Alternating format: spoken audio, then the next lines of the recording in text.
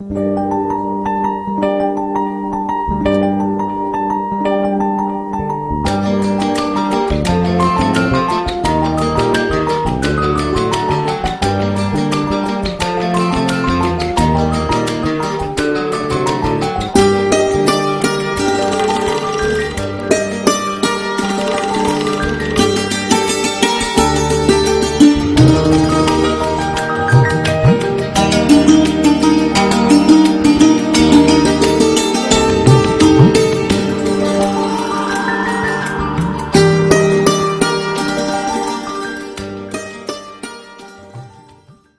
had some interesting, thought-stimulating sessions, and we will take the proceedings ahead today.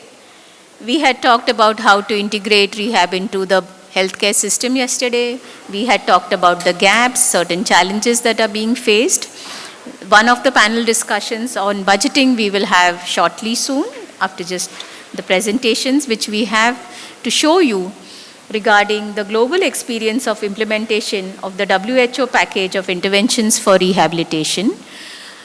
Our experts in this area who are from Canada and UK could not join us in person, but they have sent us their thoughts, and we will be sharing with them to you soon. So Dr. Pierre Cote is the professor at the Ontario Tech University, and he's the Excellence Chair in Musculoskeletal Rehabilitation in the Institute of Disability and Rehabilitation Research. He is the former Canada Research Chair in Disability Prevention and Rehabilitation and is the Director of the University of Ontario Institute of Technology and the Memorial Chiropractic College. He holds an appointment at the Dalai Lama School of Public Health and has over 2 and several scientific papers on his resume. He is a member of the Scientific Secretariat of 2000-2010 Bone and Joint Task Force on Neck Pain and its associated disorders, a large international collaboration aimed at synthesizing the scientific evidence on the problems of neck pain. So with this tremendous experience in disability, we have his presentation for you and his thoughts on how to integrate rehabilitation, a global experience. For inviting me to be with you today and discuss some of the opportunities and challenges related to the implementation of WHO package of interventions for rehabilitation, and I will speak from a Canadian perspective. I would like to start by providing you some context about my country, Canada. Canada is bordered by 3 oceans, the Atlantic Ocean to the east, the Pacific Oceans to the west, and the Arctic Ocean to the north. The country includes 10 provinces and 3 territories, and most of the population resides in the provinces of Quebec and Ontario. The current population of Canada is just over 41 million people. And to put it into perspective for you, the country is about 3 times as large as India. In Canada, the Canada Health Act is the federal legislation for publicly funded healthcare insurance. Its aim is to protect, promote, and restore the physical and mental well-being of the residents of Canada and to facilitate reasonable access to health services without financial or other barriers. The Canada Health Act establishes criteria and conditions related to insured health services and extended healthcare services that the provinces and territories must fulfill in order to receive the financial cash contribution of the federal government. The Act ensures that 100% of Canadians have access to universal health coverage for services delivered by primary care physicians or hospitals. However, not all healthcare needs are covered by the universal health system, and therefore about 67% of Canadians have private complementary coverage through employment-sponsored group policies, and these would include services such as vision care, dental care, and rehabilitation. Speaking of rehabilitation, the Pan American Health Organization estimates that about 15 million Canadians could benefit from rehabilitation services. And what is interesting or important to note is that 65% of those who could benefit from rehabilitation actually suffer from musculoskeletal conditions. And the most common musculoskeletal conditions include low back pain, osteoarthritis, and other musculoskeletal injuries. Now, musculoskeletal conditions in Canada are the leading cause, so the leading reasons for rehabilitation needs, both in males and females and across all age groups. Because our universal healthcare system does not cover rehabilitation services for most of the burdensome chronic conditions, I argue that it is time that Canadians have a big conversation about rehabilitation and access to rehabilitation services. Currently, we have top quality rehabilitation services delivered in specialized high-intensity rehabilitation units such as spinal cord injury units or stroke units. And we also have top quality rehabilitation delivered in secondary and tertiary care settings for conditions such as post-surgical rehabilitation of total hip arthroplasty. However, our system is poorly organized to deliver rehabilitation within our primary care system. And the reason is that our primary care physicians are too few and too busy dealing with acute care problems. So therefore, Canadians must have a significant conversation about the integration of rehabilitation within primary care. Renovating the Canadian rehabilitation system will also require that we rethink health. As you know now, the two main indicators of health in the populations are mortality and morbidity. However, in order to make the case for the integration of rehabilitation in the primary healthcare system, we also need to think, measure, and discuss the role of functioning as the third indicator of health. This is particularly important as our population is aging and as the prevalence of chronic conditions such as musculoskeletal condition is increasing within the population. Our challenge is how do we engage governments and decision makers in a meaningful discussion about rehabilitation? I argue that the discussions should start from the WHO's landmark resolution on strengthening rehabilitation in health systems, which was endorsed by your country and by my country as well. The resolution provides a perfect starting point for the implementation of WHO's Rehabilitation 2030 initiative. And the 2030 initiative is very helpful in helping us think about solutions for our primary care crisis in Canada. As I mentioned previously, most of the primary care services in Canada are delivered by primary care physicians, such as GPs or family care physicians. But we're in the middle of a crisis. In fact, 1 in 6 Canadians lack a regular family physician, and less than half of Canadians are able to see primary care providers on the same day or the next day when they actually need care. And given that there is a lack of primary care rehabilitation providers in the system, rehabilitation services are often take a long time before they can actually be delivered or provided to patients. One solution to the primary care crisis in Canada is actually to increase access to the available rehabilitation workforce that we have. And our research suggests that the inclusion of rehabilitation providers such as physical therapists, chiropractors, occupational therapists, and nurses could actually alleviate the primary care crisis while ensuring that Canadians have access to competent rehabilitation care. For example, if we look at the healthcare utilization by Canadians with chronic low back pain, this is using large population-based studies from a period of 2001 to 2018, we see that most Canadians with chronic low back pain consult their family physicians for care. It's about 88%, and it's remained stable since 2001.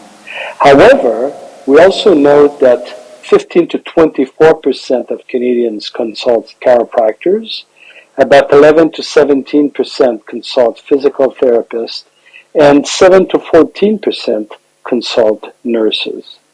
So our thinking suggests that if we could close the gap or transfer some of the services delivered by family physicians to physical therapists, chiropractors, and nurses, we could actually improve the situation in the primary care system while ensuring that Canadians actually have access to good rehabilitation services for their back pain.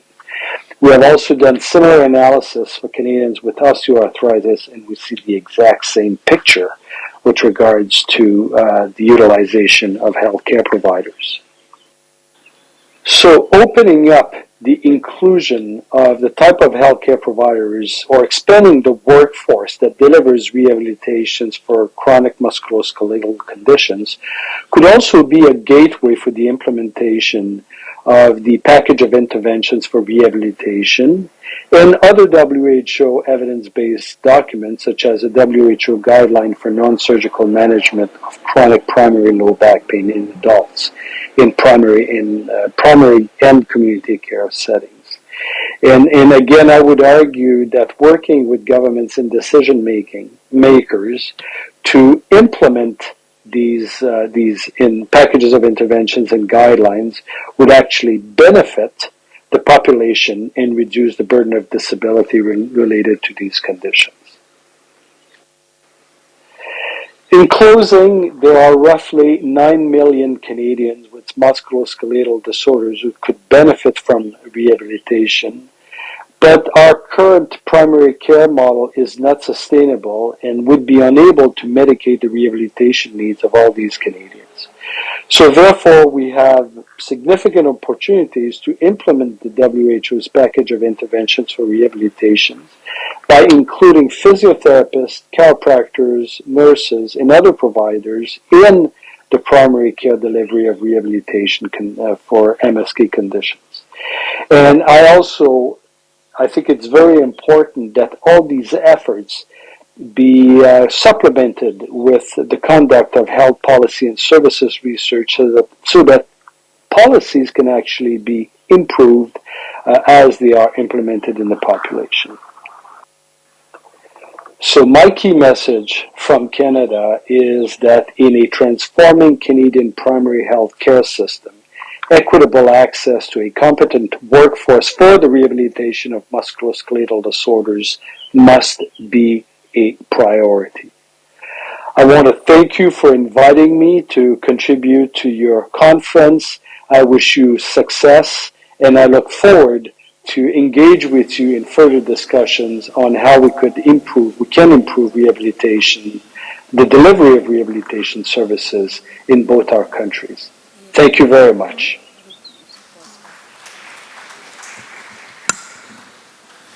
We thank Dr. Per Kote from the bottom of our heart for spending the time and the effort that he has taken in putting together this presentation for us.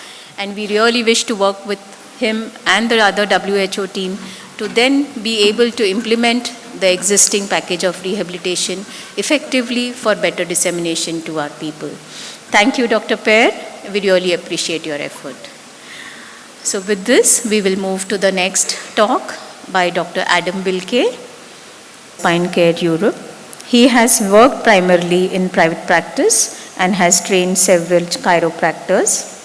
He works with the NHS and provides chiropractic services and is an expert in designing and implementation of publishing research. He has studied the various forms of treatment for chronic low back pain and has been associated with the British Chiropractic Association and the National Back Pain Association in both PR and educational roles, and has worked to increase awareness of the potential causes and in creating evidence-based treatment for low back pain. He has been an author on several articles and has appeared on television for his intensive work in low back pain. He has also worked with the British Red Cross as an educator in cultural diversity and acceptance. With all this experience, he throws some light on his experience in implementation of the WHO package of rehabilitation interventions. Good morning, and thank you for the opportunity that I have of sharing some of my experience of the implementation of the WHO package of interventions for rehabilitation. Now, my area is going to be focused on rehabilitation in services in primary care in the UK. What we're going to look at, we're going to look at the rehabilitation services there, and then we're going to take a short, brief look at the opportunities and challenges that are associated with those rehabilitation services. So there are two main providers of rehabilitation within the UK. You've got the private sector, consisting of people like chiropractors, physiotherapists, osteopaths, and a number of NGOs who provide services for rehabilitation. But you've also got the public sector, and that is primarily the National Health Service or the NHS. Now, I've highlighted this because most of you will know that the NHS is a massive organisation. And the thing with the NHS here in England is it's not a single organisation. It's made up of just hundreds of different organisations at all levels, at central level, national level, regional level, and local level. They all have different roles, they all have different responsibilities, and they're all autonomous. Or autonomous to a degree. So gathering information and getting information out there can be difficult at times because of the number of different organisations that there are, and there's not one organisation that has to deal with rehabilitation within the NHS. There are many organisations at all these different levels that have a responsibility for providing rehabilitation services. So a number of years ago, the NHS decided to perform a review, conduct a review throughout England and throughout the various organisations of the NHS. And then a couple of years later, they collated all this information and they produced a report. And the report was entitled Improving Adult Rehabilitation Services in England. Now, they provided a definition, and the definition was to be the basis upon which the rehabilitation services throughout the NHS should be performed, should be given, should be provided.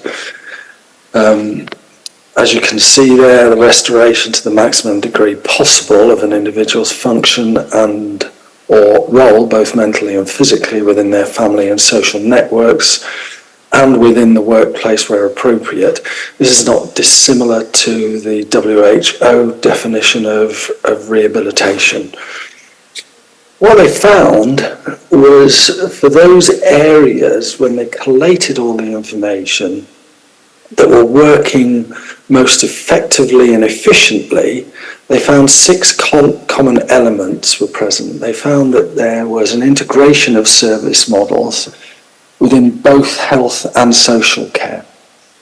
And they also found that there was a single point of assessment and or referral. So patients could be referred and or assessed at this one single point within a region. As we know, early intervention is important in the rehabilitation process. The quicker we can get people on a rehabilitation pathway, the more likely they are to respond, and the quicker they respond. They also found that self-management was an important factor. The patient had to be to a large extent in control of their rehabilitation.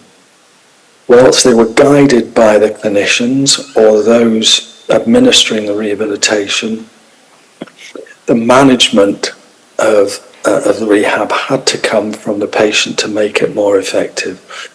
They also found in areas where there were avenues of self-referral that it worked most effectively. So when a patient found that they were struggling, if they were able to refer themselves within the service or into the service, then it worked much more efficiently and effectively.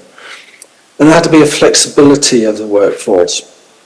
Now we know that there are many different service providers for rehabilitation, so there had to be a diverse, multidisciplinary team to allow rehabilitation to work most effectively. And what they wanted to do is they wanted to make these common elements a basis, a foundation for rehabilitation work within England.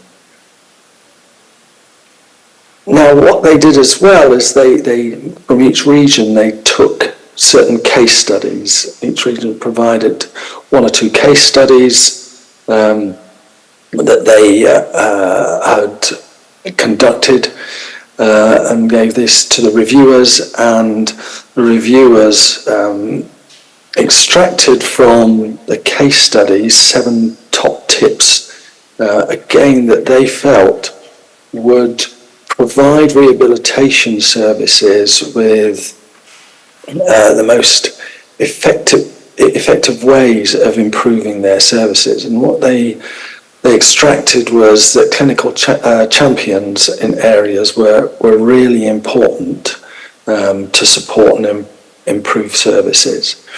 We also found that service open days raised awareness for those seeking rehabilitation and those providing or wanting to provide rehabilitation for their patients. And it helped with a stakeholder engagement, which is essential when you're providing rehabilitation services. And they also found that within rehabilitation strategy, it was really important to keep the patients going, to keep the rehabilitation process going, that incentives were identified, provided, and followed through with. Now, when you're looking at changing services, and obviously there are changes in an ongoing process, looking at rehabilitation is an ongoing process, but when we look at what's required in the change, they found there are a number of things. Patient feedback was one of them. It was really powerful to understand the problems and the culture that was required within the rehabilitation process. And of course, part of this is gathering local data. Patient feedback is part of that, but it provides the evidence, as also does the review and audit of the service. Again, that's sort of part of the gathering of local data, but it provides a foundation, a starting point for potential changes within the services. Now, they also found that there were, in the literature, professional guidelines and evidence, but it's not always followed. And what they were suggesting that if you are going to make changes to your services, then there should be, it should be based upon the evidence and upon the guidelines that were out there. Again, there's a great deal of autonomy within the NHS, within the various organisations and service providers. So they didn't structure it so everybody had to follow precisely a certain programme. They ensured that there was flexibility so that the cultural aspects of each region could be catered for. Now, the second sector is the private sector, and there are growing numbers of patients seeking rehabilitation services from private providers within the UK. And now these providers aren't always directly associated or involved or allied to the NHS.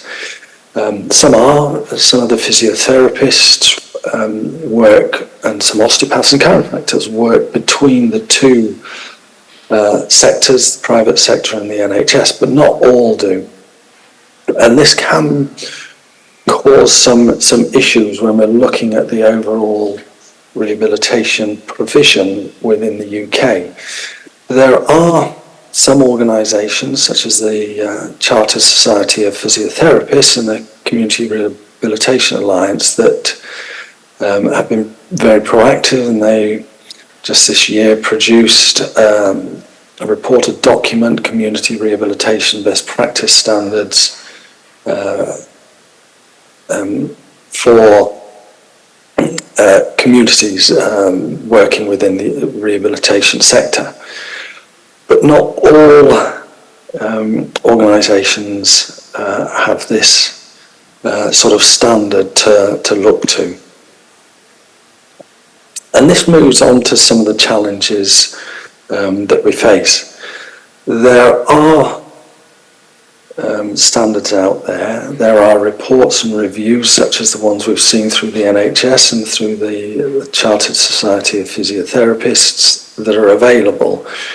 But one of the main challenges that we've got is disseminating these. Now, an example is I've been in clinical practice in my area for well over 30 years. I have a really good relationship with local medical practitioners in primary care and within the hospital sector. I treat many of them, but I have not heard, I've not been told about the NHS service provision that's available within my region, and I provide a great deal of rehabilitation service to many chronic pain patients. So this is a problem. Disseminating the information that's out there, and it's not only for the NHS, but it's also true for World Health Organization as well. How do we get that great information that's there and available into the hands of the people who are going to use it? And also another one of the challenges that we have is looking at behaviour, and this is in two parts. You've got behaviour change for patient, but also behaviour change for the clinicians as well.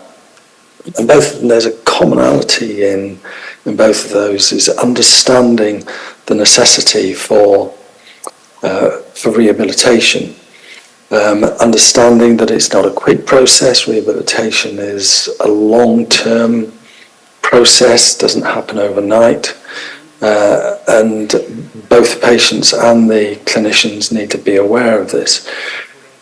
But also got to be aware that rehabilitation doesn't mean that you see patients on a regular basis. As we said before, one of the important things that was brought out in the report through the NHS is self-management.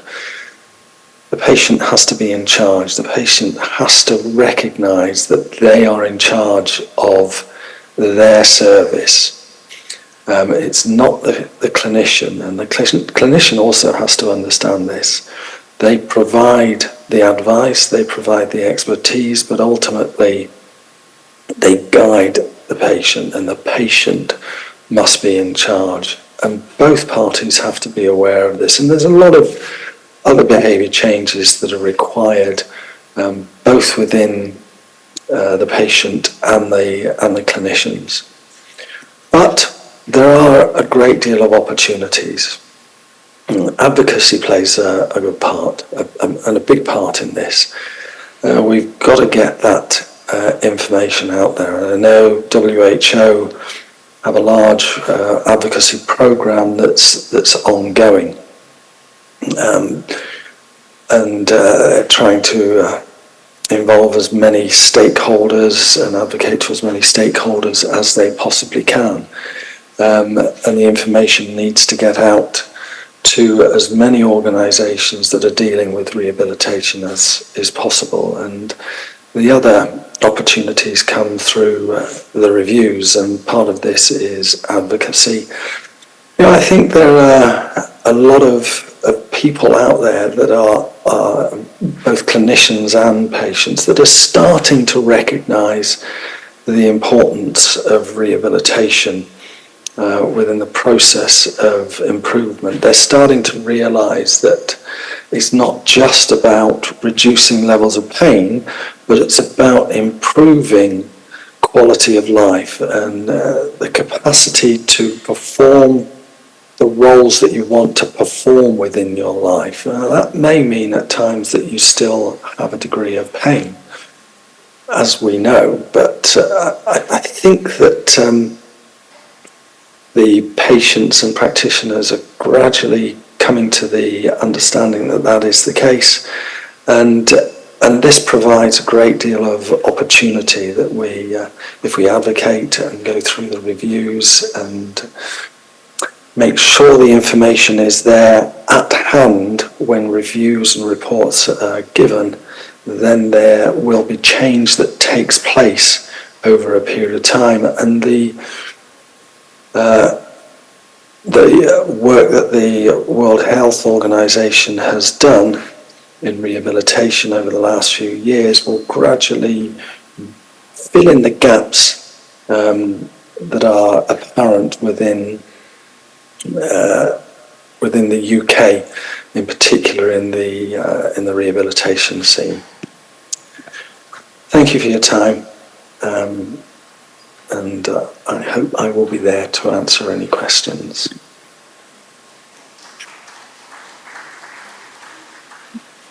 Sharing all your thoughts with us and focusing on the need to contextualize the service provision pathways and the need to have clinical champions and patient feedback to support the improvement of service provision. So thank you very much for your time and effort, Dr. Adam, and we really appreciate your very insightful talk.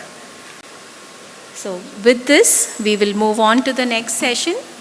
We have a panel discussion, which is a carryover from yesterday. So we'll have a very short panel discussion on budgeting rehabilitation services in mainstream healthcare. May we request the moderator of the session, Dr. Nitesh Bansal, the chairperson, Dr. Mohammad Ashil, Dr. Dipanvita Ghosh, Dr. Prakash Mehta, and Dr. Ravinder Singh ji to please come on the stage. I think this is a very, very important panel discussion, which I'm sure all of you agree. Dr. Nitesh Bansal is the Chief Compliance Officer and Professor and Vice Dean at the O.P. Jindal Global University. He is Honorary Secretary and Society of Indian Physiotherapists with a rich experience in academic administration. He facilitates sustainable institutional mechanisms by ensuring compliance with all statutory and regulatory compliances of the university, and has been nominated as a member of the Physiotherapy Central Curriculum Task Force Development Unit at the Ministry of Health and Family Welfare, Government of India. He has also had the opportunity to be a part of the sectorial working group of the National Assessment and Accreditation Council to develop the manual for physiotherapy and allied health science institutes. He has been actively involved as an expert with various universities and a member of their board of studies, professional councils and bodies like NAC. He has been the recipient of grants for capacity building in Indian higher education under Tuning India project, funded by the prestigious Erasmus Plus program of the European Union, the Linnaeus Palm International Exchange Program funded by Sweden government, and group study exchange of Rotary International. So we request you to introduce the chairperson and the other panelists. Thank you. Thank you. Thank you so much, ma'am, for such a generous introduction. And very good morning to each one of you. We can very well understand the importance of budget so that all of us are here. It has been not missed. It has been rescheduled for the another day. So we all appreciate that. And in a country like India, which is vast and diverse in almost all parameters, except I think cricket, especially when it is against Pakistan. I think rest everything we are very vast and diverse.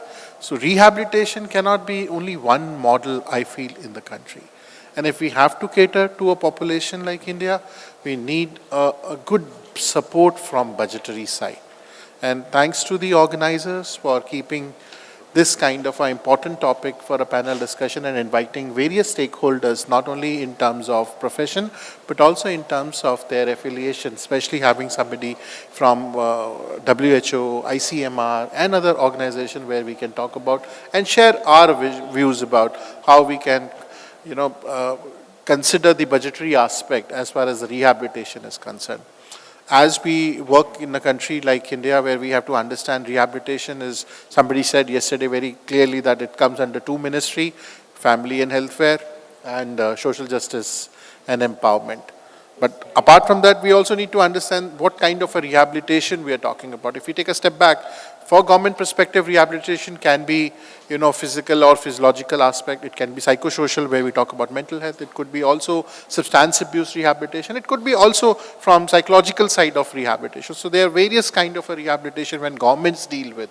For them, rehabilitation term does not only mean what we are talking about. For them, there are various aspects. So it's very important to understand how we as a professional or from a group to talk about the budgetary aspect, which is very, very important, not only at the central level, at the state level, but also at the local level. So I take a lot of pride in introducing the chairperson for today's session, Dr. Mohammed Ashil. We all have been hearing him. Just to introduce him, Dr. Ashil is a National Professional Officer for Injuries, Disability, Assistive Technology and Rehabilitation at World Health Organization, New Delhi, India. As a passionate institution builder, he has transformed our special school into a center of excellence in disability sector. The center is currently considered as a national model for early intervention and management of disabilities with advanced facilities. In addition, he has also established a state-of-the-art center for post-traumatic spinal cord injury, NIPMR, with the advanced technology including virtual reality, the augmented reality-based rehabilitation units. So we welcome our chairperson for this session, Dr. Mohammed Ashil. Thank you for joining us.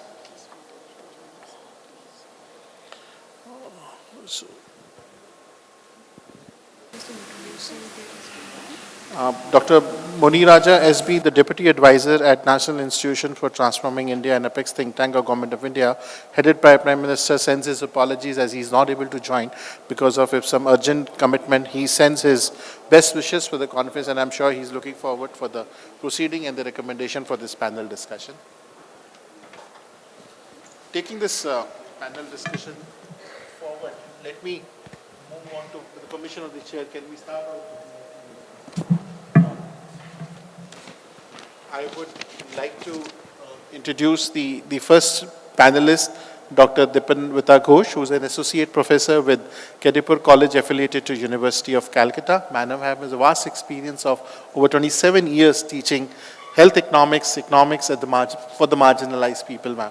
Thank you so much for joining us today, ma'am. I would like to ask you, what's the current status of rehabilitation economics in India? Is the budgeting for rehabilitation service adequate with respect to its need?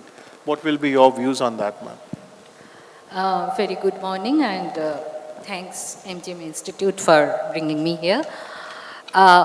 When we are doing rehabilitation, when we are doing budgeting of any kind, we first must know what are the number we are catering to.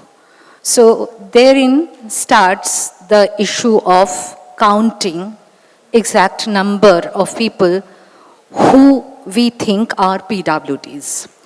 So in India, we are a path breaker in that point. We started counting the PWDs way back in 1831, when I think nobody else started. So from 1831 to 1931, we were doing this exercise. Rather, we were noting less than 1% as the total population as PWDs. It was discontinued in 1971, brought back again in 1981 because that was the International Year of the Disabled. Again discontinued in 1991, brought again in 2001 and 2011. We know the statistics, we are not getting into that. It's a meager 2.21% as per 2011 census. Now, the activists were telling that if you bring up the question from number 15 to upper, you may get good responses. So from number 15, 2001, the question was moved up to number 9 in 2011. But still, when they came back with that data, the census commissioner just said, and he's right at that point, that this issue is difficult for a non-technical person to handle because there are extreme social stigma related to divulging one's physical disability. The number 2 point that came, they said that it's a question answer format and I am reporting whatever the respondent has told me. And I do not have a check back question to get back to the fact. They are right at that point.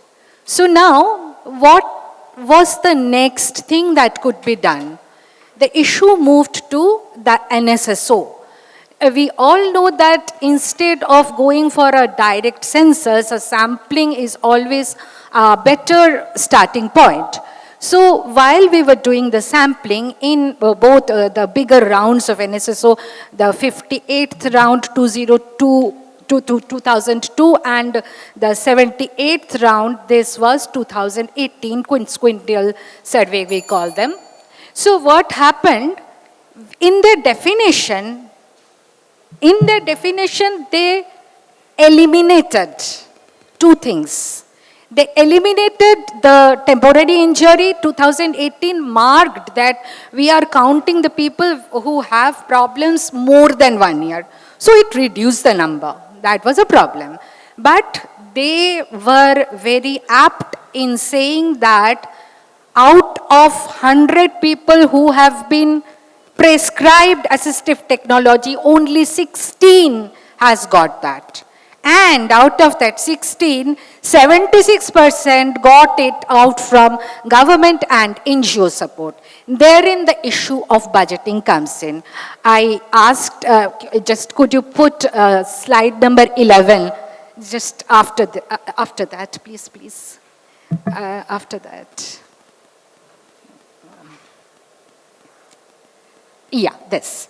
Just this data is available from the Ministry of Social Justice and Empowerment. It's a grants in data.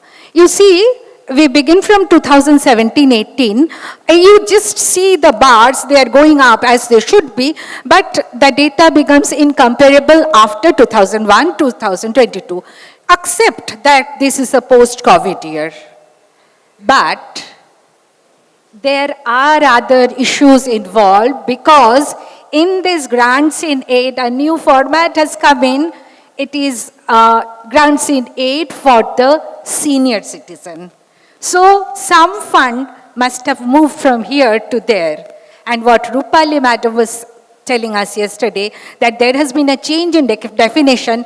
2003 to 2023-24, the disability statistics and the disability endowment is also being done by the Ministry of Health Affairs. So from the economist's point of view, we would request that keep the data uniform and keep it long term, so that we can do a time series comparison on it. We know the fund is there, we know the fund is increasing, but if you shift the heads, the data becomes non-comparable, and that is where I end my discussion. Thank you. Thank you so very much, ma'am, for raising this pertinent point. I think what you started with numbers, I think these are the most important aspect of anything when it talks about budget.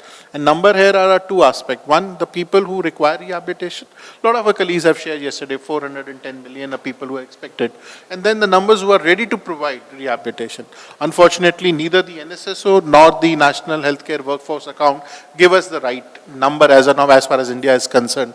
Forget about the rehabilitation, entire healthcare, exact numbers are still a challenge. And I'm sure authorities are working and we all have to contribute to get. Thank you so much for bringing that perspective. And it's unfortunate to see that numbers, what you shared with us, but I'm sure the light is there at the end of tunnel and we will be able to work together. Moving on to our next esteemed panelist, Mr. Prakash Mehta, who has an experience of almost 45 years in prosthetic, and he has been the president of Indian Association of Assisted Device, very instrumental in organizing various events. Sir, I would like to start with a direct question. How do you see budgetary effect or proposed budget for assistive technologies in current scenario? Well, as far as I'm concerned, probably one of the senior most here, thank you, Rajni, for having called me up, okay? And I represent Indian Association of Assistive Technologies. This is something new, what has just started a few years back. And with this particular population, the handicapped, we have the geriatric population, which is also added upon, which is a big thing. An estimated of around 1.3 billion people or more, that is 16% of the global population, are experiencing a significant disability as of today. This number is rapidly increasing because of the non-communicable diseases and life increase span. There is a big gap as far as the Indian statistics and international statistics is concerned. The last update available in India was right there in 2011, which today still the figures are not known. And in this, the geriatrics are also included, which increases the number significantly. Focus to engage budget for assistive devices and rehabilitation services in Health Ministry, coordinated with Ministry of Social Justice and Empowerment, be comprehensive the approach for larger budget allocation for the training institution. I quote here, larger budget allocation for the training institutions, because if the trainers are good, the outcome is always going to be good. That has to be really very well taken care of. Rehab professionals to better level of training, funding to the research and development, product development, licensing with IITs, BITs, etc.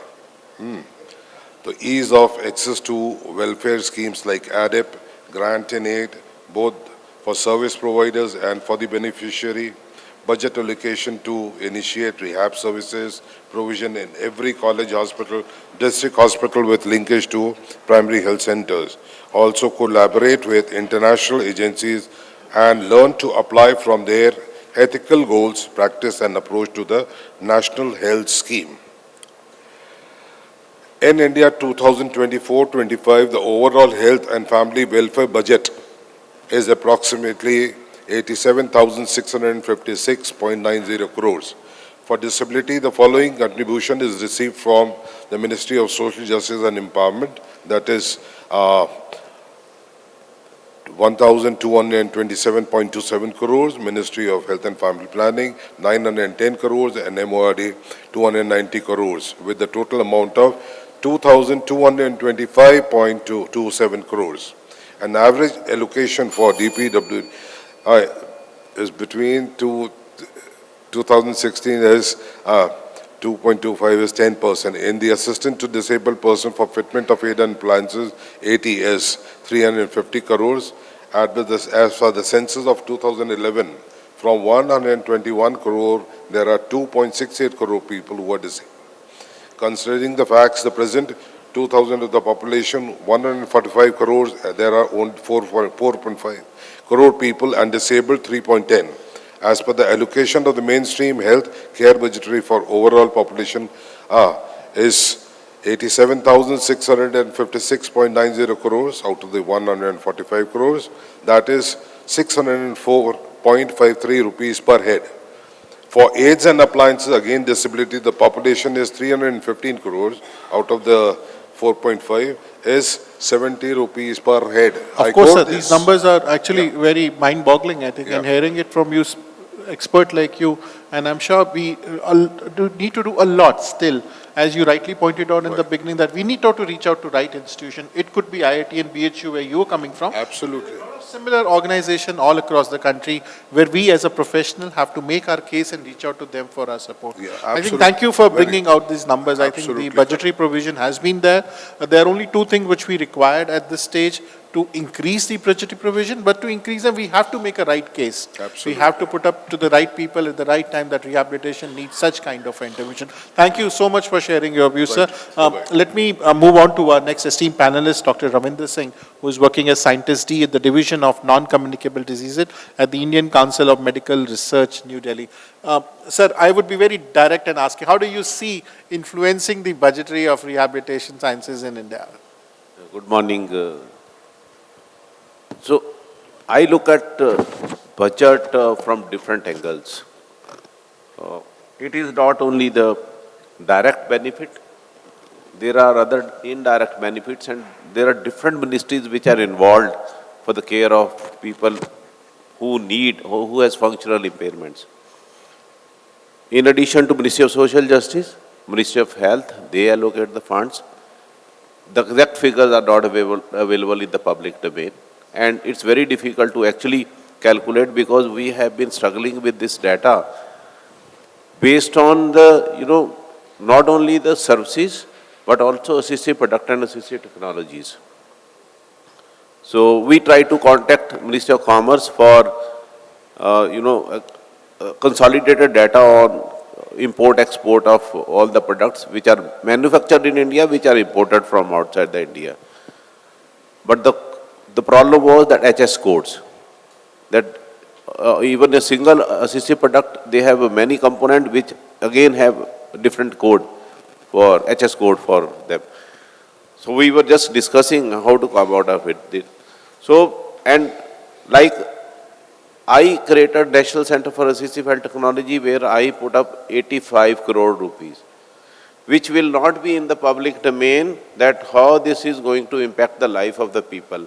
So till within 2 years, we have developed 15 technologies and which are going to impact at least, I can say lakhs of people, maybe the number of population for each of the device. Like we have a very lightweight wheelchair, we have lift for the swimming pools, and we have smart cane at IIT Delhi, version 2.0, because earlier smart cane was before I entered into the scene. So the smart cane 2.0 is now under process and it's under clinical validation. So then there are Ministry of Defense, Ministry of Railways, which are putting up their own money. So there are different centers which are funded through government funding. So there is actually need to, and I actually prepared a expression of interest for calculating this overall scenario within the country, and we are working on it. Exact figure is very difficult to right now tell or to share with the audience, but it's a multi-ministry field like TIDE, Technology Intervention for Disability and Elderly, for elderly. That is one scheme. There is another scheme which was started by DBT, where they have put a lot of funds to develop assistive technology. And I actually prepared a document to be submitted to the PMO for overall status of assistive technology scene and rehabilitation sciences in India. Even I presented the same, there is a model which we proposed for rehabilitation services in India, how to strengthen it. There are around 19 national health programs where the rehabilitation word is not there.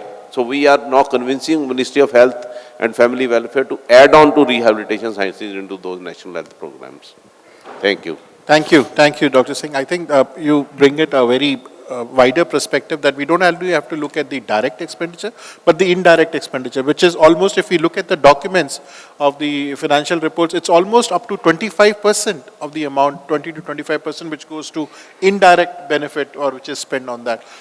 Looking at the last year's budget, which was about 45 lakh crore for the entire country, 90,000 odd was spent for the health and the 15,000 odd for the social justice and empowerment. So, which is nearly about 2% of the total budget, and the expectations as per the international standard is about to keep it to 3%. I'm sure together we all can, advocate to the government and bring it to that level. Thank you so much for bringing that perspective. I think we need to thank the institution for giving us this platform to discuss at the various level. Maybe is there anybody from the audience who may ask to contribute or ask?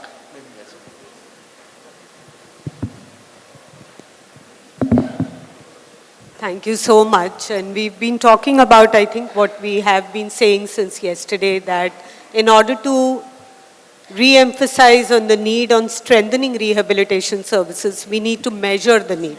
Like Madam also pointed out, we need to count. It's also, I think, becoming very evident that when we count, what do we count? It is easy to measure devices, and probably that's why that component of rehabilitation gets counted and budgeted. But it is also equally important to be able to measure the services in form of the working hours of rehabilitation workforce. Because when we talk about rehabilitation, it is all the workforce put together. It is the hours of the competencies come together. It is very difficult to measure that, but it's time that we measure those as well.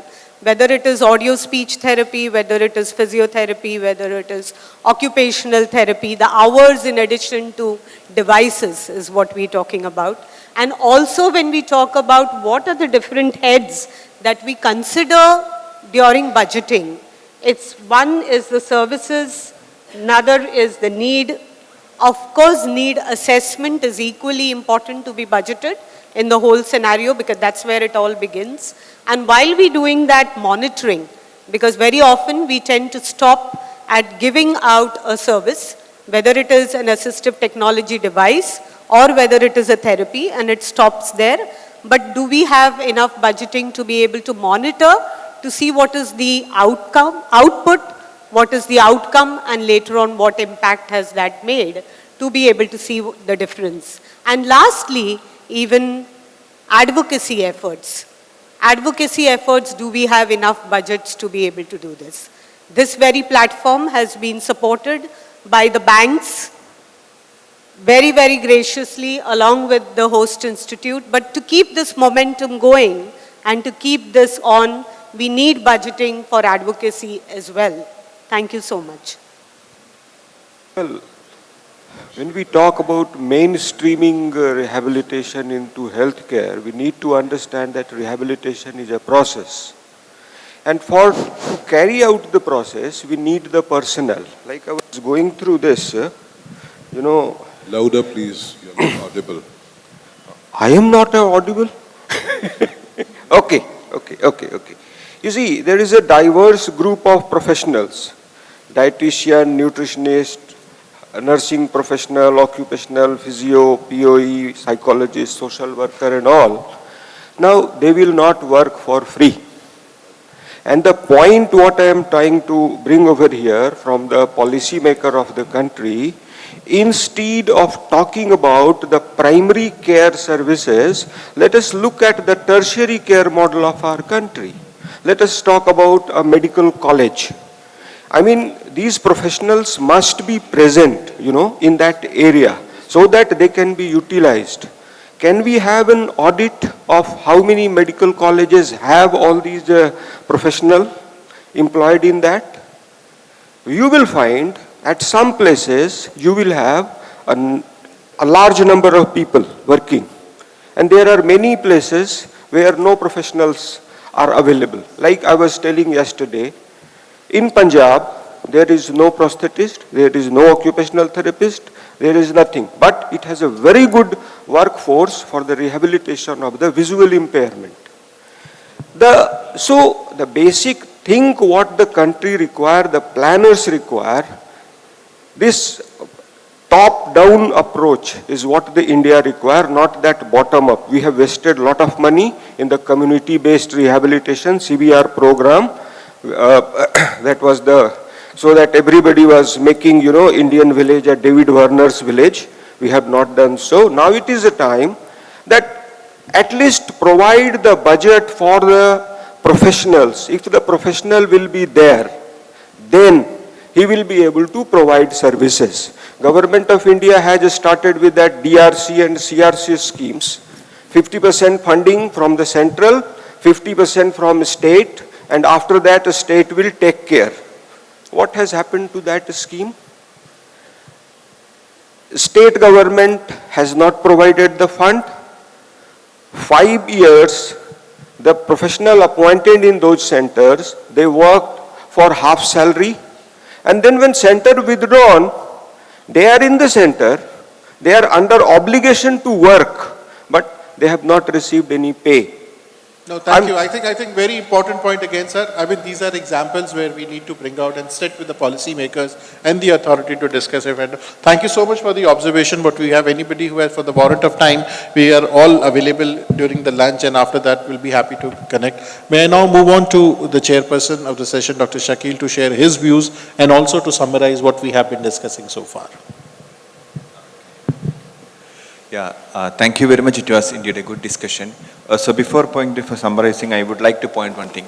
When we start off talk of resources and budgeting, I think what we need to do is first mapping what is already available.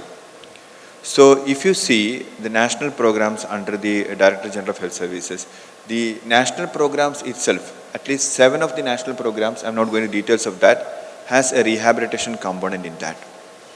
And as Ravindra Singh sir has rightly pointed it out, there is under the ICM and the DHR, Department of Health Research, there is another kind of option for research, and also what excellent work Ravindra Singh sir is currently doing is that taking assistive technology not as just as a part of a provision, taking it as a kind of an economic model of developing it into a kind of an industry which would actually fuel this entire thing, because we cannot go by the this model of charity kind of thing and just providing. That business model of building the system for actually the economics of that is being worked out by ICMR now. That's an excellent activity, and which also starts from the NLEAP. That's National List of Essential Assist Product, and making sure that there is an economy, ticking economy, which is backing the provision of that. And having said that, as Madam was pointing, assistive technology some is quantifiable, but the services part is which is something which is need to be quantified and need to be budgeted and also provided. So that's why I'm saying that at least 7 national programs under the Health Department, at least 3 programs under the various other departments other than the Social Justice Department, and many other programs under the Social Justice Department have the provisions for rehabilitation. We need to identify and make sure that effective utilization of that is done. And when it comes to state governments, you need to understand that the provision of healthcare services still is state subject in India. So the state subject, and there are a lot of provisions for that. And if you go, and there are many state-specific projects, I'm not going to details of that. Many state-specific projects are happening in India. Are we actually enough tapping into that is another question. So when it comes to local self-government, after the 74th Amendment of the Constitution, there should be provision for older population and the person with disability. That need to be done under at least 5% of the total budget for the local self-government need to be spent on person with disabilities and also older population. But you know what is that is spent for? That is spent for building roads. That's spent for something, and saying that this road is made for older population. You see, there are interesting budgetary, there are interesting studies on that. It is not done for provision for rehabilitative services. So the advocacy should start from identifying. Before joining WHO, I was the director of the Social Security Mission, director of the National Institute of Physical Medicine Rehabilitation, and the director of the State Initiative on Disabilities in state of Kerala. So At that time, what we did was I mapped what are the resources which is to be given further. And I was surprised to find that the local self-government, just local self-government, had 350 crore rupees for persons with disabilities. In a small state like Kerala. Then imagine how it would be in Maharashtra, which is of three times the size of Kerala when it comes to population. So this fund is untapped. And there is a constitutional provision for taking that. Are we looking into that? Are we actually advocating enough to make sure that this fund is utilized?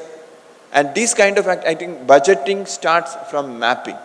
And just like we said that, as the eminent panelist has already told, quantifying that, identifying, as Madam also clearly said, start from the quantification, identify where this resource and map it accordingly. The consistency of mapping is very much important to identify what is, like we do for budgeting for the tribal sub-plan. If you see, there is something called TSP, tribal sub-plan. Wherever the fund goes, it should be mapped under TSP, tribal sub-plan.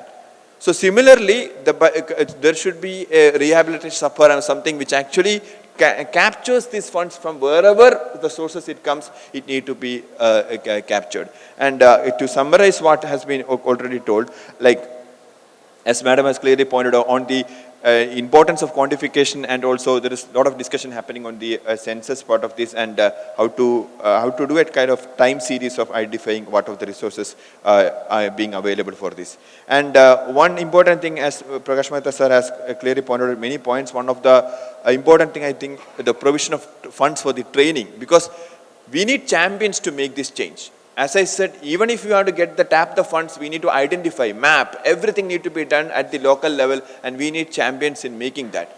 So if you have to start rehabilitation service at district level, how many doctors or how many staff in the, whether MS, after medical superintendent of this district hospital, are you willing to start a rehabilitation services?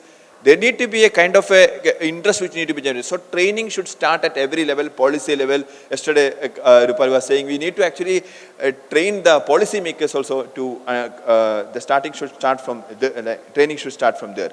So there are many points have been discussed here, and ease of access of funds is another thing. These funds are available. Are we accessing funds enough? Are we utilizing the funds? And also, one important point which is grossly lacking, and many things are being tried out in, is that insurance component. That whatever we save, insurance and financial backing of this need to be there, so that this rehabilitation need not be seen as a charity. It's a right, just like many other services. So that's to brief all these things. Thank you very much. Thank you, Rashil. Thank you so much for bringing another important point that we need to map. That's very.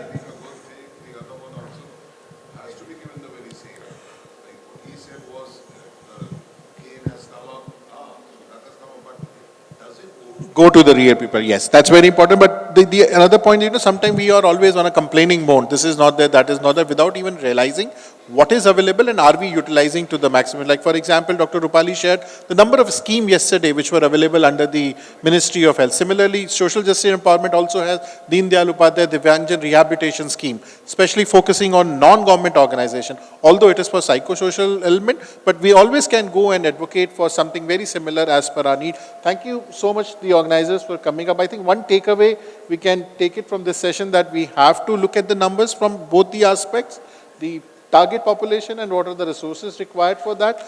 The other aspect is we need to come together. Maybe we can propose something like Indian Rehabilitation Alliances or Indian Health Alliances on the verge of what we do at the international level.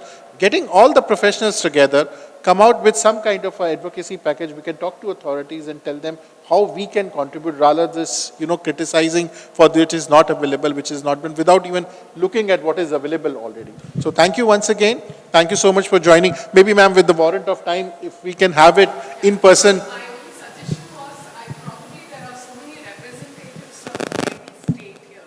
So why don't we start here? So after this, the counting of numbers, Yes. I think this is one floor Right. where we have the advantage. We will depend on the organizer that we can continue us to be bringing us together, so that we form some sort of an alliance at the national level to work towards it. Thank you so very much, ma'am, for giving this opportunity, and all the esteemed panelists and chairperson for sparing your time and being with us. Thank you so very much. Thank you, Dr. Nitesh. May we now request you to felicitate Dr. Ashil. was indeed a very, very active, dynamic session with a lot of interesting discussions and point to ponder over. Yes, please.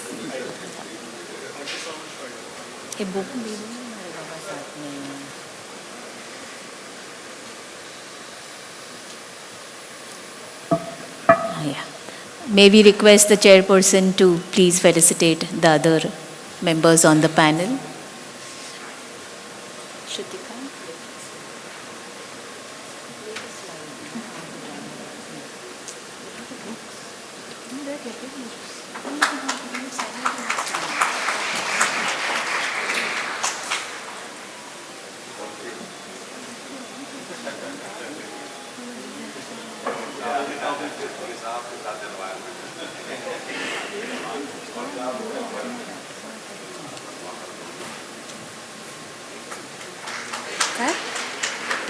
ते red shirt वालेत ना.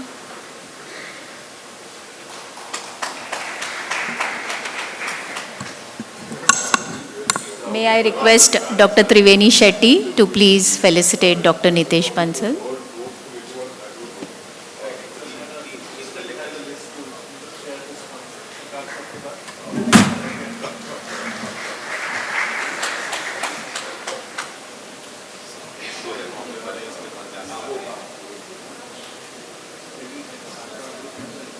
आता Alexandra मॅडमचं play करायचं आहे ना. हां, उनको felicitate करो नितेश जी को.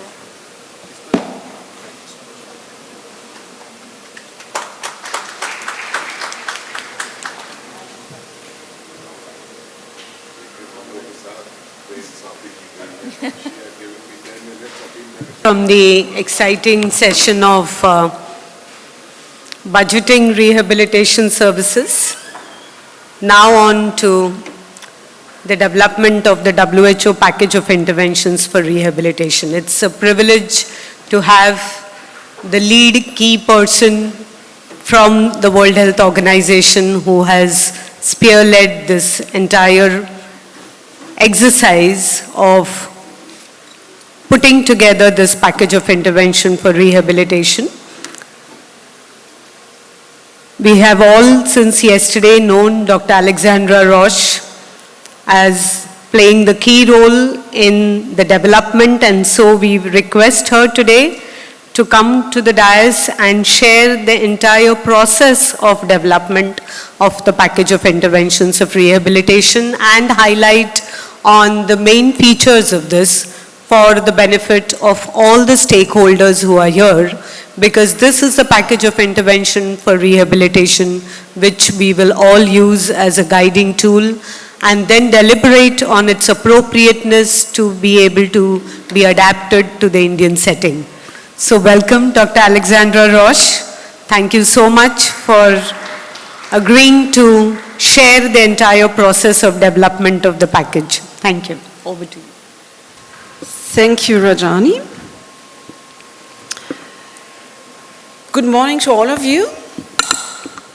Before I start my presentation, I would like to know how you feel today, how much energy you have. So let me just see thumb up, thumb down. Full of energy, the whole room full of energy. That's fantastic. So keep this energy. And I'm really happy to have the opportunity here to present this package of interventions for rehabilitation. It was mentioned several times yesterday and today, and now is the time to introduce it. And I'm also very happy that some of the people who contributed to the development are here in the room. Can you please, it was Rajani, it was Abraham, so Jonathan. That's fantastic. So if you want to learn about their experience, ask them. Maybe, would you like to stand up so that the others recognize you, the people who contributed? It was the two of them. It was Rajani. Anyone else? Okay, so ask them all you want to learn. So let's get started. Let me start with the background. Why have we developed this massive product? What was the need? You may remember this slide. I told you you don't need to go through all these 10 action steps, but these 10 action steps guided us in the beginning of Rehabilitation 2030 in the work that we need to do. And you can see under action step 4, this is about incorporating rehabilitation into universal health coverage. And universal health coverage means that all people receiving quality services that meet their needs without being exposed to financial hardship. This is a very important component of this definition of UHC, and it includes a full spectrum of essential quality health services from health promotion, prevention, treatment, rehabilitation, and palliative care. It was not always the case that rehabilitation was considered as an essential health service, so it's really fantastic that it's in there. And that challenged us. Now that it's considered an essential healthcare service, we need to provide information that helps countries to integrate it into universal health coverage. As you can also see, it perfectly aligns with the vision of Rehab 2030 initiative. So it's about access to evidence-based rehabilitation to all. So that was a starting point. And the objective of the PIR the main objective was to provide ministries of health, but also other target users. I will get back to this later. Provide them with information they need to plan, budget, and implement rehabilitation into the health systems. And what kind of information do they need? They need to know about the intervention. They need to know about the human and material resources required. Why? Because this produces costs. And a Ministry of Health is not necessarily interested in the very specific intervention. They need to know what does it cost when it comes to funding and budgeting to integrate it into universal health coverage. So that was the starting point, but to know about the human resources, the material resources, we need to know about the interventions. So that was the beginning. It was also very important to know, we wanted to develop this package to include interventions that are relevant to people along the lifespan. So from children to the elderly. It should include interventions that are relevant along the continuum of care, from the acute phase to the post-acute phase to the long-term phase.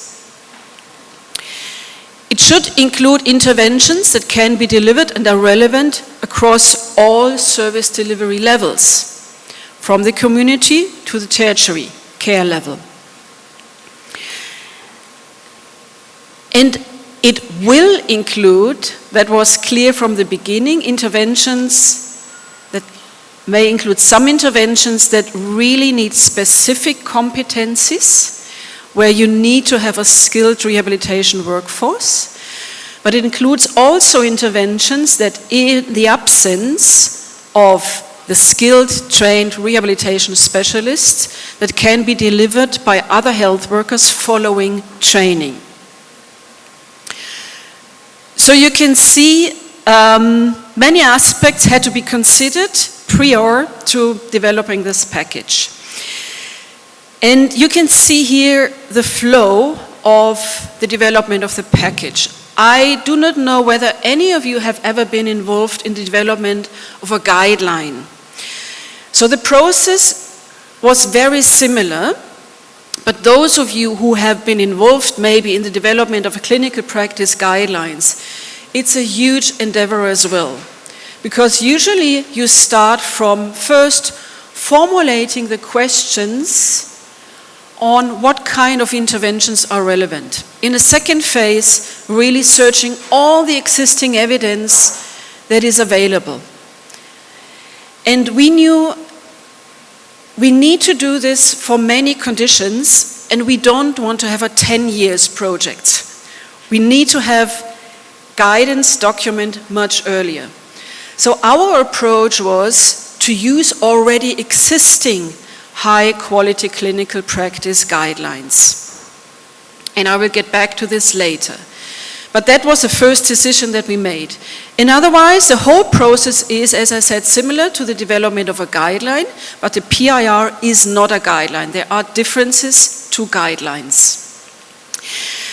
The first step that we had to take, and that was challenging, again, we didn't want to have a 10 years project, we had to select health conditions.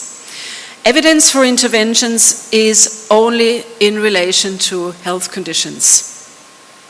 So we were challenged, which health conditions should we include? We knew we want to make this for 20 health conditions. So we had a number of 20. But which are the most relevant 20 health conditions? Again, we wanted to include health conditions that are relevant to children up to the elderly. That was important. But also the health conditions should address different disease areas, such as musculoskeletal conditions, neurological conditions, and so on. So we had some criteria. What we did then, and this is what you also can see here on the slide, we looked into prevalence data, so to identify those conditions that are amenable to rehabilitation. And I have to say, we only included non-communicable diseases. This does not mean that communicable diseases are not relevant to rehabilitation, what we all learned from the pandemic. But we focused on non-communicable diseases. We looked into prevalence rates, and global prevalence rates, so those with highest prevalence rates were considered. We also looked into the related associated level of disability as an indicator for the need for rehabilitation. And then we had a pre-selection of conditions, and then we also consulted experts to come up with a final list of conditions. And this is the overview, so you can see in the package we have 7 disease areas addressed. 6 for musculoskeletal conditions, 6 for neurological conditions, cardiopulmonary conditions, neurodevelopmental disorders, sensory conditions, neoplasms, and mental health. Again, there are many more conditions relevant, but this was our selection with which we started. From this step on, the following process that I will introduce you to now has been done for each single health condition. So first, we had to identify the interventions to be included in the package from the literature, from clinical practice guidelines and Cochrane systematic reviews. I will get to the details later. Then, experts in the field were challenged to select the interventions to be included in each health condition specific package. And in addition to this, to also describe the material resources that are needed to deliver the interventions. And all this information was then presented to a peer review group.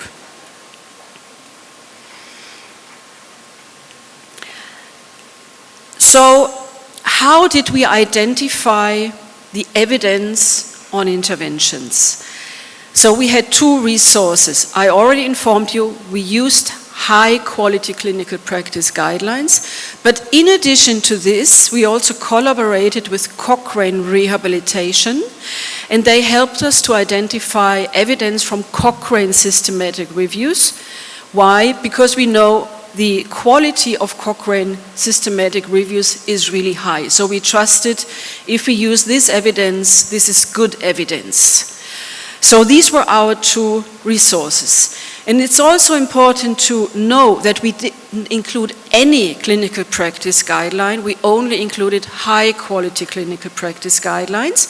And there is a tool that allows to evaluate the quality of guidelines. This is the Agree 2 tool. So we evaluated each single guideline that we have identified, or I have to say this was done by technical working group. And if more than 5 comprehensive clinical practice guidelines, multi-professional clinical practice guidelines have been identified, the technical working group has been asked to select 5. But I can tell you, this was actually only the case for stroke. For stroke, there is really very good clinical practice guidelines available. For most of the other conditions, sometimes it was even hard to find one high-quality clinical practice guidelines. So there is work to be done in terms of clinical practice guidelines that are comprehensive and include interventions for the comprehensive need of people with specific health conditions. Sorry, I wanted to go back because I also wanted to introduce the way how we have identified the Cochrane systematic reviews. Again, this was done by Cochrane Rehabilitation. Both groups, Cochrane Rehabilitation and the technical working groups, extracted all the information and sent all the extracted information to us at WHO. And now we had a huge task to do because we had to synthesize the information from the 2 different sources, from all the clinical practice guidelines per health condition and the Cochrane systematic reviews. And we used the ICF to allow us to organize the identified interventions according to the functioning targets each intervention addresses. That really helped us to organize the information. Because we had to organize this information for the next step. Again, if you're interested in all the methods, this is published and it's open source, so you can access this information. So in the next step, first we had members of a development group. So we identified, with the help of professional organizations, with many different organizations, to identify experts in the areas. And we composed development groups for each health condition. And their first task was to select the interventions to be included in the PIR. And you can see here the criteria. First, there should be evidence that later also included evidence based on expert opinion. This is important to take into account.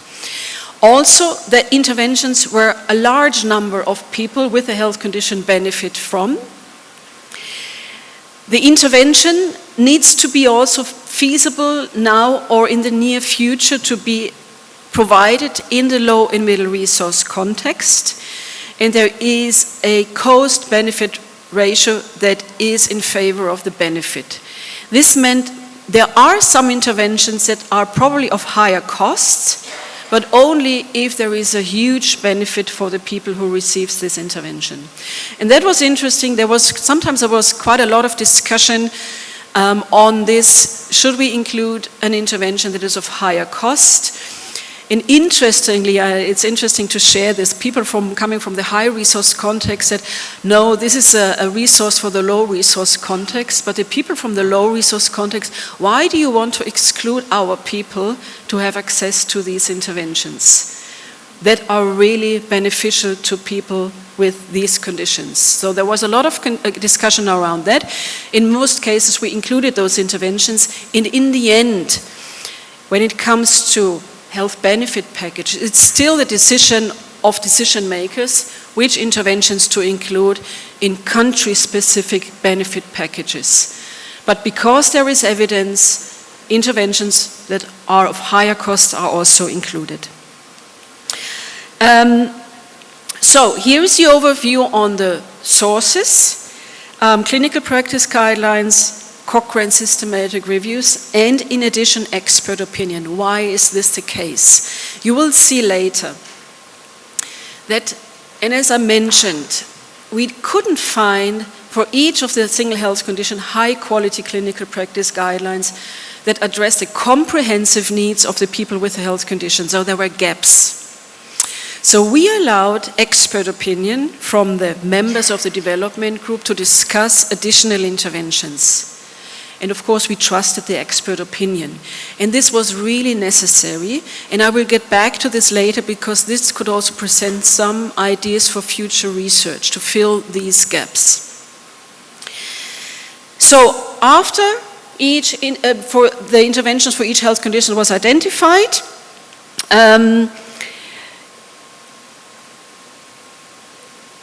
for all the 20 health conditions, I'm already at the end of the process that included the members of the development group and the peer review group. So at the end of this process for the 20 health conditions, and it took us about, which was still very, very fast, I don't remember, well, 3.5 or 4 years to get all this information together.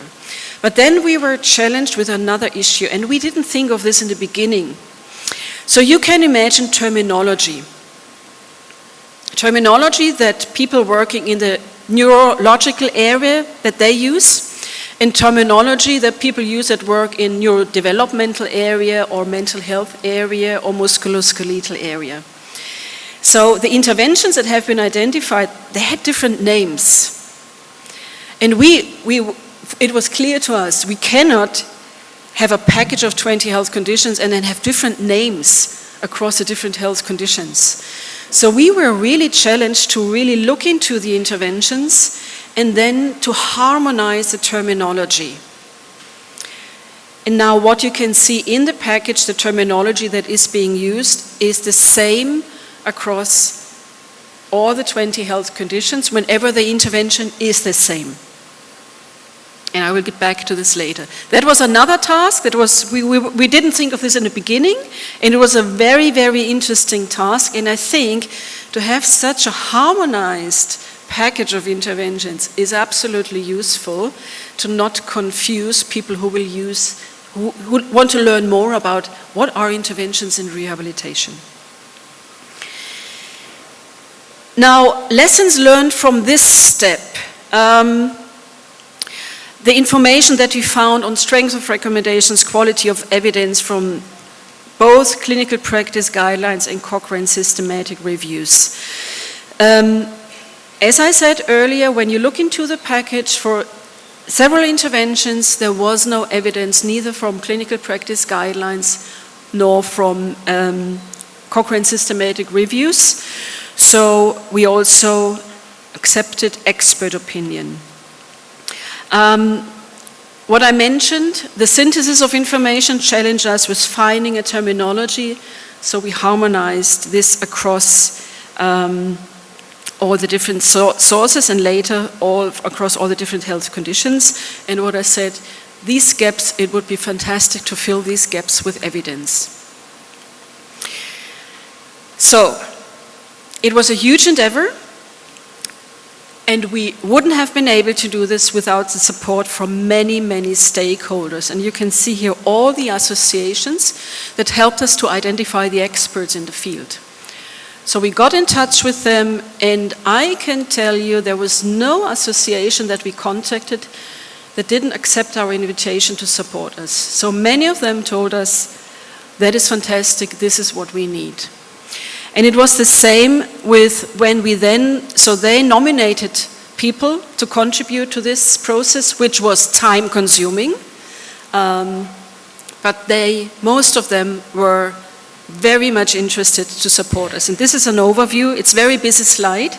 So we made sure that all WHO regions were represented with a specific focus on the low and resource context, but we also always made sure that the relevant professions were involved in the process. So this is some data for all conditions from all regions and world regions. So in total we had more than 700 people joining this endeavor. And it's really funny that I still remember most of the names. Not the faces, but most of the names. And here is the information from India. So 40 people from India joined this endeavor, which is fantastic. So without the contribution from India, I think, as with the contribution from all the other countries, we wouldn't have been able to do this. Now, let me go into the content. There is some additional information then that is necessary in addition to what you can see when you open the package. So, the package is organized with 8 modules, whereas the first module is an introduction. And I really ask everyone who wants to learn about the interventions, please also read the first module, because it provides additional information that is relevant to also understand why interventions got into the package and so on. The modules are organized, as you have seen, around the disease areas, and for each module there is also a web annex that provides all the information, what kind of guidelines we have selected, identified, selected, and also the evidence for each intervention that is included in the package. Each module looks like this. So for each health conditions, there is a very short introduction to the health condition, very short. So to better understand the health condition, you need to do additional research, but thinking of ministries of health users, they just need to have very, very basic information what this health condition is about, the content, the members of the working groups, and relevant references. Some background information, and that's also interesting to know. So here you can see the type of interventions that are included. We also included pharmacological interventions.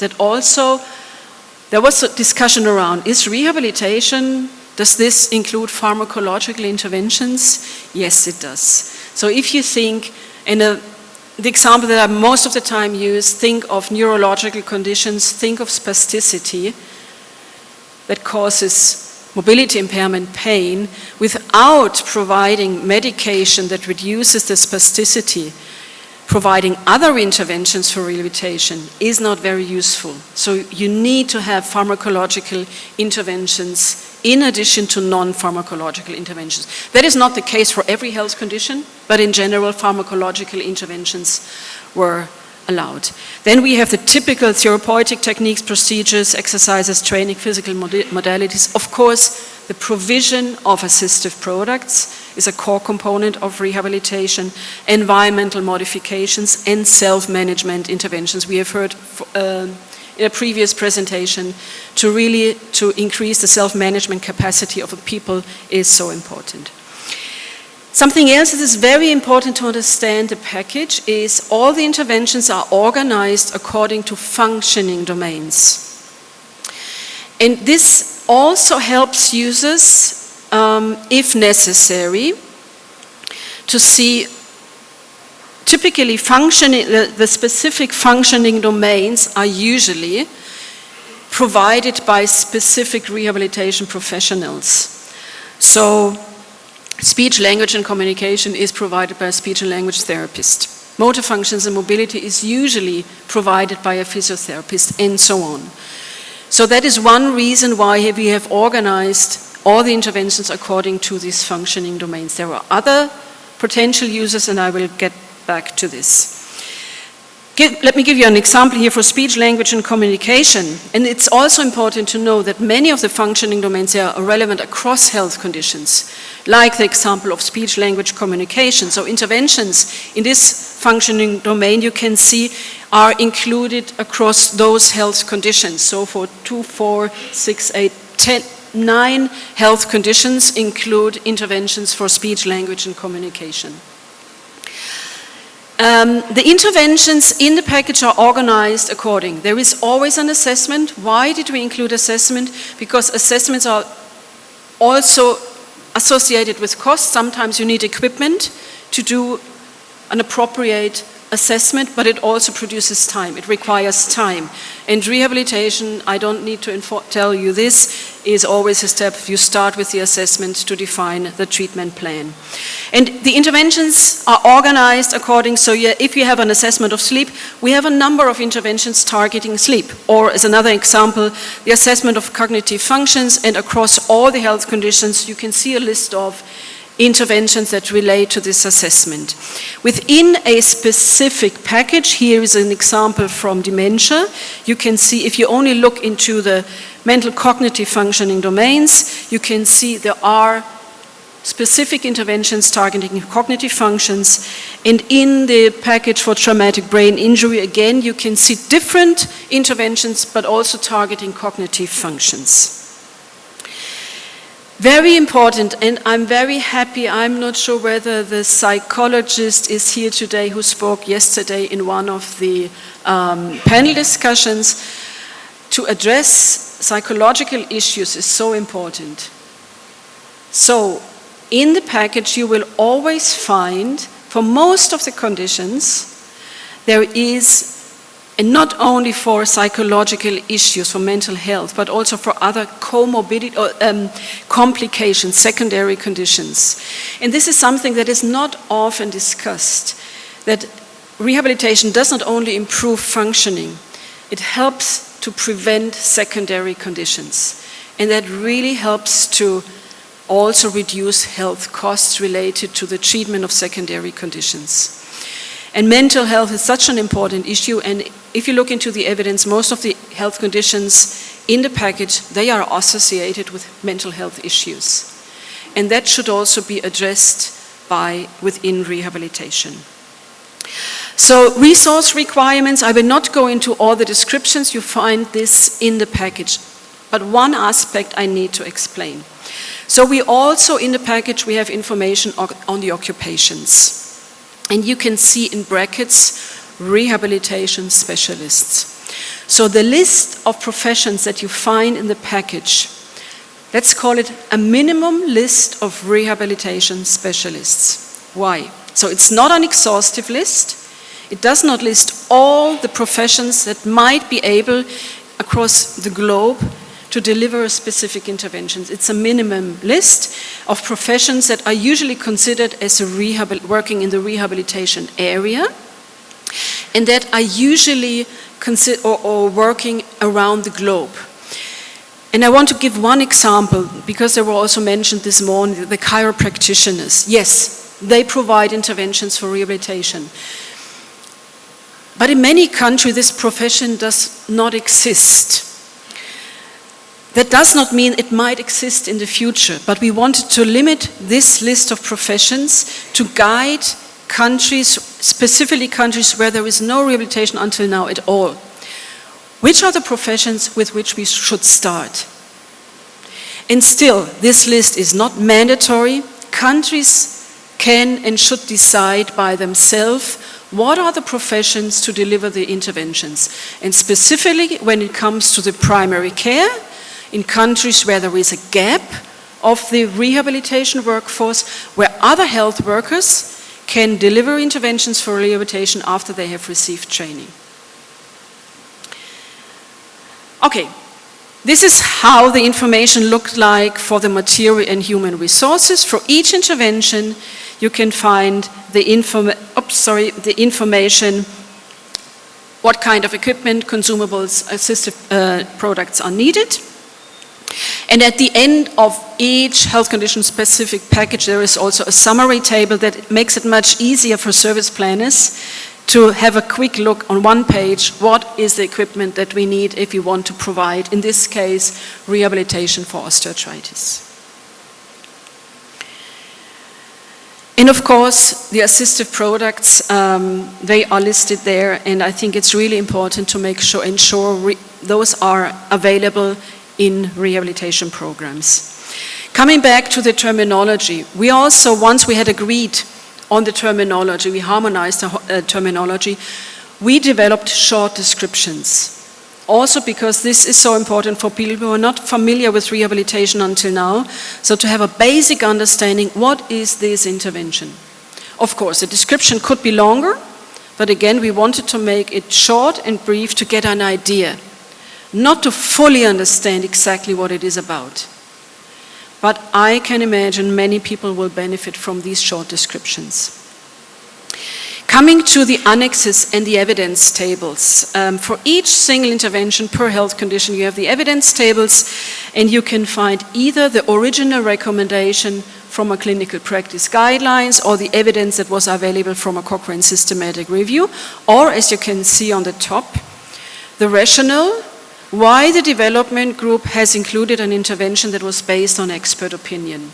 And you can see on the right column the reference, so you can easily identify those interventions that were included based on the DG, that is the development group expert opinion. Implementation. I think this is my last slide. I think there are many, many areas where the PIR can be used. I just want to select some. The first is, and that is working for WHO, this is our target audience, the ministries of health. So here you can see two examples for developing an evidence-informed policy. So the development of national clinical practice guidelines. So that means to adapt the package to the national context. It does not say that every country needs to use a package one by one.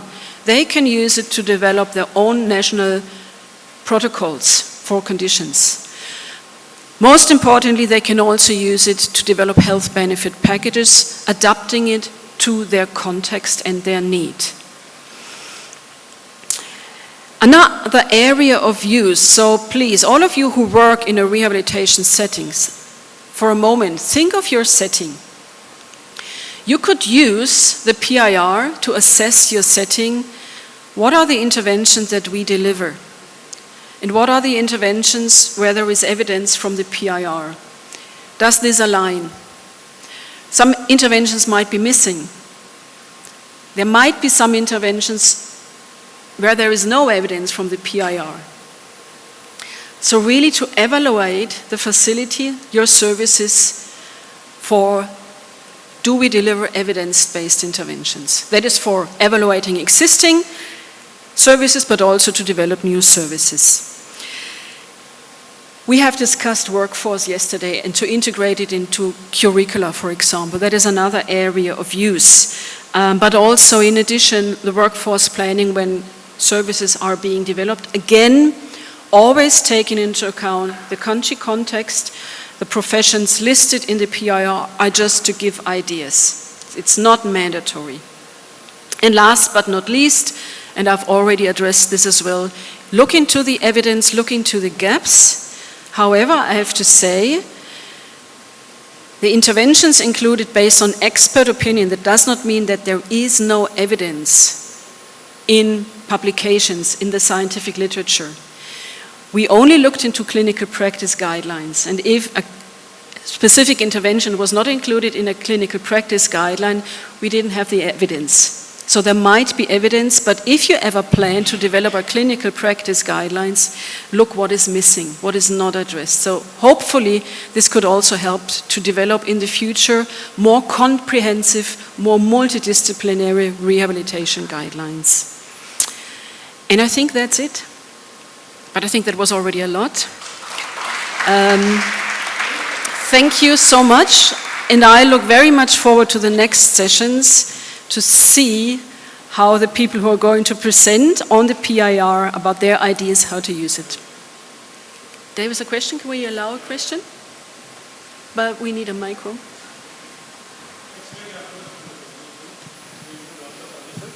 What I suggest, in Indian context, what we find the childhood disability, and there are many professionals they also involved. Just for an example, I'm saying CTEV. CTEV. Yeah. Sorry? So, congenital telepoicunovirus, CTEV, and many food disorder of childs, and many acquired, that's condition also major start of childhood disability, like ASD, where you saw AS.IGM. So, involvement of orthopedic surgeons, involvement of other professionals like clinical psychologists, maybe like autism, special educators. So, I agree that the document is a document for the entire world. But if you kindly consider the suggestion to on Indian context, there are professionals, they are also involved in rehabilitation, like clinical psychologists, special educators, orthopedic surgeon, neurologist. I'm not sure whether I understood you 100% correctly. So you're saying there is missing health conditions that is specifically relevant. May I shorten, because I know we are on the, I interrupted because I think I know your question, because something would have been missing if this question would have not come up. Because what always happens, and that is good, is why didn't you include this health condition or that health condition? And you're right. And this is why I say it's a limitation of the product that we only have this for 20 health conditions. But otherwise it would have taken much longer. It is discussed, why didn't you include spina bifida, for example? Very relevant. Why didn't you include multiple sclerosis? Focomelia, amelia. So there are many, many other conditions. Let me suggest something, because I know we need to move forward. If you look into the package and look not per health condition but per disease area, in your example, a musculoskeletal deformity disorder, yes. Look into the interventions that are included for the other health conditions. I assume, except the surgical procedure, which is often the starting point, all the additional interventions will be included somewhere. And this is something that we also suggest. If a country starts, let's say, to develop a health benefit package for musculoskeletal interventions, and programs are going to be developed, the resources will be there. And then it's just, okay, then add, why don't you include other health conditions, other musculoskeletal conditions that also benefit from these conditions? Yeah, what I suggest, whatever the professional or the package you have included, they can do it.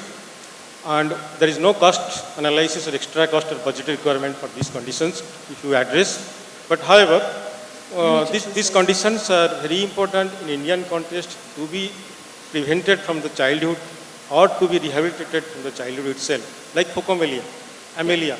You can't leave the child like this. And okay, it's just a guideline. Overall, I congratulate and I am happy that this guideline will help us.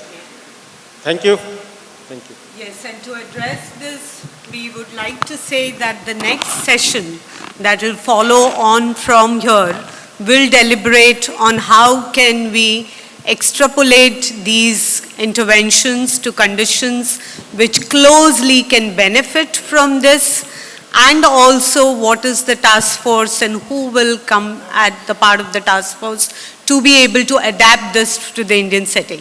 So this session will continue further.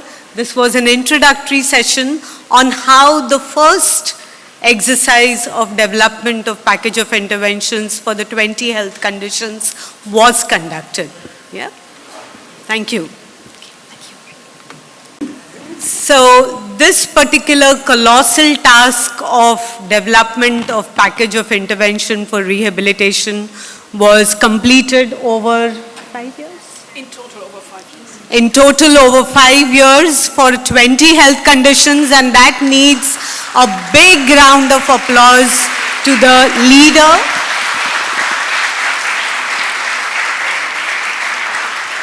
I can here take the liberty to say that Dr. Alexandra Roche, a part of the WHO rehabilitation team, has spent and devoted her 5 years of life, because to be able to only bring about 100 professionals from healthcare professions within the same country, it has taken us 11 months. So to be able to bring 725 health professionals across the globe, across different professions, has taken huge, huge effort.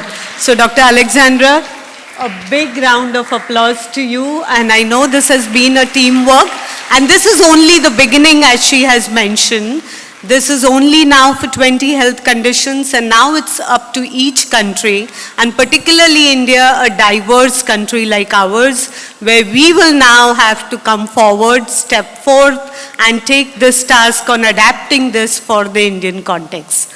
So thank you so much, and we are so fortunate to have you here in person to have been talking to, and now across the 3 concurrent sessions that will follow for musculoskeletal, neurological, cardiopulmonary, and malignant neoplasms, we will have opportunities for discussion, and it is during these sessions that we will welcome each one of you who would like to volunteer for coming forth to be a part of the task force to take this exercise further on for the next 9 months that we think would be the time that we would take to be able to adapt it.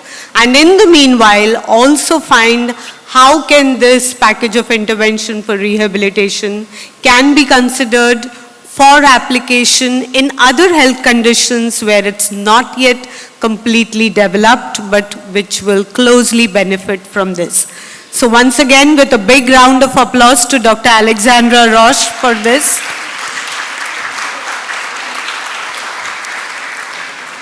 Thank you. And now as we move further to the next session, before we begin here, what we would like to share with each one of you is an audiovisual clip that is put together by the faculty members and the students of MGM School of Physiotherapy and the University Department of Prosthetics and Orthotics.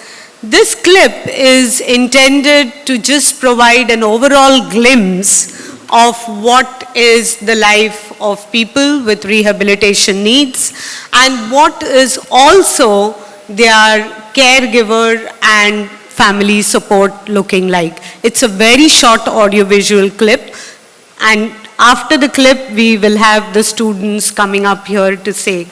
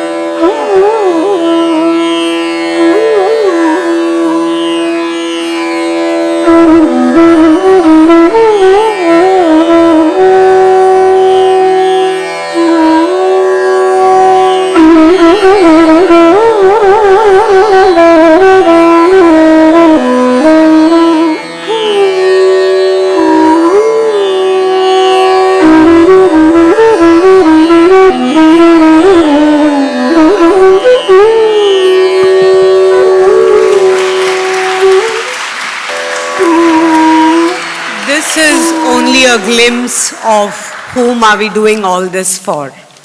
The people with rehabilitation needs across, as we said, all ages, across all socioeconomic strata, in both urban and rural settings, at all the 3 levels of healthcare, primary, secondary, and tertiary, and across all different parts and states of the country. Right from the remotest village and the tribal setting to the most underprivileged in the buzzing cities and towns of India, which are now getting developed. So may I just call upon on the stage a few of the students who are here to represent the entire team. These are students of semester 7, Hitisha Sajnani, Jerusha Zosh, Prithvi Shetty, Hardik Motani, Nitanshu Sawant, and our faculty member Payal Murkudkar.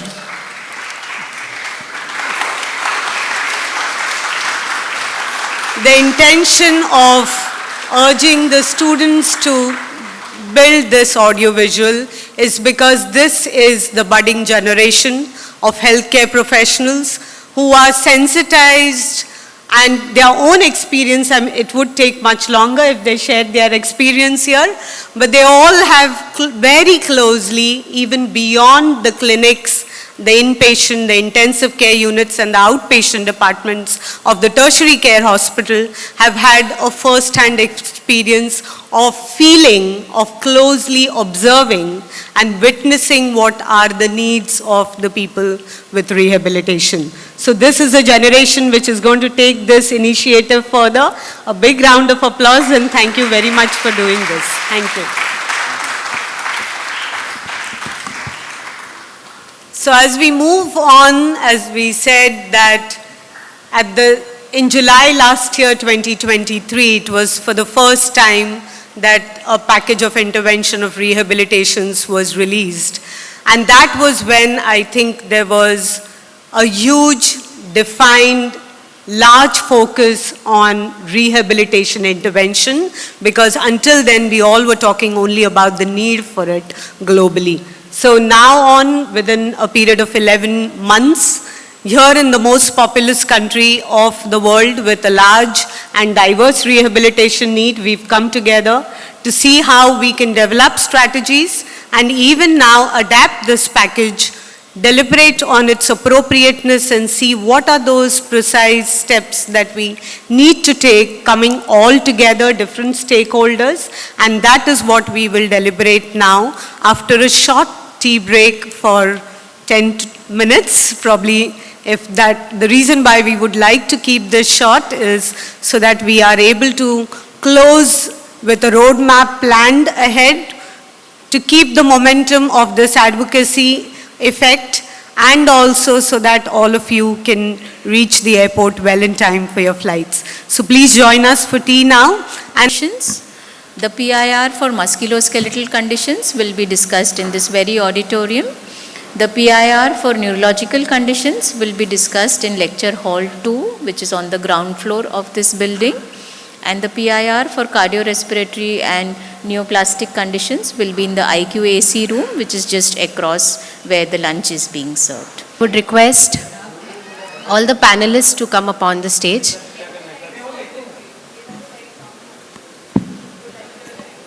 Yeah. So our chairperson for this panel will be Dr. Alexandra Roche ma'am. Moderator Dr. Professor Rajni Muller-Patan. Our panelist Dr. Chaya Verma, Dr. Anita Gupta, Dr. Uttara Deshmukh, Dr. Shovan Saha, Lieutenant General K.R. Salgotra, Professor Dr. A.G. Sinha. We welcome you all. Questions are included for each condition.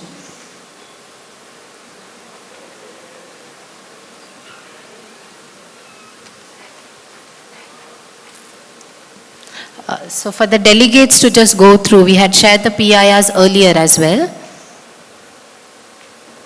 So this is a summary for the workforce and the material and resources required. So now coming into package of intervention for osteoarthritis.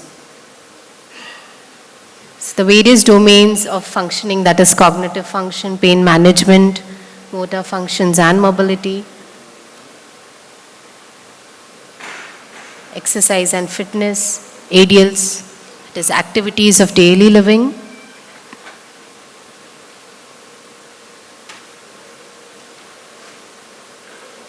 So now summarizing the resources required. So the various rehabilitation specialists involved.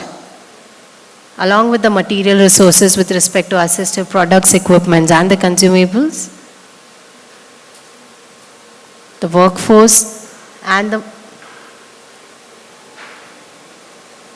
So now coming into the package of interventions for rheumatoid arthritis.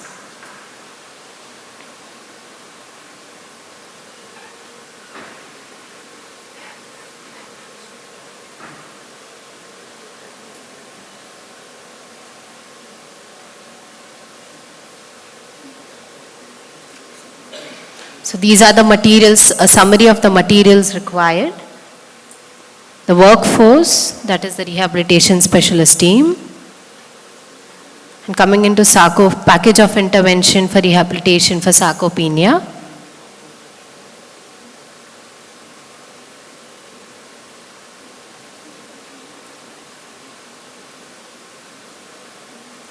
Coming into PIRs for fractures.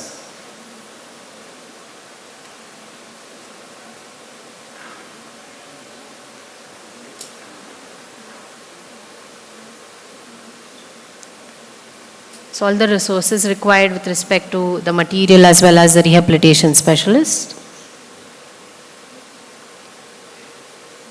The assessment, the material resources, and the workforce.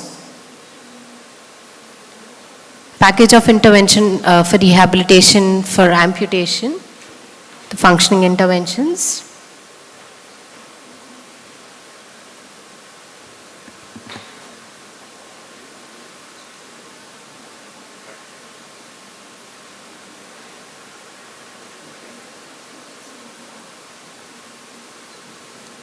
So this is the overall summary of the musculoskeletal condition, the package of interventions for musculoskeletal condition.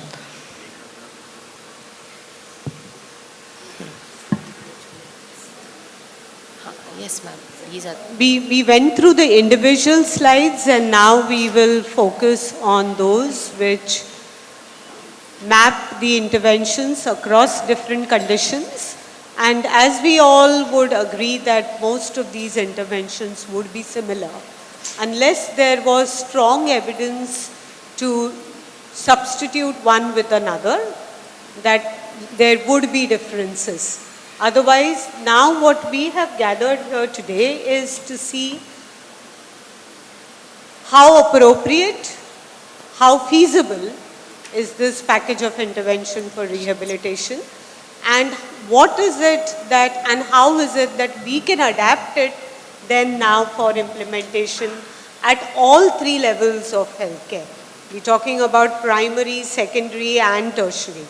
So this is now open to discussions, and here on the panel we have a multidisciplinary group of an orthopedic surgeon, a physiotherapist, occupational therapist, prosthetician, orthotician, two audio speech therapists to be able to contribute to this, not an audio speech therapist, physiotherapist, prosthetist, orthotist, occupational therapist, and orthopedic surgeon to be able to contribute to the discussions on how we take this forward.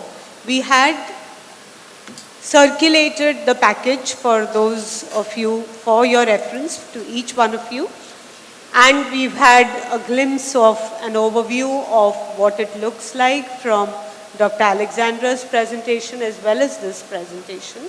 Now, if we could spend the first few minutes of the discussion on how appropriate do we think this is, and how is it that we are going to go ahead and adapt it for implementation. So shall we begin with the experts here on the dais, and then we'll open the questions for feedback and suggestions from the audience. So over to you, ma'am. Would you like to start? Dr. Anita Gupta from All India Institute of Physical Medicine and Rehabilitation, Mumbai. I would like to thank the audience here and the organizers for giving me this position here today. I have basically read and revised the package on intervention for the amputees here.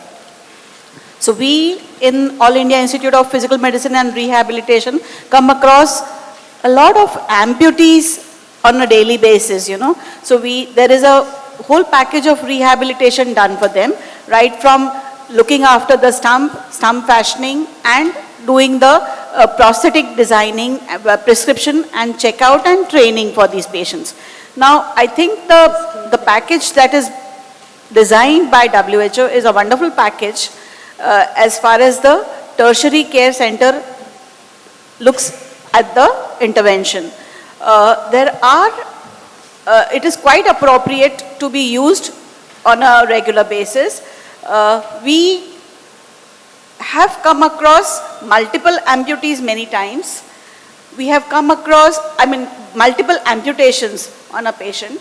We have come across patients who have other disability apart from the amputation, which is what requires a comprehensive rehabilitation.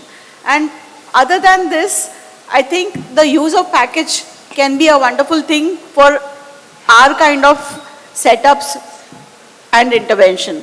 Yeah, so this is what I would start preliminary.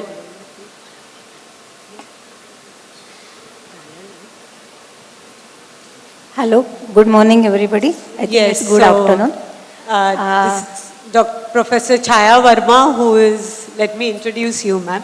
Yeah. Professor Chaya Verma, who is the professor and head at the Physiotherapy School and Center at Topiwala National Medical College and BYL Nair Hospital in Mumbai. And she brings in an expertise and experience over 3 decades now in this field, very passionately working particularly with the areas of rheumatoid arthritis and hand rehabilitation is something that she expertises in. So ma'am, for your thoughts. Thank you, Dr. Rajani, for wonderful sessions which we are having here today. As Dr. Rajani has said, I was one of the peer group reviewer for rheumatoid arthritis and osteoarthritis in this PIR. So I have seen the humongous work which Dr. Alexandra and we people have done together. As far as the challenges are there, definitely, but we have got a very ready guidelines right now, which are on the basis of the clinical practice guidelines of various multi-speciality people over here. But as an academician of last 40 years, what I think is, at a tertiary care hospital where there is an academic college is going on, I don't have any issue in practicing this in toto. Because we are following the ICF model of 2000 till date, which is incorporated in our curriculum. So we are definitely trying to go ahead developing the good, competent professionals in physiotherapy. And that is what we expect, that they give us services to the society. So what I mean to say over here is the challenge might be in the primary health centers. So what I can do as an academician over here is I will definitely take my students to those areas in the primary health center where my hospital is attached to. And then I can start right from the graduate days. Right now in our curriculum, the 4th year, the final year students are given the community posting. But I would like to involve my 2nd year onward students to incorporate them with the medical students, dental students and occupational therapy, speech therapy. All of them at least have a 15 days visit to the community center. They work together and they work in their specialty areas and then they give a report at the end of 15 days. We have a round table conference or the talk. This is a one way. Second thing is that, and this is what the National Medical Commission has introduced for MBBS students right now. Second suggestion from my side is a adoption of the family at the primary health center, so that the student gets belongingness to that family members and they get to know exactly what are the problems the family is facing. Third thing is that the way again the National Medical Commission has compulsorily made 3 months resident posting for the peripheral areas. I would like to take my postgraduate students for compulsory posting, give them the project over there and then discuss it out how we can incorporate our services as a professionals at the community level. So these are the main things. But as yesterday Dr. Shovansa has said, this is actually a philosophy. You have to give your services to the community and it starts, I think, Dr. Alexandra's slide was there, which starts from community first, then the primary, then secondary, and then tertiary. What I think is we start from the tertiary, then we go to secondary and primary, community comes last. But a community rehabilitation or community commitment has to come in the beginning, and that has to be instilled in the student's mind right from the beginning when they take admissions for their professional courses of the respective multidisciplinary areas. That is what my say in this. Thank you, ma'am.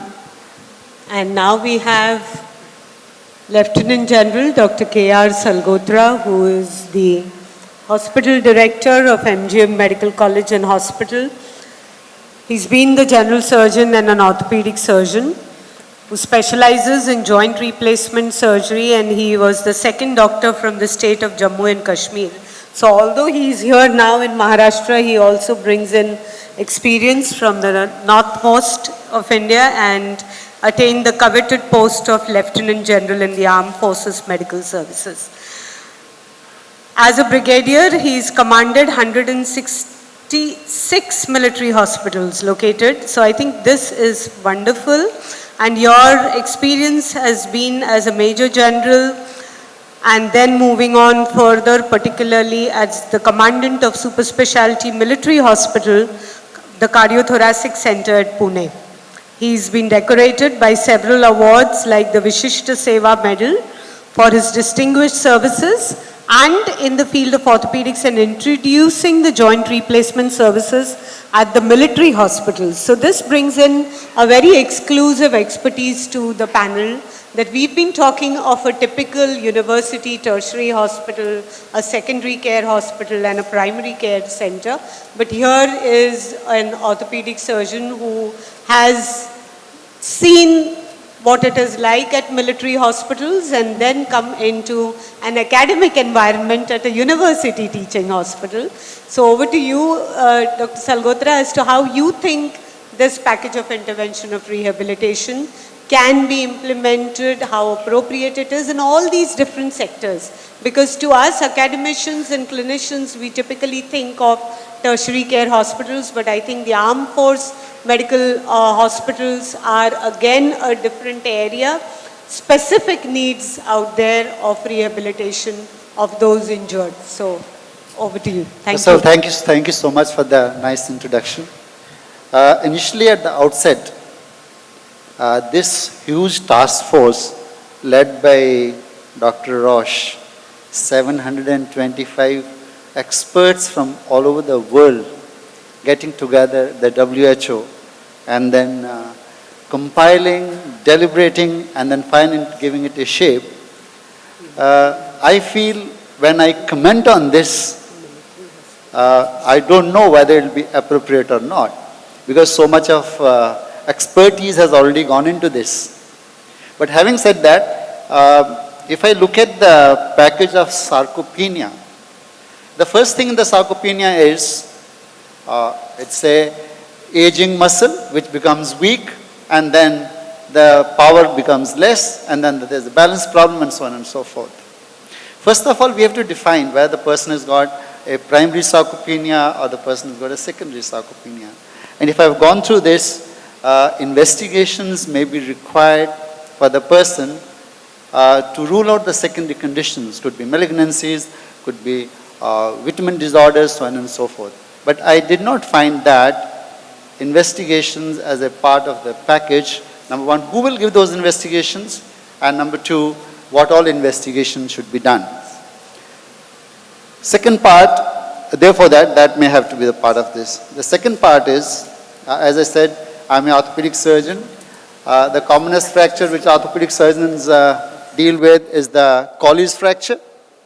And when this fracture came to me, we did the close reduction, external fixation with a cast, and we told him, close, open, move your elbow and move your shoulder. It was so simple. I do not know for simpler conditions like I'm saying management of a Colles fracture, such a beautifully designed but manpower intensive. If I look at the sarcopenia package, It is beautiful. It's designed by 725 people, experts across the globe. I calculate the number of minutes it requires to do that package is 510 minutes. With the type of manpower we have in our country, the expert manpower we have in the country, the institutes we have in country, going to the district level and going to the community level or the community hospitals, I personally feel these packages, like I'm sitting here in a tertiary care hospital, wonderful. Rajni Mulapatan is running a college, we got another college of physiotherapy, they can do it. Even for them to spend 510 minutes for one patient to be assessed properly, record to be maintained, to be entered on the computer or to be written with the hand, I think it's a task. Second, when we go to the fractures, I feel similar things. It is labor intensive. Labor intensive means you require so much of expert manpower, and I don't know in India how many physiotherapists we have as on date. Somebody will have to calculate the quantum of rehabilitation problems we have and how much is the manpower which will be required. So it has to be commensurate. Third, I feel, I do not know, like Kokila Ban has got a rehabilitation center, which Rajni Mulapatan must be knowing. On one side, we have got such sophisticated centers where everything on earth is available. On the other side, we have a village, we have a community where, shall I say, nothing much is available. But on either side, we got to draw a balance somewhere where the larger population's problems get addressed. People who pay, there's no issue, there's no problem. They can afford, they can go, they can get what they want. So therefore, how to make these packages applicable to those who require it more, keeping in view the manpower, I feel that's the challenge. And as I started in the beginning by saying that experts have made them, I don't think I'm the right person to question them. They are wonderful, they are beautiful, they are too good. But these are my observations attached to these packages and how do we go about them. Thank you, sir. Thank you. And now we move over to Dr. A.G. Sinha. He's a professor in physiotherapy at Punjabi University, Patiala, with over, again, 30 years of clinical experience, research contribution in this area.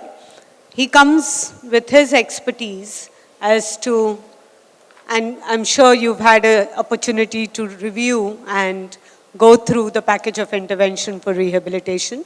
Having worked both at inpatient, outpatient, as well as on the field, how appropriate do you think it is, and what is it that we would need to do to be able to implement this? You see, I see this whole package of intervention for rehabilitation from two perspectives. One, for me, for policymaker, it lays down the bare minimum that can be required. The second thing, as far as its implementation part is concerned, I share some of the view of my fellow panelist, and I do agree with many of his observations. But coming to the first point, that as the policy document, as a policy document intended for the policy makers, if I see the appropriateness, feasibility, cultural adaptation, in terms of India, it is okay. It is appropriate, we can implement, it is feasible, we have manpower, that material required is not too much, we have easily available things. The only problem what we have is availability of manpower. Since you are talking about primary care, once again I would say, even we don't have these facility at the tertiary hospitals.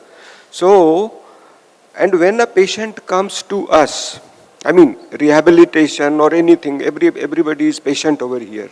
They have a problem, they look for a solution.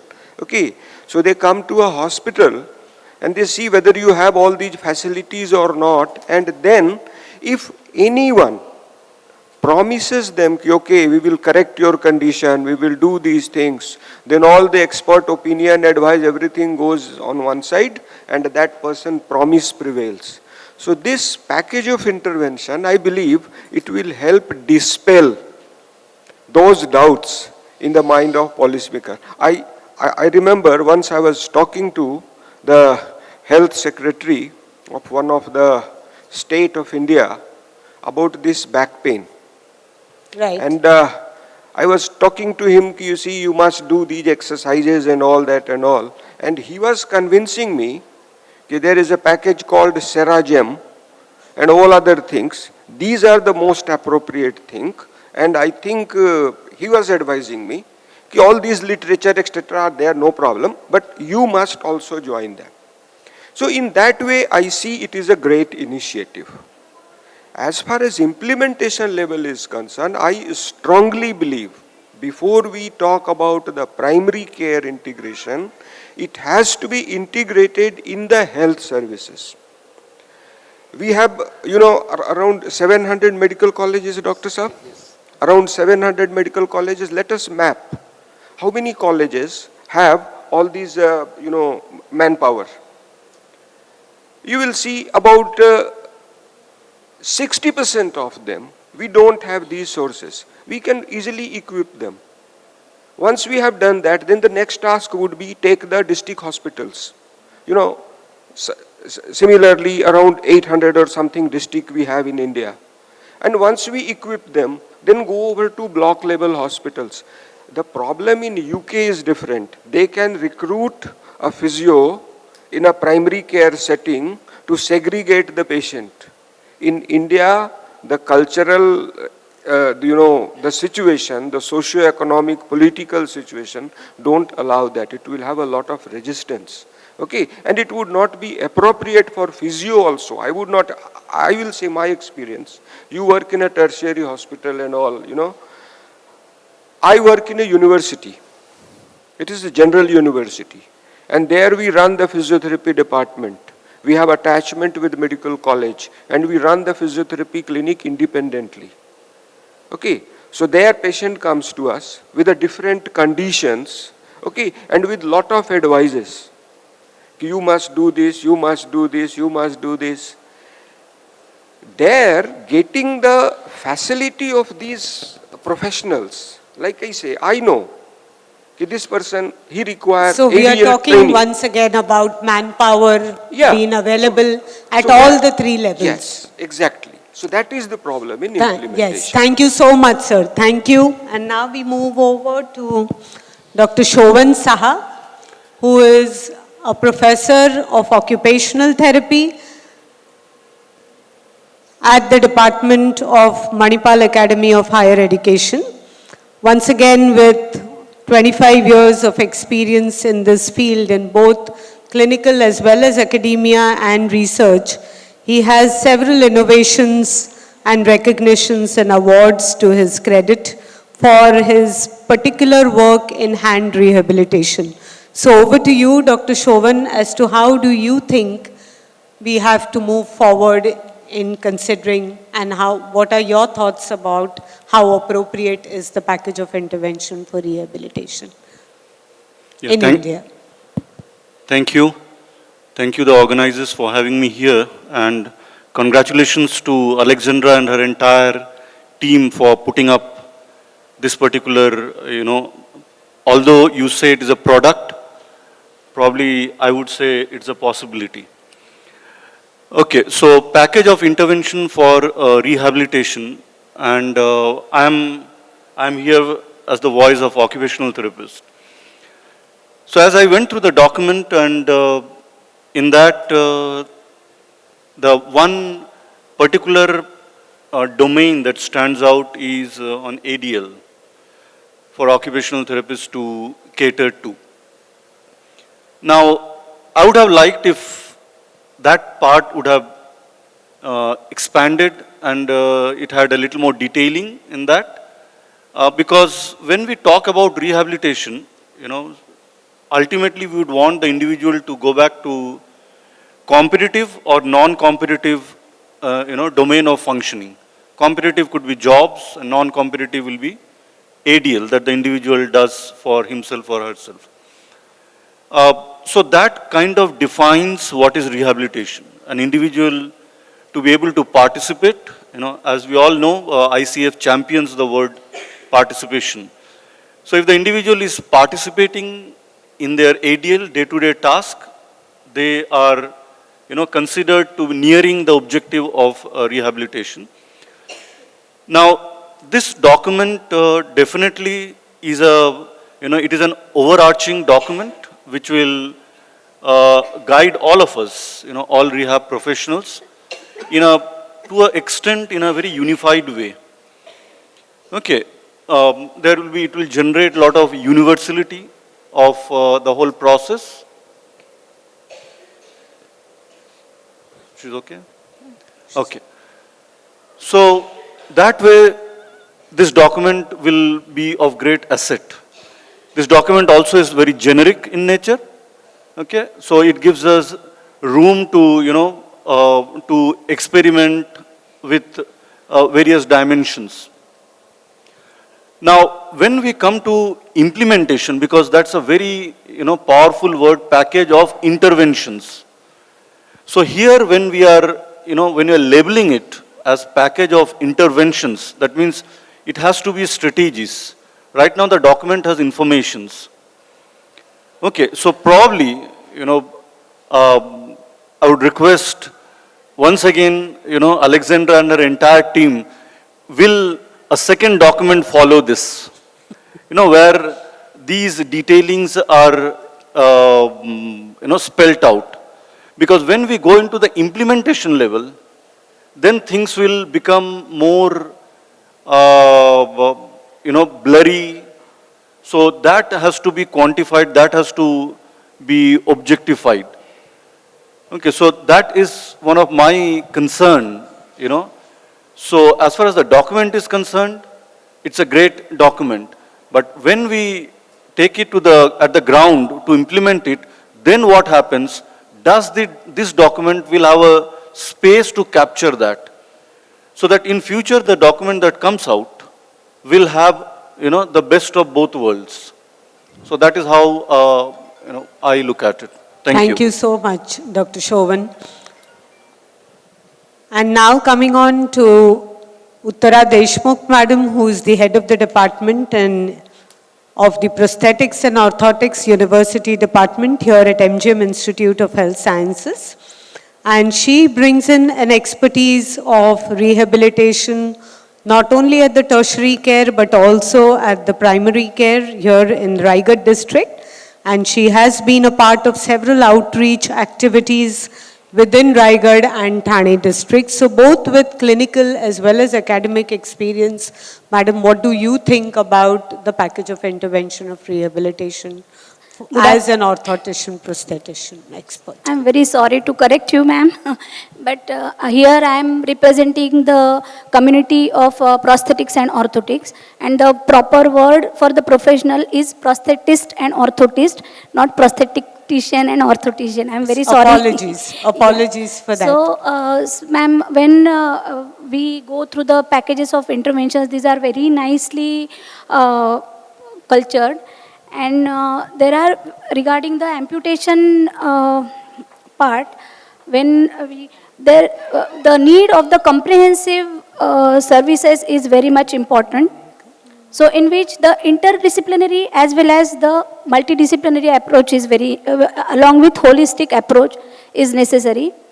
And when we see the primary health care centers, all the facilities should be available for the amputees who need the prosthesis. Because when we see here in MGM hospital, the people are coming from various villages, nearby villages, and like Khopoli, Karjat, Murud, Janjira, all are the small villages from where the patients, they don't get any services at their respective villages. So it's necessary to have the one setup of prosthetics and orthotics also in all primary healthcare centers. At least if they are not getting the complete prosthetic services, they can get something repaired. Because for small changes, they need to come here, and which they cannot afford. That is one concern. Second is the resources, manpower resources is very much required. Everywhere the registered professionals need to be employed so that the needs of the patients can be fulfilled. For that, the infrastructure again comes, infrastructure and resources. Then for this, awareness is very, very important. That's what I feel at the primary healthcare centers and among the society. Because right now also the people with amputation, they don't know where to go. Once the surgery has been done, they don't know where they have to go. So the awareness is very, very important about that. Yes, you will get the therapy, you will get the artificial limbs at this center. So there is very less awareness in the society that needs to be taken care of. So Madam has highlighted the need for services right at primary so that patients do not have to travel to tertiary care settings for the services. Yes, so now with all these views from the panelists, let us invite views here from the audience about the package of intervention for rehabilitation and how do you think about it in terms of implementation.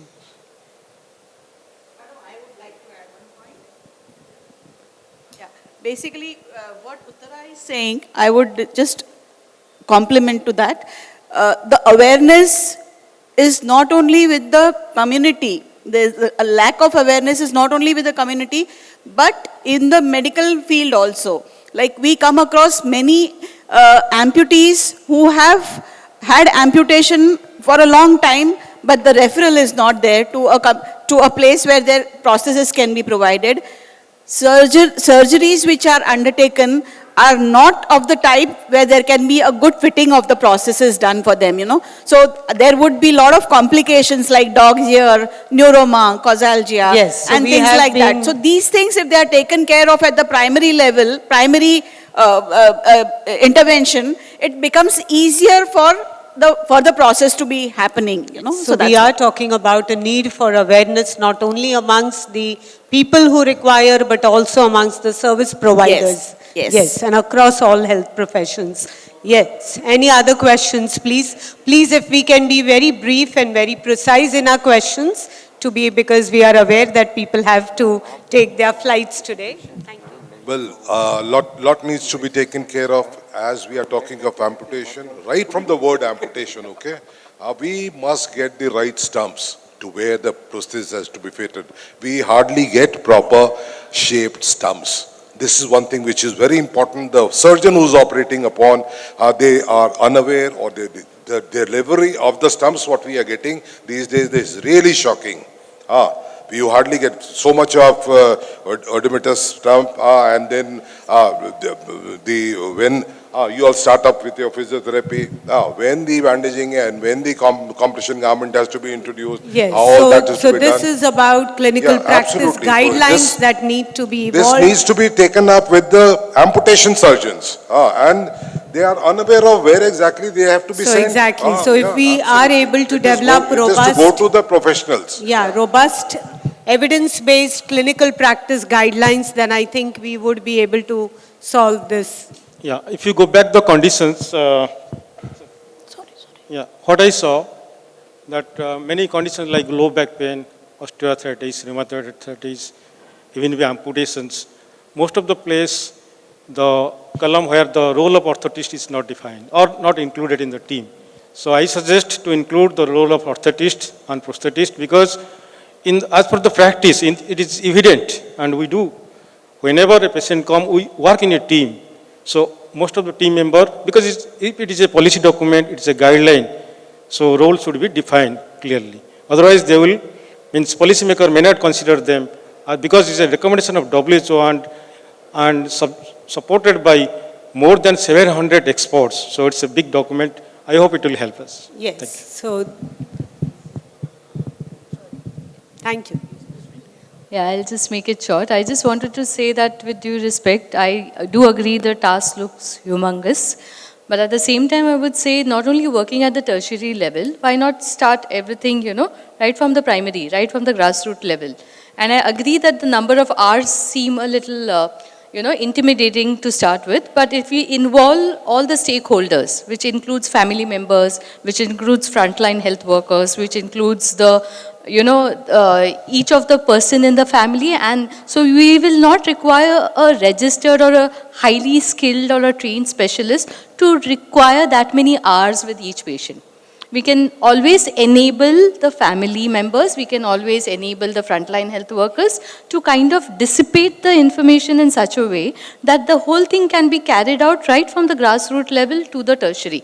So that's my take on it. So I would say that instead of only looking at the tertiary level, let's start even at the primary centers and let's see how we can make, I guess, to spell out each part, let us start initiating the process and look at what hurdles we come up with. So we are talking about a task sharing approach here. Any other questions? Yeah, I have a question. So just wanted to know if this PIR for musculoskeletal being implemented in any of the other countries?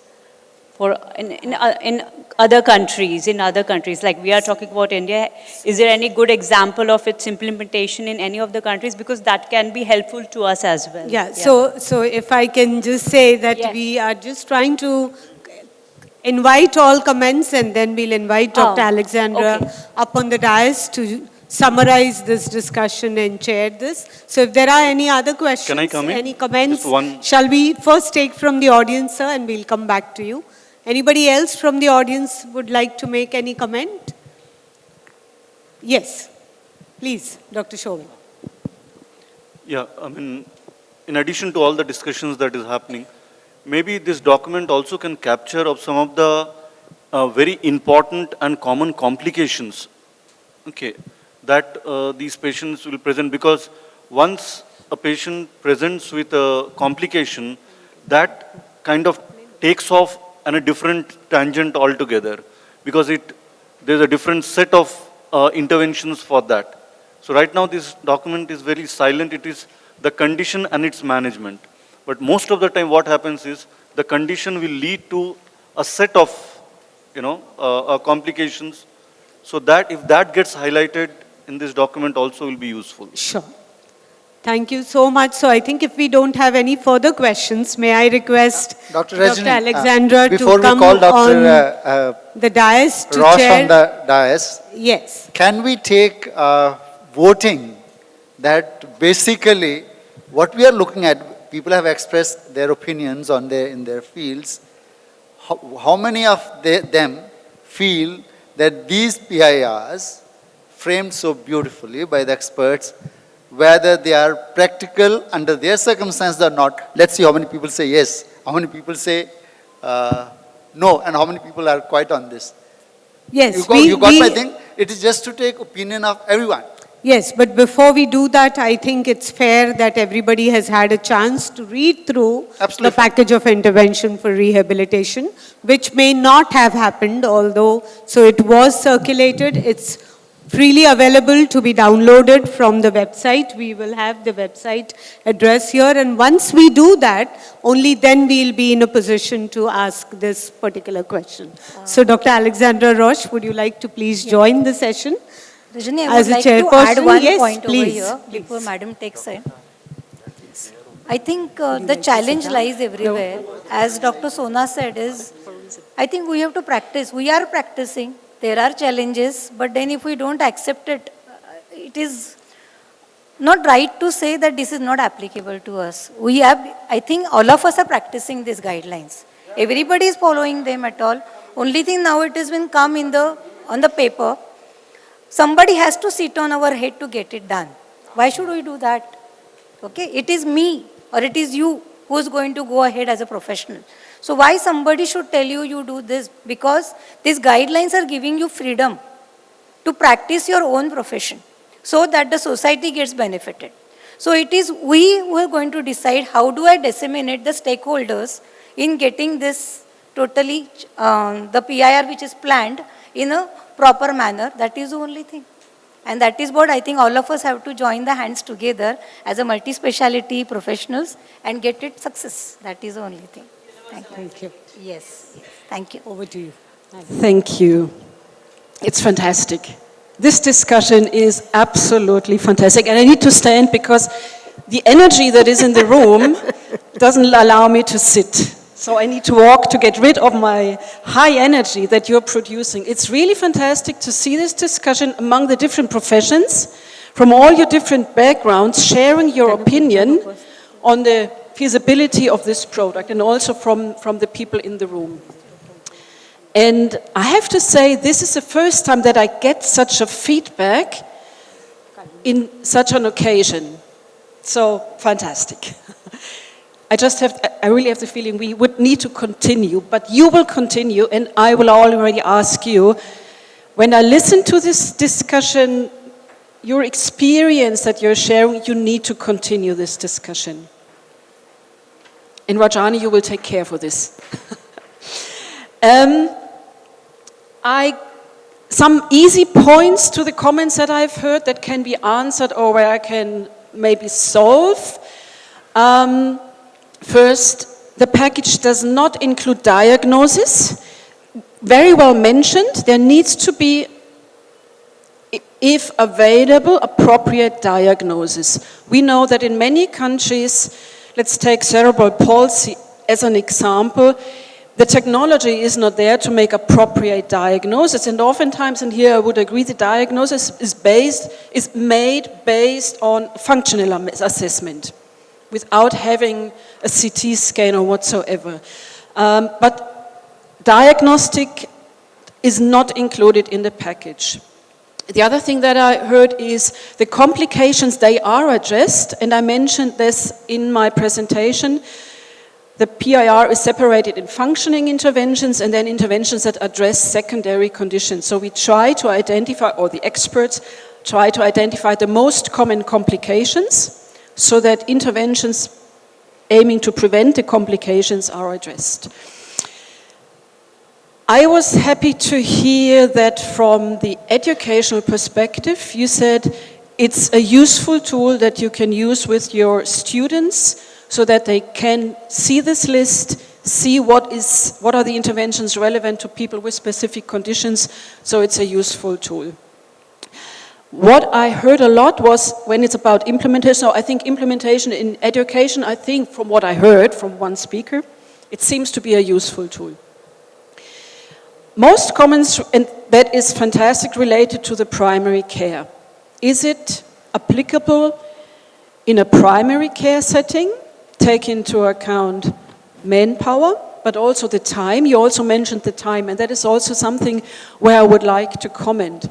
The package is a list of evidence-based interventions. You will know that not every single patient needs to have all interventions in their treatment plan. Usually it's a selection.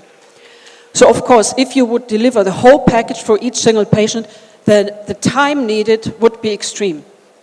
So it's usually a selection of interventions that reduces the time, but I agree, specifically, and we are talking about musculoskeletal conditions. If you talk about the neurological conditions, that includes many more professions, the time is even more, it becomes more.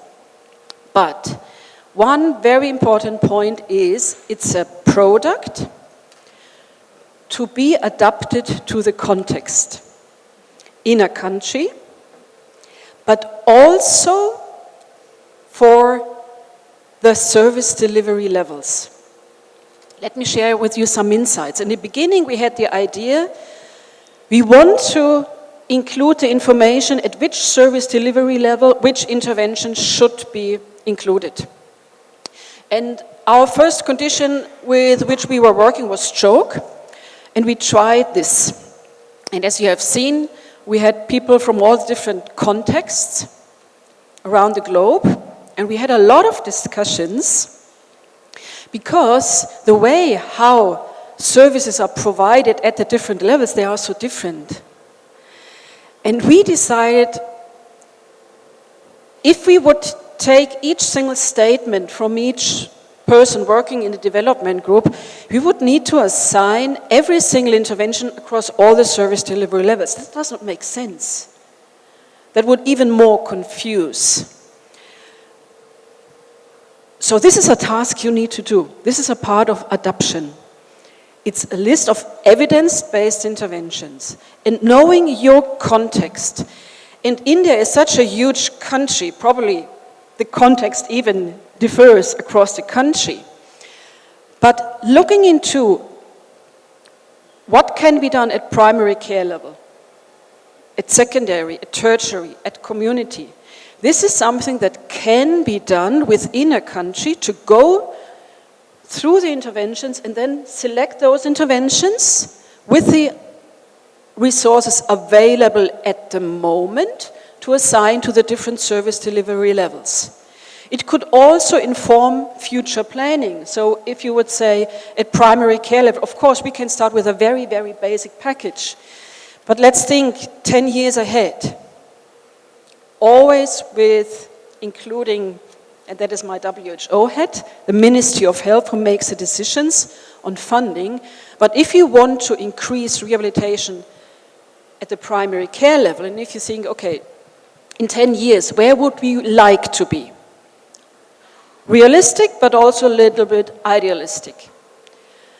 Where do we need to improve? And I think manpower is something that I hear all the time. So you need to have either more rehabilitation workforce or more trained health workers who will be able to deliver the interventions. Then you could be a little bit more ambitious. But this is a task to be done in countries to make it really so that it fits to the country. And this is actually one task that I would be very happy to give over to you, to think of how can we adapt the PIR for our context, for the different service delivery levels. I think for the moment I stop. I think I already talked a lot and maybe there are other questions or... And I think this is where I would say that this isn't a prescription. This isn't a document to be picked off the shelf and implemented as it is. We all unanimously voice the need for adaptation, and that's where all our stakeholders and policymakers need to come into the picture, as some of the panelists have already mentioned, to be able to bring them on board as to how are we going to adapt it. So this is once again not a prescription. This is a document which has evolved through research-based evidence, and that too only the strong evidence, to be able to arrive at certain interventions. And now what is it that's necessary and what is it that's feasible in each setting at every level is for us to brainstorm together and come at certain recommendations for adaptation. So for this very purpose, we need more time, we need more thorough attention, we need to read the document well for those who have not yet. And this is where we would invite experts on the panel as well as in the audience, if you would be willing to contribute to this intense effort which now has to follow of deliberations on how we can adapt this to the Indian setting. We would be most happy to invite you on board, and we will have a piece of paper that goes around, or if you are happy to just write down on the email that you have received your invitations to, your name, your designation, your affiliation, and which is the package of intervention of rehabilitation that you think you'd be able to contribute with your effort. This will be an exercise that we will need to take forth. It would require time. We had certain preliminary meetings, and most experts who have been a part of some clinical practice guideline generation said that we should be talking about somewhere around 9 months, because each of us is wearing several hats when we return from this desk back into our own routine work. So given that understanding, how much that we can contribute and commit to it, we would be happy to have volunteers on this particular exercise. There was another question as to in which country has that already been implemented. I just realized.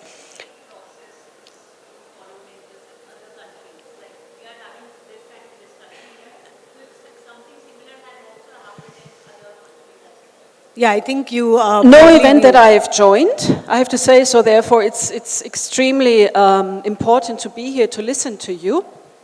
But you asked whether the PIR for musculoskeletal condition has been used anywhere. What I can tell you is that 2 countries have used the PIR to develop health benefit packages. And just to give you an example what Georgia has done, Georgia is a country that already has a number of rehabilitation workforce, so it's not from scratch. And they have the typical rehabilitation workforce. They have physiotherapists, they have occupational therapists, speech and language therapists, and also PRM physicians. So there is something. And they decided first to select some health conditions to be included in the health benefit packages. This is just an example. There are other ways how to do that. But this is what they exactly did, and I can briefly tell you how they did it, and I can also inform you we will publish a use case on that. So this will be available hopefully soon.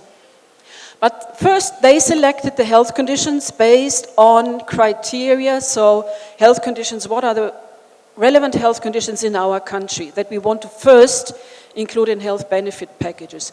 Then they went through all the interventions and they invited experts, professional experts, and then they looked at the interventions and checked, okay, what kind of interventions do we already deliver? And by which workforce are these interventions already delivered? And then in the end, going through a process, I will not go into the details, they came up per condition with a list of interventions, which is at the moment meant to be used at the tertiary care level, so more at the specialized care level. But what they are going to do next is they want to look at the primary, two things.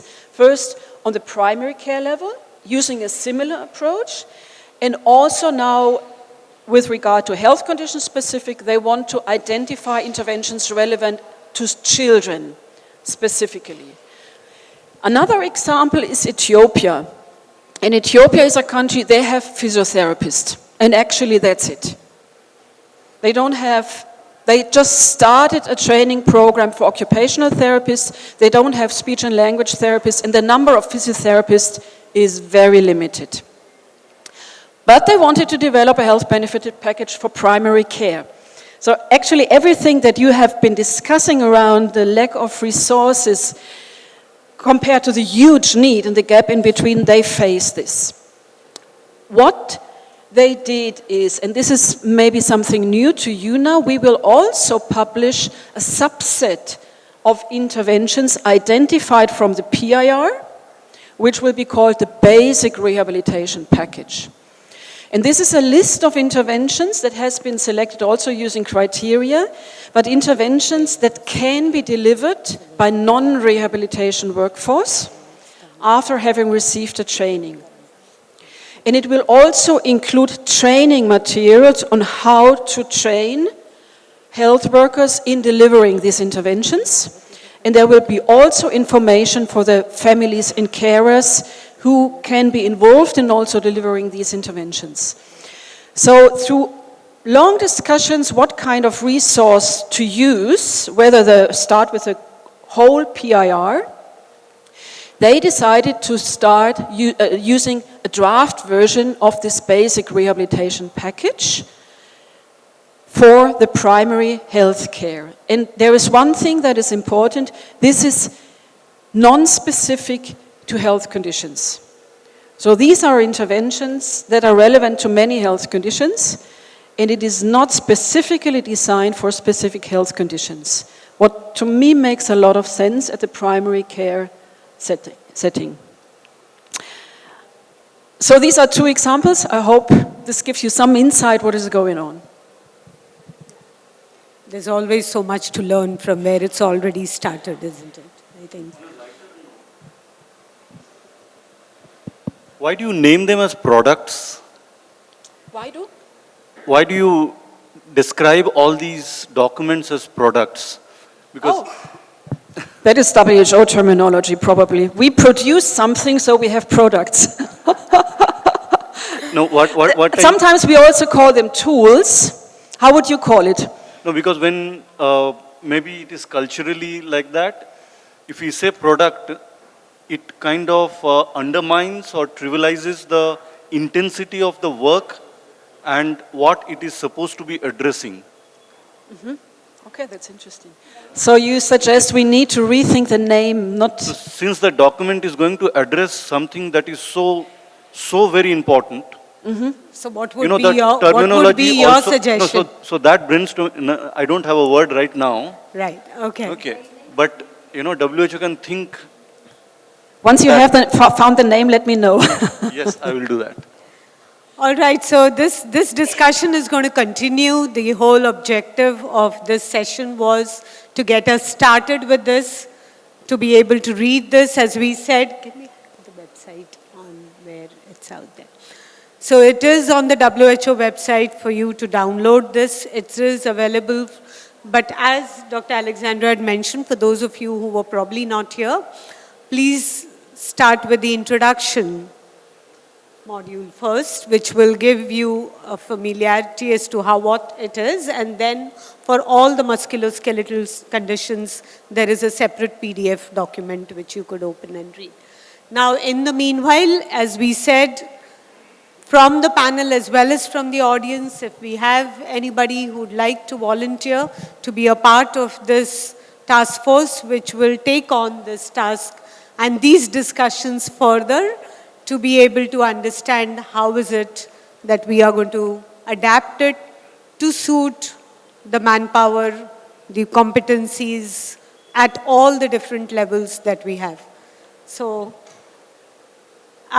we have our volunteers who will come around. So if you would like to volunteer, just put down your name and which condition is it that you'd like to.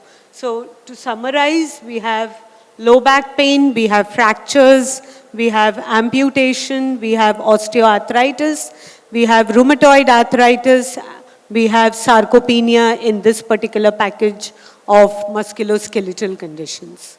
So feel free wherever you think that your core domain expertise lies, in whichever profession that you come from. Is there a scope for hand as a fracture of the Yes. hand as a domain? Fracture as hand. Or rheumatoid arthritis. Ma'am, I have one question. How did you zero down on these 20 conditions?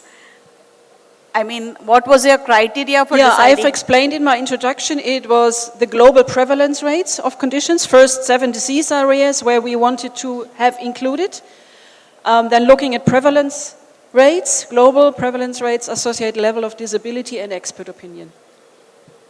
To the end of this discussion for today, however, this discussion is going to continue and there will be a lot of exciting input that comes in to take this further and to also come out with what can work and how can that work in each of these settings. I think what is the best part of this particular audience is that we have people from the private sector, we have healthcare workers from the government sector, we have healthcare workers at all the 3 levels.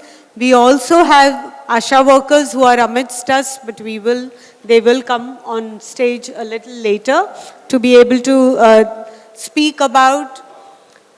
We have people both working in funded institutes as well as self-funded, as well as public institutes, and from all the different health professions. So we will continue these discussions, but thank you so much for being a part of this audience. And now, after we receive your names, what happens afterwards is that we come back to you via emails for those of you who have expressed interest to commit your time, your effort, your thoughts with your experience, backed by evidence as to what has worked, what lessons that we can learn. In the morning, we began today's session with 2 talks on what it is like in Canada and what it is like in the UK, in addition to the 2 examples that Dr. Alexandra has shared now. So there's a lot for us to learn alongside from different countries in different economic strata to be able to know what can work and what is going to be our task to adapt it. And of course, the task of taking this to the health ministries to be able to budget and finance. We've just had one panel discussion on that. So once again, a very big thank you to all the panelists, to the audience, and to the chair. Thank you very much. Thank you. And what we will now, after this session, do is all of us again come, the 2 sessions which are happening concurrently, the neurological conditions as well as the cardiopulmonary and the malignant neoplasms, they'll all join us very soon in this auditorium, and then we will start talking about what is next. What is it that we can do after we finish saying a big thank you to each one of you today. So please, and now we'd like to felicitate our panelists. I would request Dr. Alexandra Roche to felicitate Dr. Anita Gupta.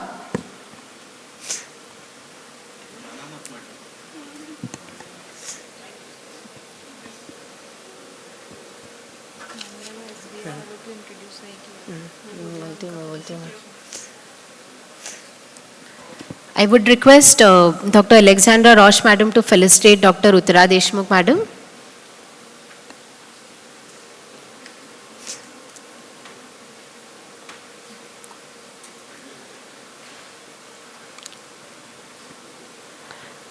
I would request Dr. Alexandra Roche Ma'am to felicitate Dr. Chaya Verma. Request Dr. Alexandra Roche Ma'am to felicitate Lieutenant General K.R. Salgotra.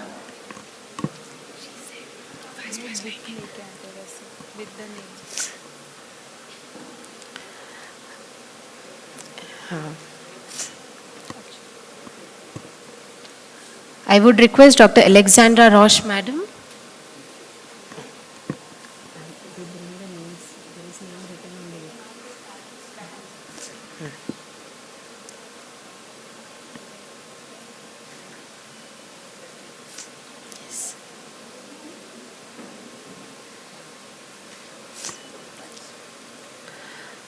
I would request Dr. Alexandra Roche Madam to felicitate Dr. Sovan Saha. Okay.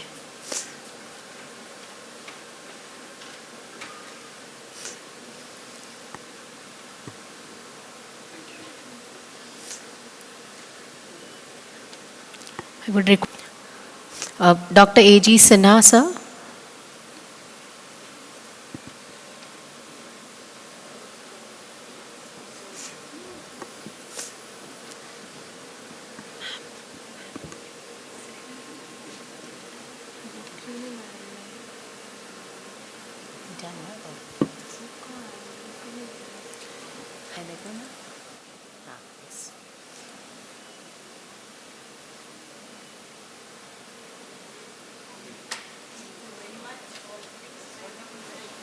Of common cardiopulmonary conditions and malignant neoplasms. On this panel, we have our chairperson, Dr. Tashi. A very warm welcome to Dr. Tashi Topke. He is a WHO Southeast Asia officer. We have with us Professor Dr. Savita Ravindran. I think we don't need introductions now, so I'm just going to very quickly welcome everybody. Dr. Ibrahim Babu, Dr. Maria Giandani, Dr. Prashant Muller-Patan. Sir is a consultant clinical oncologist at SL Raheja Hospital, Mumbai. Dr. Priyanka Parekh. Dr. Priyanka is our associate professor at the Clinical Nutrition and School of Biomedical Sciences. Dr. Shrija Nair. She is an associate professor in the Department of Respiratory Medicine at the MGM Medical College and Hospital. And Dr. Shilpa Kadam will be joining us shortly. She is into cardiology. She's in the Department of Cardiology and she is currently just taking up a patient, so she'll join us soon. And we have with us Dr. Anuradha Lakkarda, who is officer in charge of the physiotherapy department at Tata Memorial Hospital, Mumbai. So let us start with a question. The session with a very brief presentation of what PIR for cardiovascular conditions and palliative conditions. So I request Dr. Payal to quickly present the PIR. So Dr. Alexandra has already given you a very descriptive details, so we will just run.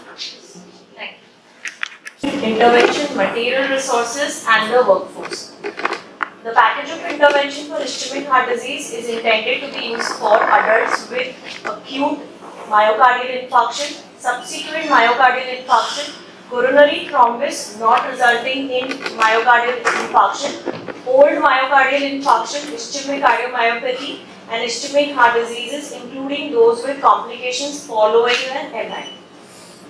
The package for coronary obstructive pulmonary disease is intended to be used for adults with chronic obstructive pulmonary diseases, including those with acute exacerbation and with certain specified chronic obstructive pulmonary diseases.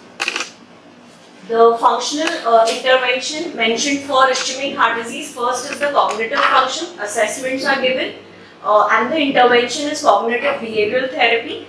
The resource workforce included is psychologist, special medical practitioner and a psychologist. The second one is assessment of cardiovascular functions, which includes assessment of blood pressure. The treatment is anti-hypertensive drugs and the workforce includes PRM physician, nursing professionals and specialized medical practitioner.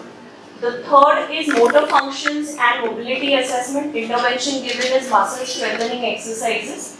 Equipment are mentioned as handheld dynamometer, treatment table, weights, resistance band, exercise mats, etc. Again, second is assessment, motor function and mobility. The second part is assessment of balance. Intervention mentioned is balance training and provision and training in the use of assistive products for mobility. Next is exercise and fitness assessment of exercise capacity, which is common for ischemic heart disease and COPD. Intervention mentioned is fitness training. So this is in detail what are the equipments required for exercise training, and the workforce mentioned is physiotherapist, PRM physician. Next is education and vocation. So vocational assessment, this is also common for ischemic heart disease and COPD. The treatment intervention mentioned is vocational counseling, training and support. Next is lifestyle modification, which is also common for ischemic heart disease and COPD. Treatment mentioned is education, advice and support for healthy lifestyle. Last one is ischemic heart disease and COPD, self-management, career and family support. Specific for COPD is respiratory function assessment, so assessment of lung function and assessment of respiratory muscle strength. These are the various points in the assessment of respiratory function and respiratory muscle function. Then is motor function and mobility, same as the ischemic heart disease. So most of the interventions are fairly similar. And what we can do is, while the discussion is going on, if somebody wants to talk about a particular thing, we can raise them. Yes. So in addition to exercise training and assessment, what is extra mentioned in COPD is activities of daily living. Assessment of activities of daily living.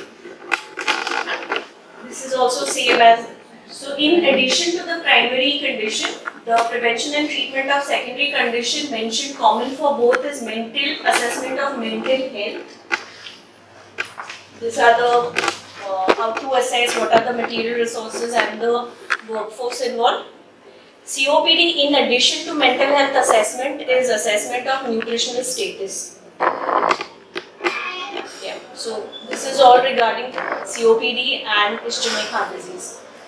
So what we did is we just undertook a very quick review in our rural area to understand what are the needs for rehabilitation in around 5,000 people per state. And we were able to then assess, as per the WHO DAS scale, what are the kind of, or what is the degree of disability that we have encountered in our population. So we just show you that one slide. So, And what we about, see, yeah. about the scale, it is a 12-item self-administered. Yes, most of the members are aware of that. So what we could see, what the major disability due to IHD was mild in nature, due to COPD, was again more mild. So this was the two. So mostly cardiopulmonary conditions we are observing is that the patients report a mild to moderate amount of disability following this heart condition. We have not been able to do neoplasty. We have just begun exploring the area of neoplasty. So there is no data here. Maybe Dr. Anuradha will be able to tell us and Dr. Prashant will be able to tell us more about it. So let us begin with the questions for the panelists so that they are able to throw more light on these questions. So may I ask the first question? Am I audible to everybody? A little louder. A little louder?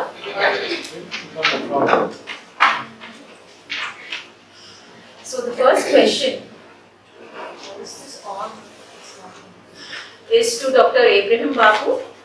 Sir, you are a member of the ICCR and you are aware of all the global recommendations for cardiac rehab. You have been a part of the team. And in your opinion, will the implementation of the PIR help to standardize the delivery of cardiac rehab programs throughout the country? So do you think that India has adequate manpower and financial resources to develop deliver the PIR for IHD? So what are your thoughts? So I think, thank you for having us here. I represent the International Council for Cardiovascular Prevention and Rehab, and in my current capacity as the Vice Chair for the ICCPR. I also disclosed that I was part of the development group for the package of interventions, so pardon me if I come across strongly in favor of the document, but there are some aspects which definitely we need to think about. With respect to will implementation of this help in standardization, I think like Alexandra rightly said, this is a framework, and I think we should never forget it that this framework needs to be adapted, and I think the adaptation needs to happen in line with existing guidelines, and I think the package itself was developed using some of the NICE guidelines, the ICCPR consensus statement for cardiac rehab in low resource settings. And we did review those and they were found to be high quality evidence. I think we had 3 clinical practice guidelines which were obviously of extreme relevance to us. From an Indian context, they definitely need to be thought of. We need to see what works well, and we also need to think about it from an implementation perspective. We are currently undertaking a large multi-centric trial which will be funded by the UK government, looking at implementing home-based rehab, and part of the development process will also include using the ICCPR model of low consensus, which we use for low resource cardiac rehab delivery, which we have also now discussed to incorporate part of looking at the package of interventions so that we ensure that that is also included into the delivery. And that will probably give us some insight into how we are adapting it and how it can be delivered and what are the implementation challenges we face. Coming to your second question, do we have manpower? I think manpower is not the concern. We recently completed some studies across stakeholders across India looking at across the challenges to implementing cardiac rehab. And one of the concerns that came across healthcare professionals or from healthcare professionals was manpower is there, but are they sufficiently trained? And the ICCPR has developed a certification program specifically designed to also cater to the needs of cardiac rehab delivery in the low resource setting. It is completely an online module, and we are partnered with the SOCVPR also to offer some benefits to its members registering. So far, we have trained almost 800 odd participants from around the world. We have also trained almost 1,000 cardiologists in India through a program which was run a few years back. So there is capacity building which is possible, and with the Indian standards for public health services delivery, which has been brought out by the government, we know that there are provisions for rehabilitation professionals at all levels of care. Of course, it's a different matter that they may not be filled, but nevertheless, the provision is there, which gives us the opportunity to actually train them.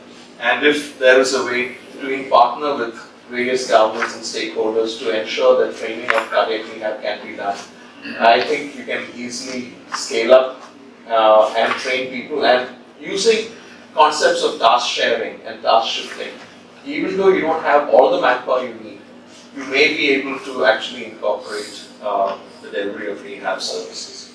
As to the cost of it, we can do it in a very low cost effective manner. And I think the PIR is designed in such a way that it is the bare minimum. Centers that have money, have infrastructure, can go, as high as they want. The sky is the limit. But at a basic level, the PIR is a good framework to look at stuff. Thank you very much. Dr. April, I think that you brought up a very relevant point that the manpower is there. However, we need to train the skills and the competencies of this manpower, which I think as educational experts we are well placed to do. And with the support of ICCR and the society, we will probably be able to have more and more trained personnel that can go into the field. One thought that just comes to my mind is, although the government policies have place for the rehab professionals, are they enough for the amount or for the quantum of our population? So that is still going to be a challenge. So when we surveyed countries around the world as part of the ICCPR Global Survey to access cardiac rehab, India unfortunately placed way down in the ranking. And if we looked at 2016 GBD data for the prevalence of ischemic heart disease, we calculated what we call cardiac rehab density. And India, with a burden of about 3.3 million, based on 2016 data, we had only one cardiac rehab center to cater to 360 patients, which leaves you with an enormous lacuna. And move forward, you need to at least scale up centers 10 times and multiply by a factor of 2 or 3. If you need to be future ready, you need to multiply that by a factor of 4 or 6. Because otherwise we are not going to be able to meet the demands.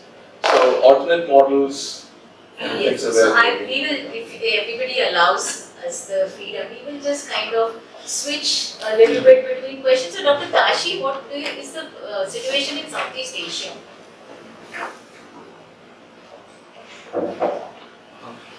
Thank you. I think we'll just Is it a similar scenario? It is a similar scenario, but then the scale and the intensity, the population scale is a little different. For example, if I talk about Bhutan, my home country, we don't have even, we have just like 2 cardiologists in the whole of the nation. So I think that brings up a different perspective, and that are located at, so that, having said that, but the health systems approach comes in place. We have a district health, we have the primary health care system, and they are enabled to do most of the referral pathways. So if there is a referral pathway, if there are health systems, things can be done. So that's, I think, and that applies, I think, most of the Southeast Asia region. Like this scale can be different, but then there should be a clear framework and pathway, and then WHO role as supporting that area. Thank you so much, and we take this opportunity to welcome Dr. Shilpa Karan, who is a cardiologist at MGM Institute of Health Sciences. We welcome you, ma'am, to this panel. So taking the question ahead, we will ask this question to Dr. Professor Savita Ravindran. So ma'am, what is, in your experience, the value that the PIR can add to the existing pulmonary rehabilitation programs that are running in the country? And is there a need for the cultural adaptation of the PIR for better implementation in India? I think that when you look at the volume of the quantum of the disability with in COPD, your initial study has obviously put it somewhere at mile between, at best, a little beyond mile. And the most probably recent things that you could access is the 2021 systematic review of looking, which came out in Lung India, which looked at the prevalence rate of COPD in the Indian population, and it was standing at 7.4%. Looking at the world data of COPD, it's about 200 million. Again, that's coming out from 2019. So it's a little later than the cardiac ones. So pulmonary group is a little probably more active in looking at prevalences. But Indian itself is recorded in 2021 as 55 million. It's the volume of the COPD issue. So the point I'm trying to say is that we have to take, as AB said, that this is a framework. When you go through the document, both for assessment and treatment, the interesting part of it is, as they said in the PIR while talking, when you talk budgeting also, they've also defined time. The time being a factor that needs to be accounted for with, I think many of our care pathways and others that come out, we do put down good proper documents. But time is one thing that we hadn't accounted for. And again, time is budget because time is money and for the volumes we have. In terms of the manpower requirement, I agree with what he's saying is we do have the manpower available. But have we able to touch the last mile? The answer is obviously no. It's not there. At tertiary, it's a very different story, and at district level. The kind of tools that the PIR has given are extremely simple, doable. You can escalate it to whatever level you want to. Are our community people, are people trained for it? I think most of the items, if you look at it, and you can easily look and say, yeah, but we're doing all of this. So it's about putting it together. But for me, I think, is there a cultural fit? You will have to be a little different because, for example, we do it at our primary health center, which is about 60 kilometers away from where we are. And we've had to adapt it culturally to some of their needs. There are some activities that they are not comfortable doing if you want to put it into the inverted commas exercise. They say, but we do this, so why should we be doing this? So you have to be willing to be a bit more adaptive. We don't need high-end equipment necessarily for running a pulmonary rehab program. So I'm quite comfortable with this framework. But I think basically we have to work with the the other clinical community, especially the respiratory medicine consultants, to get together and also do far more advocacy or awareness building within the at the district level or the primary health centers to bring this in. But is it doable by an undergrad child who graduates out? It's definitely doable. So manpower wise, whether it's physiotherapy, whether it's OT, I would say it's doable. Yeah. But how do we take it forward? That's another part. So I think that is something which the task force will have to further discuss. And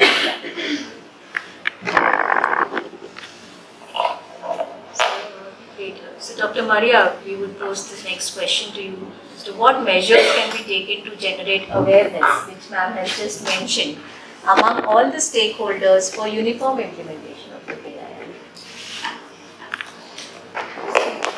We also thank you, and to say that conflict of interest where I was also a part of the peer review group for the PIR for ISO and COPD both, and being a part of the ICCPR, as KM is also the registry for the ICCPR, and being the president of the SOCPR, where we are working together for capacity building. And at the same time, along with that, we are also looking at advocacy and awareness. So when we talk about awareness at various stakeholder levels, we have to start with all. That includes students. It includes people who are going to use it directly, that is the patient, the family and the caregivers. It includes the medical officers, the primary healthcare centers, secondary healthcare center, tertiary healthcare centers. and it includes the policymakers. Now, just looking at the overview where we were just talking about whether physiotherapists are available or not. If we are looking at the Maharashtra state itself and we look at the distribution between the urban and the rural population there, the urban is around 45 and the rural is 54, which is more in the district and the sub-district levels. If we are looking at what is given as the services within those, rehabilitation as a service is not mentioned anywhere. And when they are capturing performances, among the performances you have surgeries, you have LCS, you have the emergencies, the OPD, but nowhere is the rehabilitation service by itself captured. If you're looking at the number of physiotherapy posts that are available over there, there are certain districts, like Amravati has posts for rehabilitation, Nagpur has, but overall they are not there. But there are health assistant posts, that is where we are. So if we want to say, for tertiary care hospitals, yes, through the education, through the academia, everybody is very well aware of cardiac rehabilitation, pulmonary rehabilitation. But even within that community, and as you keep moving down to the level where you actually want to reach, that awareness is lacking. So when we have the strength is our students' population. Most of us are associated with the tertiary care centers. We have our curriculum as a strength, where our curriculum has inbuilt cardiac and pulmonary rehabilitation. All over the nation, the curriculum has the component of it. Most of the PIR that is given is being practiced, is being taught. Maybe refinement of the skills as far as capacity building is needed. We have community as a subject within our that. So when we want to create awareness, we want to create a reach out programs, we can use our force that is available with us to tie up with the clinicians, as Madam said, with the community medicine people. They are the ones who are actually into the rural area and you have community posting and everything. So when you have that kind of a tie-up, you have not only created an awareness for the population, but you have also created awareness within the clinical community, and you have support of the community medicine department, the cardiology, the cardiac surgery, in order to take it forward. So that's one place where you can create more awareness to reach out to those. At the same time, at the center level, if we can make certain suggestions, or I don't know how we can tell them to start mapping the rehabilitation services, especially even in the budget, everything. Yes, you have assistive devices, neurology, musculoskeletal takes the major load. But if you look everywhere, the cardiovascular and pulmonary is very, very minuscule, or it's almost not existing. So that awareness, once it's brought in, and when you ask them to start capturing that, then probably it will start projecting and it's coming in. As an advocacy for patients and telling patients that this is the standard of care, everybody knows cardiac rehab, pulmonary rehab is a standard of care, including the medical fraternity. But when it comes to prescribing it, it is never the first option. Even after angio, angioplasty, CABGs, everything is done. Today, through the registry, when I'm working and I'm seeing, it is because I have the cardiologist on board with me that I have those references. We have changed the pattern in the discharge plan and all, that I have a few references coming in, and our students are visiting the wards from the inpatient, creating this advocacy that this is the standard of care, this is your right and you need to have it. So we will have to make now change platforms where we will have to advocate it in the public domain, in the patient population, saying that this is the standard of care after an IHD or after a respiratory, this, and if you have these kind of impairments, which are these problems, then this is definitely a point where you will be helped. And so please approach. So that is where we can do, because I understand people are busy, they may miss out, it may not be an interest, it's never, it's not taken up as a huge clinical meetings. We still don't have IPEs or IPCs where you have interprofessional collaborations or a clinical meeting that is sitting and doing it. Once these things start developing, then automatically the transfer comes. And the other aspect is the university. If the university starts bringing in the IPC points, you have fellowships in IPC or you have small certifications in IPC where you have the team that we are sitting right now over here, start having that and building, and the discussions start from there, then it is definitely everybody will start working. We were talking about it being integrated into the medicine curriculum. We have electives now as for the new NMC curriculum. In that, we had given an option for electives from our institute as cardiac, pulmonary, but they were very, very poor takers of it. And again, electives is an option. It is not a compulsion. So when you have this kind of things, putting it in place, summer program that has come from MUHS, if we put in summer program that we are giving cardiac and pulmonary rehabilitation internships as a summer program, again we have created an awareness of it. So actually if you see, there are many pockets that are available which we can start capturing and start propagating the agenda. Besides the social medias, the Instagrams, the Facebooks, the Twitters, all these are the channels where nowadays are on the public and everybody is actually viewing it. So small thing that captures it, and you put small celebrations of days, creating these awareness programs, creating caps, is going to create a public awareness telling them that this is their right. And once they know this is their right, they will automatically ask for it. So I will immediately pose the question to Dr. Shrija and Dr. Shilpa as to how do you think this is, how can we make it possible?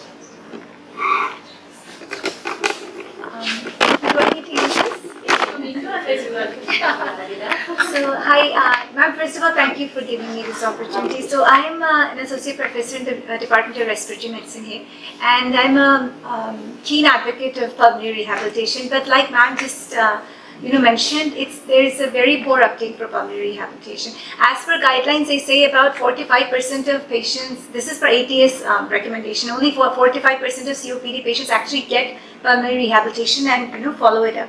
I think the numbers must be more dismal in our country, but I think the problems are where ma'am has stated. First of all, even among us clinicians, I think it should start with us. We should be the primary, advisors and supporters of pulmonary rehabilitation. So, since I am in a medical college and we have a very good pulmonary rehabilitation center here, it's easy for me to refer patients. But I see among my private counterparts, other doctors, they're not able to give that much time because this assessment of a patient takes a long time. If you're assessing a patient of COPD, it's not a 5-10 minute job. It's actually 30 to 45 minutes when the patient first comes to you.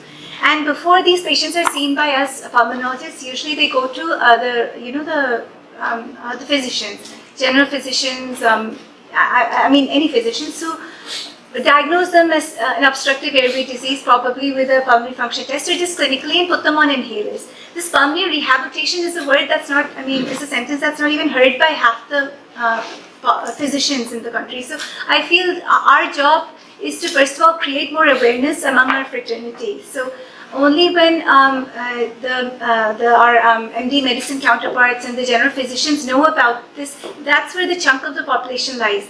I don't get mild COPDs, I hardly see them, ma'am. So the ones that you were talking about, the mild, I usually see moderate to severe. By the time they come to me, they're too breathless, they're fatigued, they have, their dynamic hyperinflation is too bad, they need everything. So we put them on rehabilitation, but that, the energy level, So Dr. Shrija, do you think like when the PIR is recommending the minimal possible intervention that is needed, can it be built into the standard of care? It should be. Like So how your bronchodilators are a standard of care. True. So how can we go about it? Yeah, so these PIR guidelines are amazing in the fact that we can absorb from it and create our own institutional guidelines.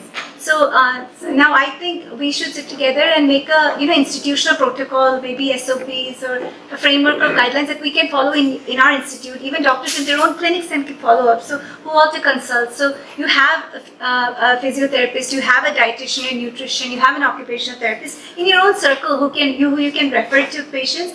And this need not be that you send everybody to a government or to a institute like ours, because patients who are treated outside, probably some doctors feel that, they get lost in the system. So if they want the patients to be kept with themselves, they can make a small network of people, the right people who you can, because it's a teamwork at the end of the day. So finally, you think that the recommendations even need to go to the NITI? Because they would be the bodies or the councils. When NITI started, like ma'am said, from last year, I remember this was an elective. I tried to bring it as an elective, but there was not a single student who picked it up. So instead, in fact, I'm in charge of sleep lab here. So sleep got more, I had 2 students coming for sleep, but none for pulmonary rehabilitation. So awareness is pretty less. So I think what we can do is, ma'am, create more awareness and give incentives to patients also, probably, because many of our patients here, they come from the rural areas. They say we have to spend 100 to 150 rupees on an auto rickshaw fare to get here. So if this thing, if pulmonary rehabilitation is incorporated into schemes such as the Mahatma Gandhi Yojana, something like that. So if things like that are done, patients will take up, because nothing works like pulmonary rehabilitation for chronic respiratory diseases.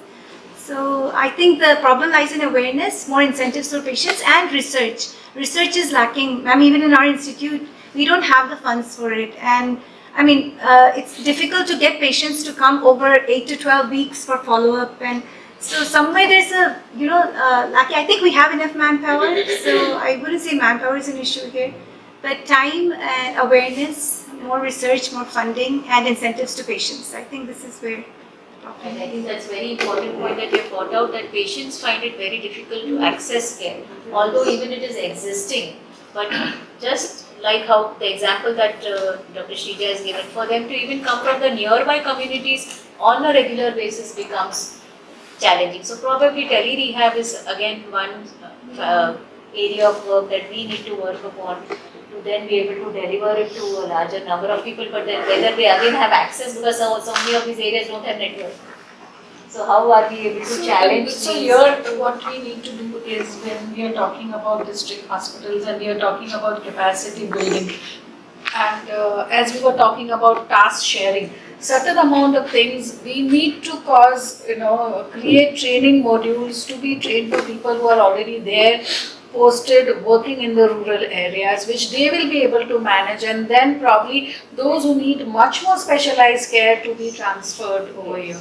So with telemedicine and the centers that are there, these can connect, and we can start developing training modules for already people who are existing over there, because they reach out to their centers closer, and then they can screen, detect, and say, okay, more speciality training is needed, and then can be transferred over, or through tele-rehab at that point of time can be put into place and work it out.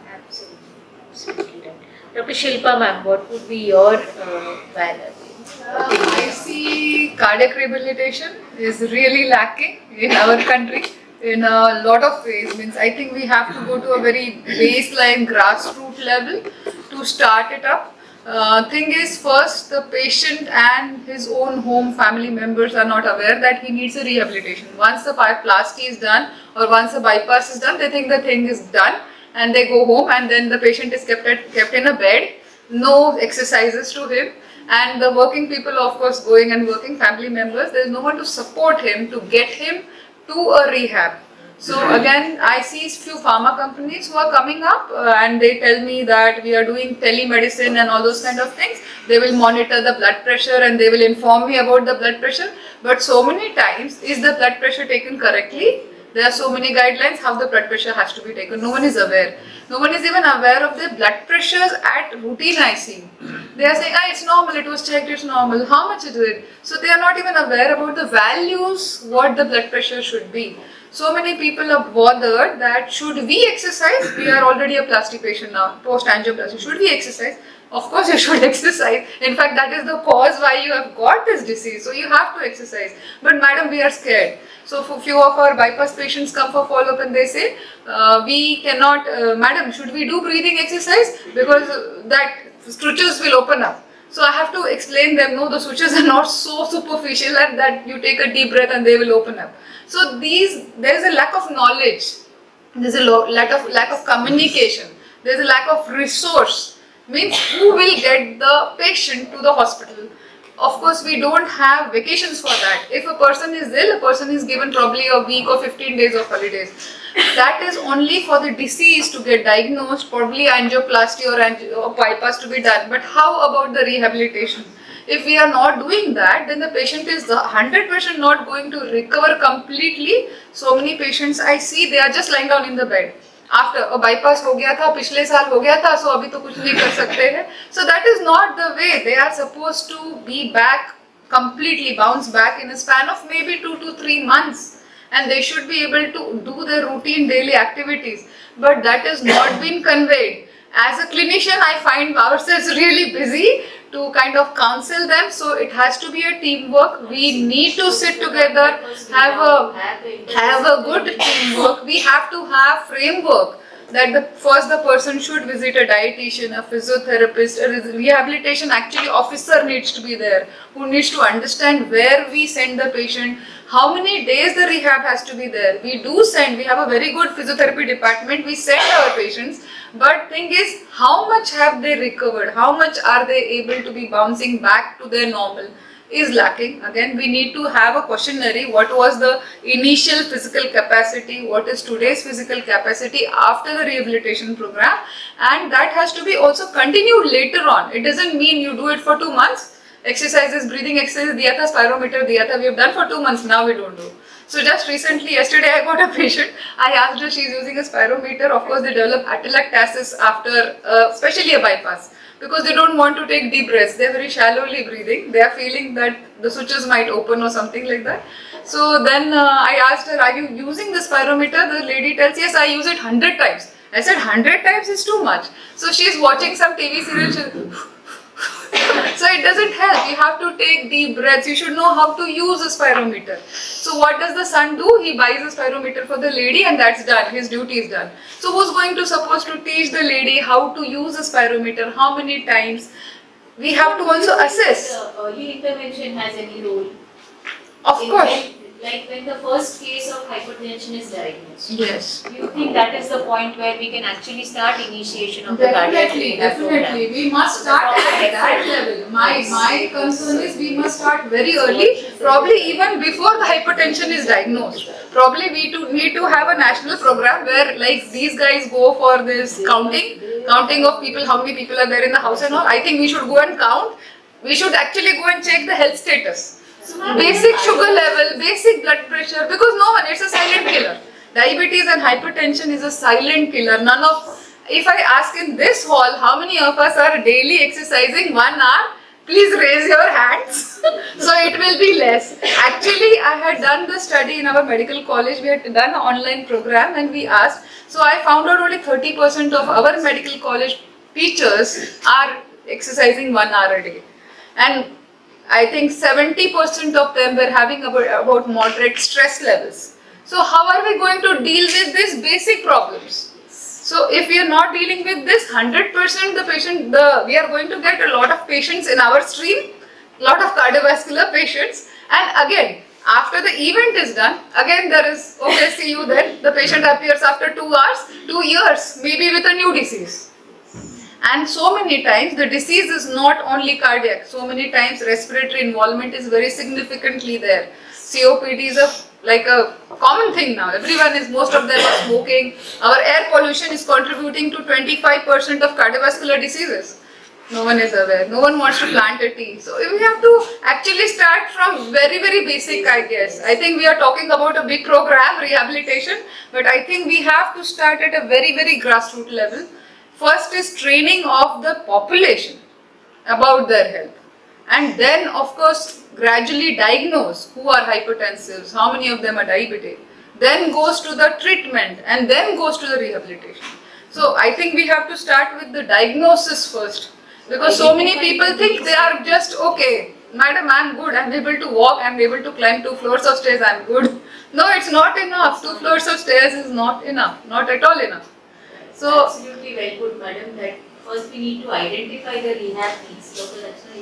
I just want to say we are giving emphasis on all this, but more important is the infrastructure, the space for exercise, because doctors are referring the patient, goes to physiotherapy, then occupational therapy and nutrition, and patient is lost to follow up. It should be outside a chest medicine OPD or outside a cardiology OPD. Patient need not go anywhere. One center where everyone comes. That's what I'm saying. IPC units needs to be. Yeah, but because that is there. At that point, if everybody talks and discusses, then the patient will understand. In our setup, doctor is God. If doctor does not refer, 10 times he'll say the patient. And most of the time they don't. After referring also resources are less. Like I told, who will get the patient to the hospital? Who will spend for the auto rickshaw? So I think we are very well set to ask the same question to Dr. Anjali. We say, what are the challenges and the barriers? Yes. So if you are thinking of the tertiary centers, comparatively the problems are less. People are, they can come to the centers, facilities are available. But if you look at the primary centers, then Secondary is not there. yes, the CHCs are there. It has a, they have to look at about 1200 people, 12,000 people, and there is one medical officer there, there is one physiotherapist there, and there are many other people. So the primary health center can refer patients to the CHCs, and we have the Ayushman Mandirs now. The sub-centers are now converted into health and wellness centers. And there are people there, there is one medical officer, he is an Ayurvedic person, or maybe BSc Community Medicine. And there is one male nurse, one female nurse, and they have been allotted spaces. You will not believe there are about 1.7 lakh such centers, wellness centers now in India. And there is space allotted, there are 2 beds there, there is oxygen supply, I mean there are oxygen cylinders there, oxygen concentrators there, and these people, the people who are working there, they take care of about 8,000 to 10,000 people. And they are supposed to, they have been allotted so many activities: antenatal care, postnatal care, neonat care, immunization, so many activities. In that, screening is one of them. So you must have seen those in the newspaper, it had come, no, some time back, that BP levels have increased. So they do the regular screening and they are taking care of the elderly people, they are doing palliative care. So we can, we can train them probably to yes, they can be trained. Yeah, they can be trained and taught few of the activities, not all, because exercise testing and training will become little difficult. So maybe that can be done at the community health center, and then they can be taught how to do the. So ma'am, do you think that the task force, one of the agenda can be that we identify what are the competencies that can go into task sharing? Yes, And what are the core competencies that need to be retained by the experts? The therapists who are there at the CHCs, they have to be taught how to do. I mean, skills need to be there. So, training can be done. So, I think that is a better way of tackling this, because if you want to reach to the masses, then that is how it has to be done. And government has made that provision already. So it is possible, and government is already providing money for treatment. PMJ is there who is providing, but the aftercare is not there. The rehab portion is not there. Yes, and when we talk of patients, the patient, not only the patient, the relative has to come with the patient. And screening, like Madam said, we need to tackle the physicians. Physicians need to be sensitized, and we also need sensitization of the community. We can have videos, documentaries, some success stories, something like that, so that we can make people aware that this is useful, beneficial, how it is going to benefit them if they take the program. So probably something like under that. the cover of or under the larger umbrella of WHO, which has established its what do you call it? It's a brand by itself, and something where if you say that this is prescribed by WHO, there will be probably a greater acceptance of the interventions. Do you think that that can be a scenario? I think it's important to consider health literacy of individuals, because obviously it's important to reach out and create awareness. But when the challenge that India faces overall is literacy, and the way we present awareness or education and even early screening is at a very different level, and we expect everyone to have basic levels of schooling and understanding, which unfortunately does not. So there is that mismatch between the population's actual health literacy, which not only means their understanding of disease, but how they seek help, health-seeking behaviors. So unless you, that has a greater social reform that needs to happen. And yes, it all happens simultaneously. Everything is interlinked. You can't say start with this and then that happens. No. But we need to consider that. And our awareness planning or reaching out to the community needs to keep that in mind. So has ICCR already having any health literacy documents or videos that are already out there in the domain? So ICCPR, as such, we are looking at a lot of educational domains. There is something known as the Cardio College, which is there. Again, it's translated into different languages, which allows it to be used. But again, we need to factor it and tailor it to our culture, because none of those would be applicable to our context. And unfortunately, India is so diverse that within states, you have variations. North to the south of the state, you have variations. Forget north and south of the country, east and west of the country.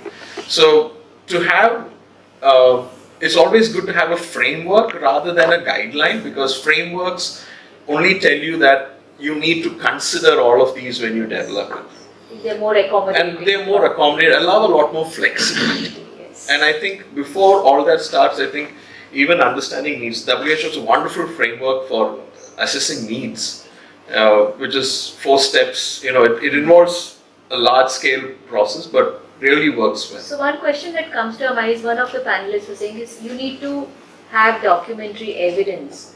So do you think the task force can also take up that? What is the minimal documentation, say XYZ, that can be incorporated in our evaluation protocol for, say, for example, muscle outline of the functions that we need to evaluate? So actually the PIR covers that, and it also talks about who are the professionals who can perform these. Yes. So we have actually defined a lot of those. But as you say, it's a framework, so it's more broad in nature. It's a broad in so nature. Can we come down so that we have uniform evidence of success or outcome measures? Probably what we need to define is on, like for example, in the cardiac rehab registry, we have defined key performance indicators which we use.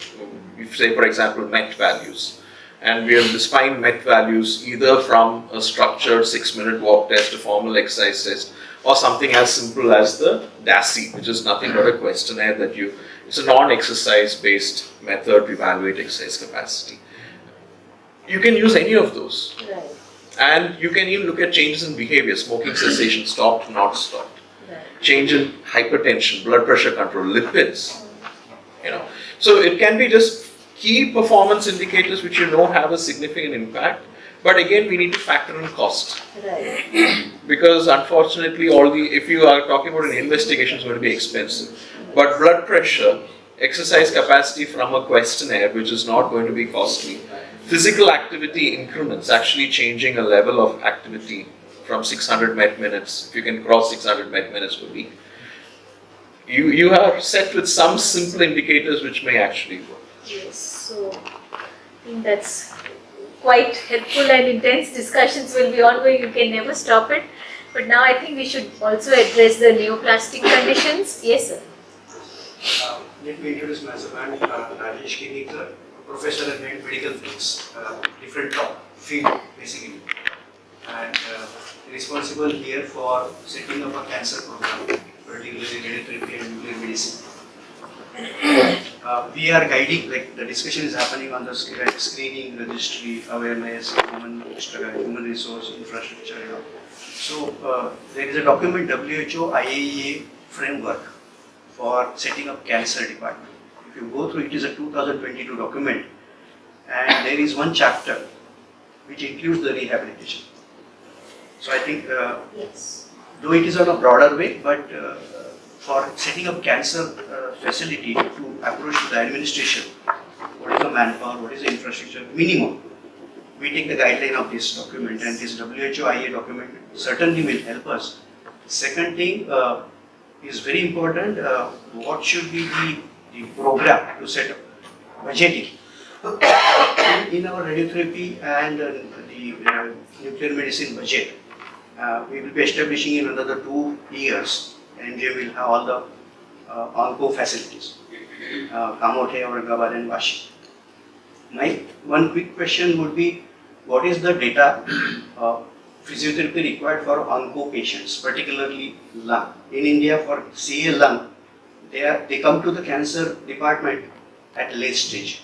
When they come, they are at the stage 4. The reason they are treated for the TB and other things.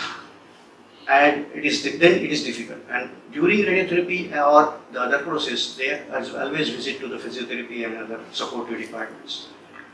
To include the human resource, whether it should be a part of this program, or either the physiotherapy department can separately put up a proposal, maybe an onco physician or onco supportive staff or the technical staff.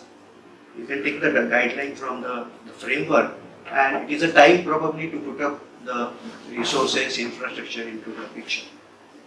But so I think the integrated care is what everybody is talking about. Dr. Prashant, would you have any observation on how we can get rehabilitation as an integral part of oncosurgery or rehab?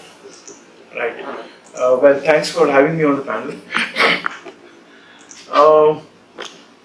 For including rehabilitation into onco, as Dr. Kenikar was also saying, we need more interaction between the clinicians and the physiotherapists.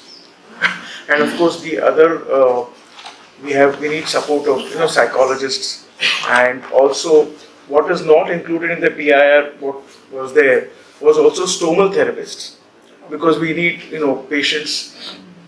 They have colostomies or ileostomies, and they need rehabilitation for that, apart from the routine physio. So one is an interaction between the physios and the clinicians. I mean, unfortunately, the clinicians can be a little distanced from the physios. So, I don't know, I mean, somebody has to take the first step in, reducing this distance. So the physicians are aware that when the patient walks into my consulting, to our consulting, we need to start thinking of how we are going to, one, optimize him, because I am a surgeon. So my thought process is, how do I optimize him? So I need to get rehabilitation for him. So I start thinking, we need to have nutritional rehabilitation also. So that includes, the dietitians also need to be on board. So that, as well as a combination, somebody who can understand just nutrition, dietetics, and also muscle, because you need to evaluate you need to do a nutritional assessment of the patients. So that helps you optimize them. So you begin your journey with optimization, prepare them for surgery, major surgeries, and then if it's the same team, of physios who will take the same patient, so there is the patient also knows the physio, and because, for example, now when I'm doing major GI surgery, so I hand them the spirometer as as a part of, because upper GI surgeries is associated with a lot of cardiopulmonary problems. So we hand them the incenter spirometer, and see, I'm not the expert how much to draw in and at what level the spirometer has to be used, so we get them to do that. So that is, and we follow them up in the post-operative period also. So that is one thing.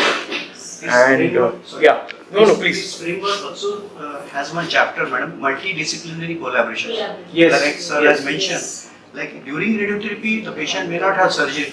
Lung cancer is non-resectable. If it is, but during radiotherapy, it may happen, the toxicities and all, and then we refer. The technician tells how much to breathe because we take care of the motion management during treatment. We do also have the spirometer and all, but he may not be, or he or she may not be the right person, like sir has mentioned, what is the capacity and all. The concerned department can take. Just like what Dr. Maria has Yes. mentioned, that has to all come together into all the disciplines. So first we can have evidence how many is the number, what is the number of onco care for visiting. Based on that, the framework and a task force with multidisciplinary approach. Dr. Anuradha is the perfect person to tell us I know. about onco. So yeah, before I thank you very much for inviting me and giving me this opportunity. See, as we were already discussing so many things, like, where you say that there has to be advocacy, there has to be education, there has to be awareness, like, I'm fortunate enough to work in a very premier cancer institute, okay? So where the awareness part is well taken care of, the clinicians are well aware about the role of rehabilitation and role of physiotherapy in oncology care. And we already have a multidisciplinary, we have all the fraternities of rehabilitation in Tata Hospital. We have the speech language pathologists, we have audiologists, we have dietitian on board, we have the occupational therapists, physiotherapists, psychologists. So we are a multidisciplinary force. In fact, we have conducted 3 international cancer rehabilitation conferences in our country, where all these 7 disciplines have come together and functioned as one unit, and have called international speakers from every fraternity and have taken delegates from all fraternities across the country.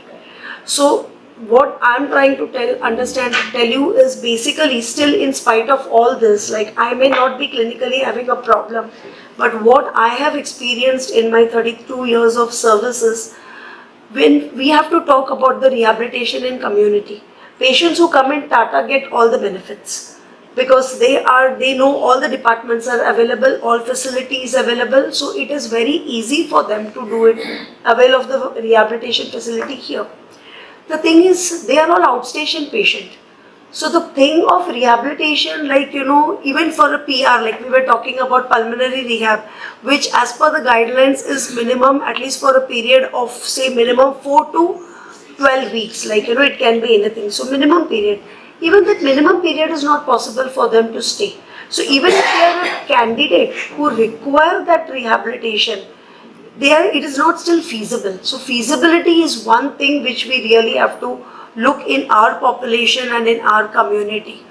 Now, sending these patients back with a home program, again, we don't know how much adherent they are, what is their participation, and again, loss to follow-up is there. So they don't come back to you, and we don't even know, like, whether they have benefited or not benefited. Tele-rehabilitation, yes, will work in all these things, but I would say that, like, tele-rehabilitation has got its own limitation. Like, remote areas may not have the network, patient population are so poor, they may not even have a smartphone for that matter. So these are the things we have to really look. Onco rehab, I would say, curriculum wise, I would request all the, like, person involved in planning or plotting the curriculum. I can still say the therapist, because I'm running the oncophysiotherapy training program, and we get the qualified physiotherapists and masters who get enrolled in this certification program, and even they don't know. So I feel cancer, it is such a neglected thing, oncology is so neglected, that in the curriculum, at least there should be something, what basically oncology is, what are the different cancers, what are the different treatment available, and what this treatment can cause problems. Because half the times, even the people don't know what are the problems. Even at the clinician level, they think that it's just a side effect, but they are not aware that these side effects can be addressed. Even clinicians cannot do a proper referral. So timely and proper referral is very much required or needed when it comes to giving a proper optimum rehabilitation where oncology is concerned, even physiotherapists for that matter. How many physiotherapists really come forward to work with cancer patients? I'm afraid, and I'm very sorry to say, very few therapists really venture in this area, because this is still a neglected and a downtrodden area, not many. Now at least there are therapists who are coming voluntarily and enrolling for this program, because they have realized that, so many opportunities are there. Many cancer hospitals are opening up, coming up. Now all the multi-speciality hospitals have one unit of oncology where there is a requirement for rehabilitation, and they wish to come and enroll and train. But if you really go to the rural part, as she said, as Dr. Maria said, forget even a PR, even awareness about a cardiorespiratory rehabilitation, they are not aware, which normally day in and day out you're coughing, breathing, you're feeling breathless in spite of having all that symptoms. So you just expect what you can think about onco rehab. The concept is something not even heard of. They don't even know that this exists or this is there. So I would first say that, before we can really advocate this practice PIR in onco rehab for a city like Mumbai, where it may be possible, where you can have this accessibility. But I think you have to really look at distant area where, even physiotherapists are not there who know that they can. So I think we have to train not only at the academic level. So at the university level, you inculcate or imbibe some kind of curriculum on oncology. Later on, at least during their internship, you make it a point that few weeks they are exposed to an oncology hospital, so that they know what kind of patients they are supposed to see, and what are the problems they are supposed to face, and what they have to really rehabilitate. So when I feel that all these things, when it is put together, we can at least give some amount of optimum onco rehabilitation in the community. So although we say that cardiac and pulmonary rehab are fairly well established, but onco rehab has to go away. It's I a think baby. Anuradha is right, but I don't think we can make it that bleak. It really is up to all of us to look at going in the domain of onco rehab. At Bangalore, we've done it. I think the biggest strength that we have is that we have an undergraduate, postgraduate student power of people who can be inbuilt into it. So at our center at Ramaya, we have an Institute of Oncology. So we've started prehab is a mandate for every patient. And so what we do for all the people who are on Ayushman Bharat and all, we are with the clinicians, the surgeons, and it's now a care pathway for us. So we've already decided we get them to be admitted about 4 days before on the Ayushman Bharat. So at that time, when they finish their initial assessment, we put them on endurance program, we put them on the strength program. We've done a pre-post of those who couldn't come versus those who come. The surgeons clearly say, I want my patient in 4 days before. So I think please put them up, and then I'm willing to operate, because the outcomes post-surgery for them to be coming out. Like he says, we do sarcopenia assessment for all the prehab admitted in. So, and we do the ultrasound thing with the radiology department, and then so we know their levels of where they are. But we then work with nutritionists, tremendously, and we sit in radiation medicine OPD. But we have now encouraged PhD scholars who are going to be with us for 5 years, who've taken up PhD in oncology. So we have one, for example, who's doing oromotor, and she's going to be for 5 years. She, after the surgical intervention, sits in the radiation medicine OPD. We pick people from there. We give them the orientation. We do the videos for the mouth opening, for the fibrosis that happens. So, and we sit with the dental college. So I think now Priyanka will be able to tell us about the So therefore there's a lot. I don't think it's a not possible. Yes, possible. There are gaps, there are things, but I think if you want to step into that domain, you've got to go. Because like we've talked about, so many of the factors are common. Yeah, common. We have our third years who are posted in onco wards. And so we have, like she said, we do the fatigue assessment for them if they are on chemo, and then those who are severely fatigued have a different exercise program. Those who have mild and moderate have group exercise, which is managed by the undergrad and interns.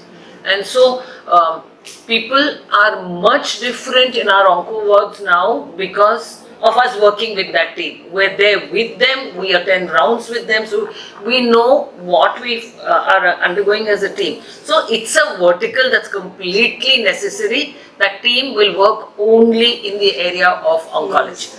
And as he like, said, delivering you need to have the same person follow up from prehab through surgery, through post-surgery, through their chemo, through their radiations, and walk the talk with them. And later survival. Yeah. Because that is where the lacuna again comes, like, because throughout when they are there in the hospital, they keep on visiting, so it is very easy for us to, give the benefit of rehabilitation throughout their entire field of treatment. The thing is, once they are cured of the disease and they go back into the community, there are some long-standing problems they face even as a survivor, So awareness of that, like, and educating educating not only these patients but their family members, the clinicians where they are going to go back for a follow-up is very important to address. Because then that is where the survivor program also comes in the picture, and we have very few survivor programs happening like that. So here, as ma'am was saying, for the care pathway, many of the private colleges, private institutes, and even now the government is going for NABH accreditation. So within the NABH accreditation of all departments, if in that care pathway, starting right from the beginning to the end, rehabilitation is a part of it. Rehabilitation is a part of the care pathway, because you in an NABH accreditation, you're going to have the indicators, you're going to capture them, you're going to mark them. It automatically starts capturing and putting things in the right perspective. Many hospitals do have electronic data records. Through the electronic data records, probably that data also can be removed and captured as to how many of them are actually receiving rehabilitation services and how many have been missed. So we can look at the missed opportunities as well as those who have received the services. Yes, I know. Yes. So we will just take your questions, sir, after Dr. Priyanka has. Good afternoon, everyone. Thank you for giving me opportunity to speak about the nutrition and rehabilitation. And yes, nutrition is one of the, as we all know that nutrition is one of the basic needs, and it is like very much important to for the prevention, for the treatment, for the management of the therapeutic conditions. That is very important, and in WHO PIR also they have included this nutrition as one of the functioning domain.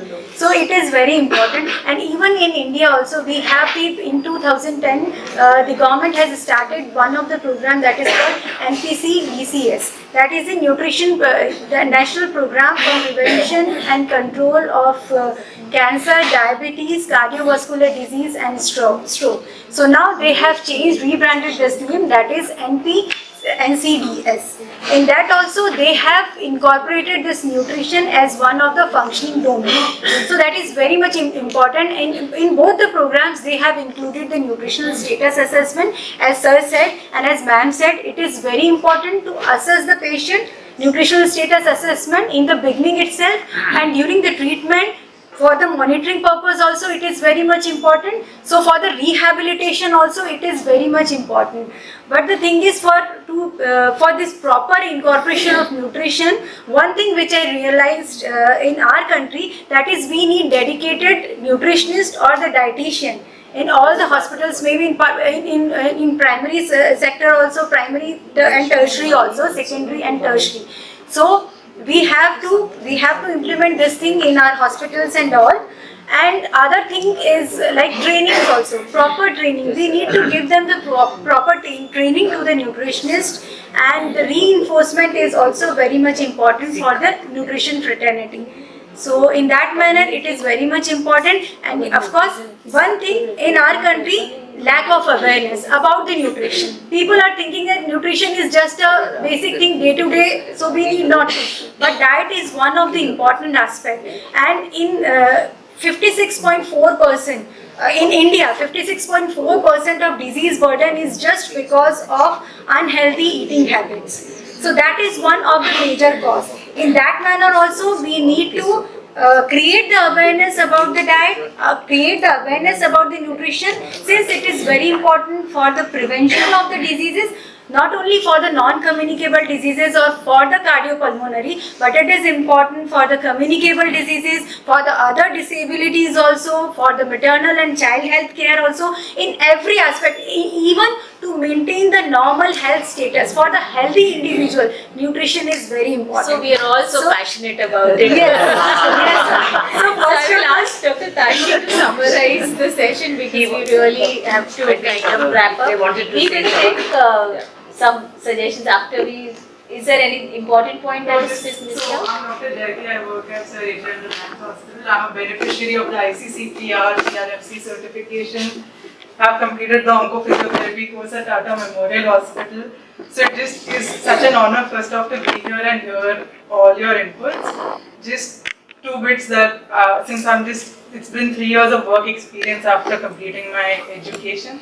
There were a bit of points which talked about the gap between the physicians, the surgeons and the physiotherapists. Since we're all in the working professional space, what I've seen, what has helped is having middlemen like coordinators, patient executive staff to look into these little nitty-gritties so that both the teams can work in their professional spaces while some middle person is actually doing the coordination with the patient, because at the end of the day, if you're just calling the patients, why aren't you showing up, that takes up a lot of professional valuable time.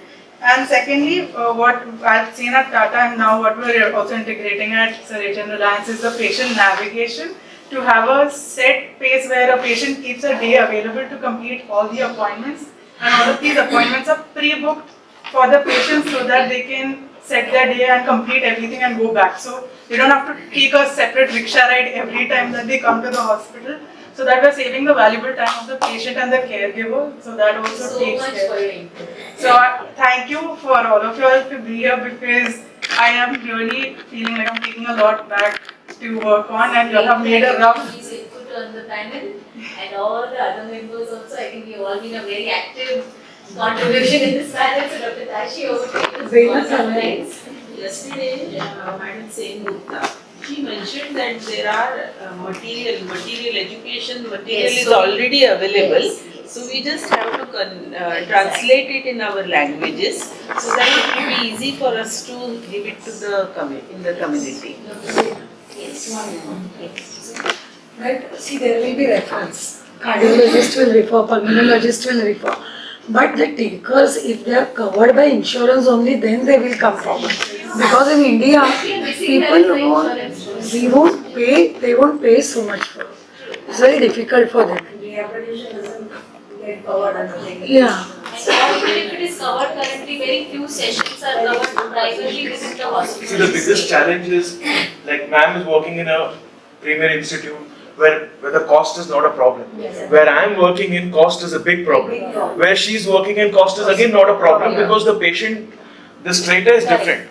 So that is something So that we like need to we said address. that India is geographically very different. Yes, very diverse. Socio-economically very different. So there are so many levels which, it's like an onion, you go on peeling and that's something new emerges. Please.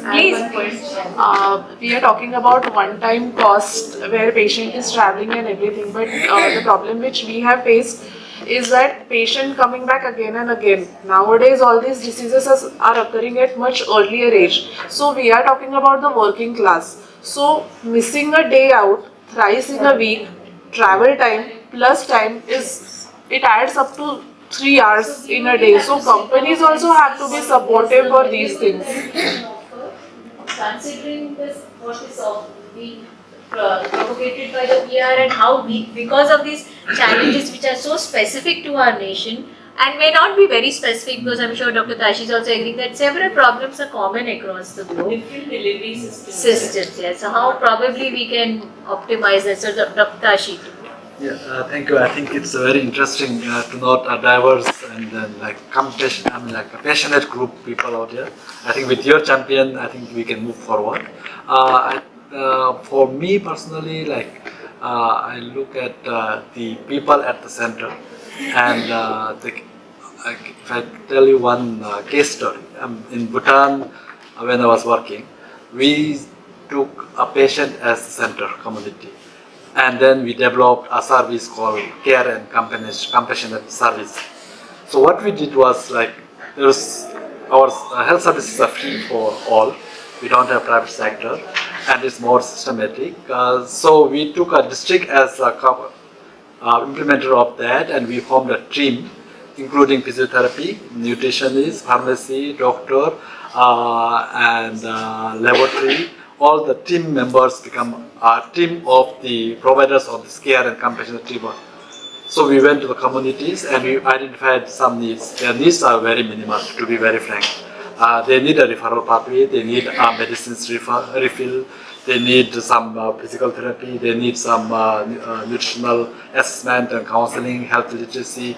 All those things, I think it is possible to deliver if you break down into and then really see what the patient needs are there, rather than looking at the disease condition point of view. Say what the patient needs are there. So I think if you look into that direction, I think we can implement and make a difference. Of course, like social security and budget comes into place. But then it was, some countries have shown that it can be made possible, like for example Thailand, under the universal health coverage, rehabilitation, assist technology, supplies, are all covered under the rehabilitation universal health coverage bill. So I think if we work together, even diverse and a large population of India, we can work on something. And then, I mean, like, this is the way how we can show forward. And this framework is just, I mean, like, the beginning of it. WHO does not prescribe anything. It is the countries to take it forward. We can always support, and we need champions. Thank you. So we extend all our support and thank you very much for being here with us, and thank you to all the panelists. So Thank you all the panelists. It was an extensive discussion. May I request Dr. Beda ma'am to felicitate Dr. Tashi.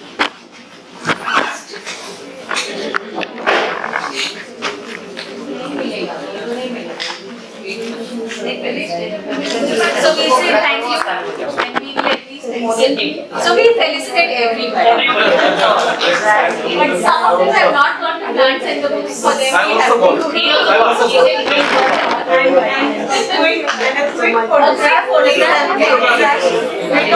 because we need all of you to join the main session. Yes, and just hand one over. Please come for the photograph. All of you, please join. Of common neurological conditions. We are going to discuss about 6 neurological conditions here. I'll just display the PIR, the package of intervention for rehabilitation for neurological conditions.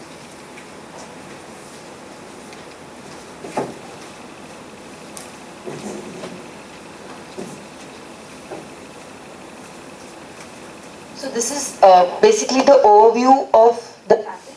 So the entire package has 4 domains basically. There's a assessment, intervention, material resources that is required for attention, for assessment and intervention, and the workforce. So the package defines these 4 domains for each of the condition. In this particular neurological conditions, they have included stroke, Parkinson's disease, dementia, cerebral palsy, spinal cord injury, and cognitive mental disorders. And there is one more package for developmental disorders which has autism and mild intellectual, I'm not sure, it's mild intellectual disability. Yeah, intellectual disability. So when they talk about assessment intervention, it's these more or less these domains of assessment that we need to do, and the material resources that are required for assessment intervention, and the workforce that will be required. Also the time, how much time should be allotted or how much time is needed to assess a particular function is also given in the entire package. So the broad spectrum, the broad areas are mental cognitive functions, speech, language and communication, dysphagia management, pain management, bowel and bladder management, cardiovascular function, motor function and mobility, exercise fitness, activities of daily living, education and vocation, community, social life and self-management. These are the conditions: stroke, Parkinson's disease, traumatic brain injury, spinal cord injury, cerebral palsy and dementia. We'll just open one. So if you take an example of stroke, so what they've done is they've given us a guideline or a package where in mental cognitive function what needs to be assessed and what is the intervention. In vision, what needs to be assessed and what is the intervention. And further on, for each of the 12 domains that was put up in the slide, they've given a detailed what is the assessment and intervention that needs to be done, but this doesn't actually define which outcome measures can be used. Probably that is something that we will go on with the discussion, how we can adapt the package for our context.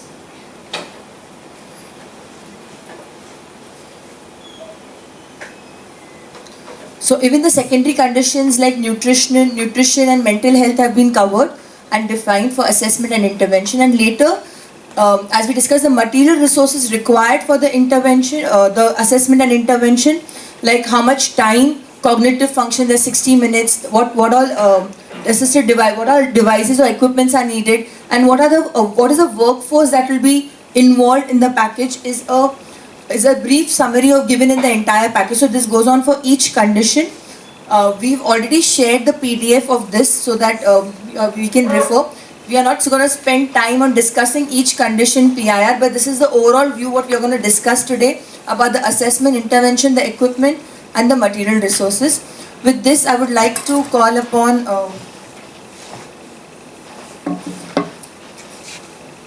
Dr. Sindhu Thomas. She's an assistant professor with MGM New Bombay College of Nursing to share her experience taking care of a patient with stroke.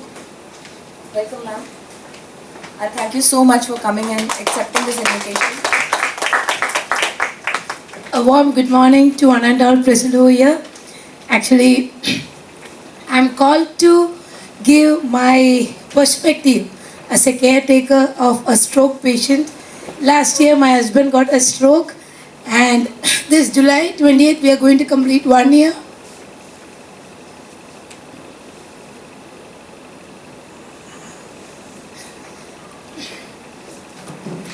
The journey was not easy. Actually, it is easy to work in the professional level and speak like this because once I was on leave for 3.5 months just to take care of my husband. Then later I came back and I also organized a national pediatric conference with much confidence. Once ma'am has asked me to share on this, it's something to do with personal and it affects, yes. I would like to share my experience. Actually, I was at work and my twins, I am blessed with twins of 8 years, and they gave me a video call telling that Papa is falling down. So I just saw him that he was actually trying to get up on the wall. So I asked, what happened to you? Did you slip because of water? He said, no. I said, is your any side is weak? He said, yes. I said, okay, then we will arrange someone. Immediately I told my children to give a call to the watchman, and we have a stroke patient in 13th floor. So I said, arrange a wheelchair. I'll come back soon. So it was really raining, and I rushed home. I just informed my college and I just rushed home, and I immediately shifted him to MGM Vashi, so part of a college. Since I'm in a medical setup, actually I would say the system was a little more easier, but that is not the case of a normal person, because the 13th floor, the victim, is the father who's the breadwinner of the house, got a stroke and they couldn't even recognize it as stroke, and overnight that patient was affected and still he couldn't recover much, and he had a fall maybe in a year or something, and he also had a left hemiparesis, but his right hip fracture has happened. Now he's more bad condition actually. So what happened to me is, once I came home and immediately shifted him to MGM Vashi Hospital. Since I'm working with this institution for 14 years, I have a good contact with all the branches of MGM, and I informed, and they really took care of my husband. And he had 2 days of flu, and that's why he was in isolation ward.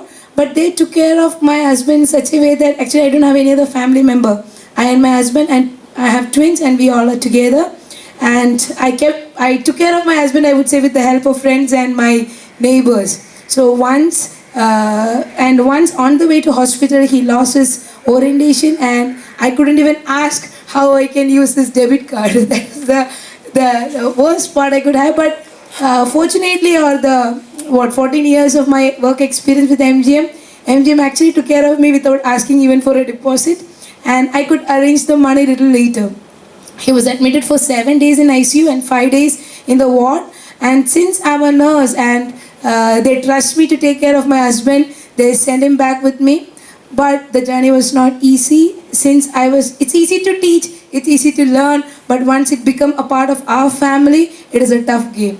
And once he came back home, the chest infection was actually resolved, but again he got a chest infection, and I was treating him for that, and doctors actually came home, and I would say my friend room become an ICU setup with all oxygen, suction apparatus, everything was there at home, and I took care of him, and I could arrange physiotherapist for a chest PT for initial pain, and once he has resolved with all the respiratory conditions, we started with all the physiotherapy. But to get a good person to see the prognosis was a tough game. So then I had a friend who really took an initiative, and he himself took an initiative to take him to gym and started doing all the exercise, whereas by 3.5 months I could take him out in a wheelchair. By 4 months we made him start walking, and now it's already going to be 1 year, and he started driving the car and dropping my children to school, even though his left side is not functioning well. The thing is, he could raise his left hand and he can walk a little bit. He used a walking stick, but he's trying his level best that he need to come out of that as well. Then I would say that in the rehab pack, I wanted a speech therapist because he was on continuous RT feed when he was shifted to the hospital. So I asked her how I can start the feed. So one time she has told me how to do it. Then I myself have started all the food for him, because he was on RT tube on continuous feed, he was on urinary catheter, and his bowel and bladder was not under control. We used to keep him in diaper. Now he is able to do everything except bath. So he waits for me for a bath. So otherwise he tries his level best to take care of or being a part of the family. Even though it was a right thalamic bleed, his speech is not affected, his memory is also not affected. So I really thank God that it's not easy, but still we are going on, and I'm going for a doctor's checkup after this for continuation of the follow-up. Thank you so much. Thank you, Dr. Sindhu. It's really commendable, but it's because you are from the health profession, probably it was better and you were much aware, which is not the scene with our otherwise people. I would call upon Amrita Ghosh to please felicitate Dr. Sindhu.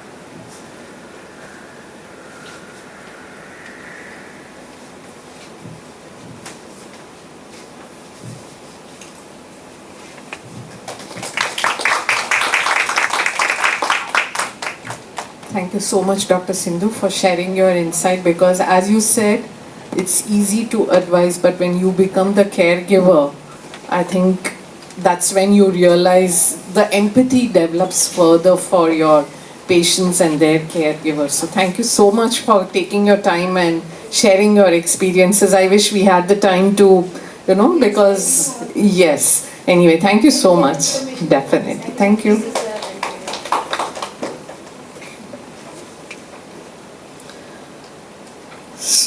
This I call upon our moderator for this session, Dr. Sai Lakshmi Ganeshan. She's an honorary professor with MGM School of Physiotherapy, Navi, Mumbai. Ma'am. Thank you, Triveni. So I call upon the panel members, Dr. John Solomon, Dr. Asha Chitnis, Dr. Anuradha Pai, Dr. Harvinder Chhabra, Dr. S.P. Goswami, Dr. Chandana Bhagwat,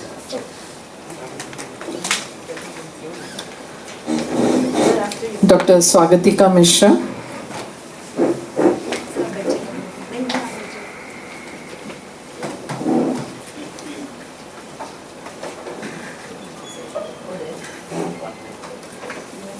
so I have with me Dr. Mohammed Ashil, who's, I think all of us know him by now, and he's a chairperson.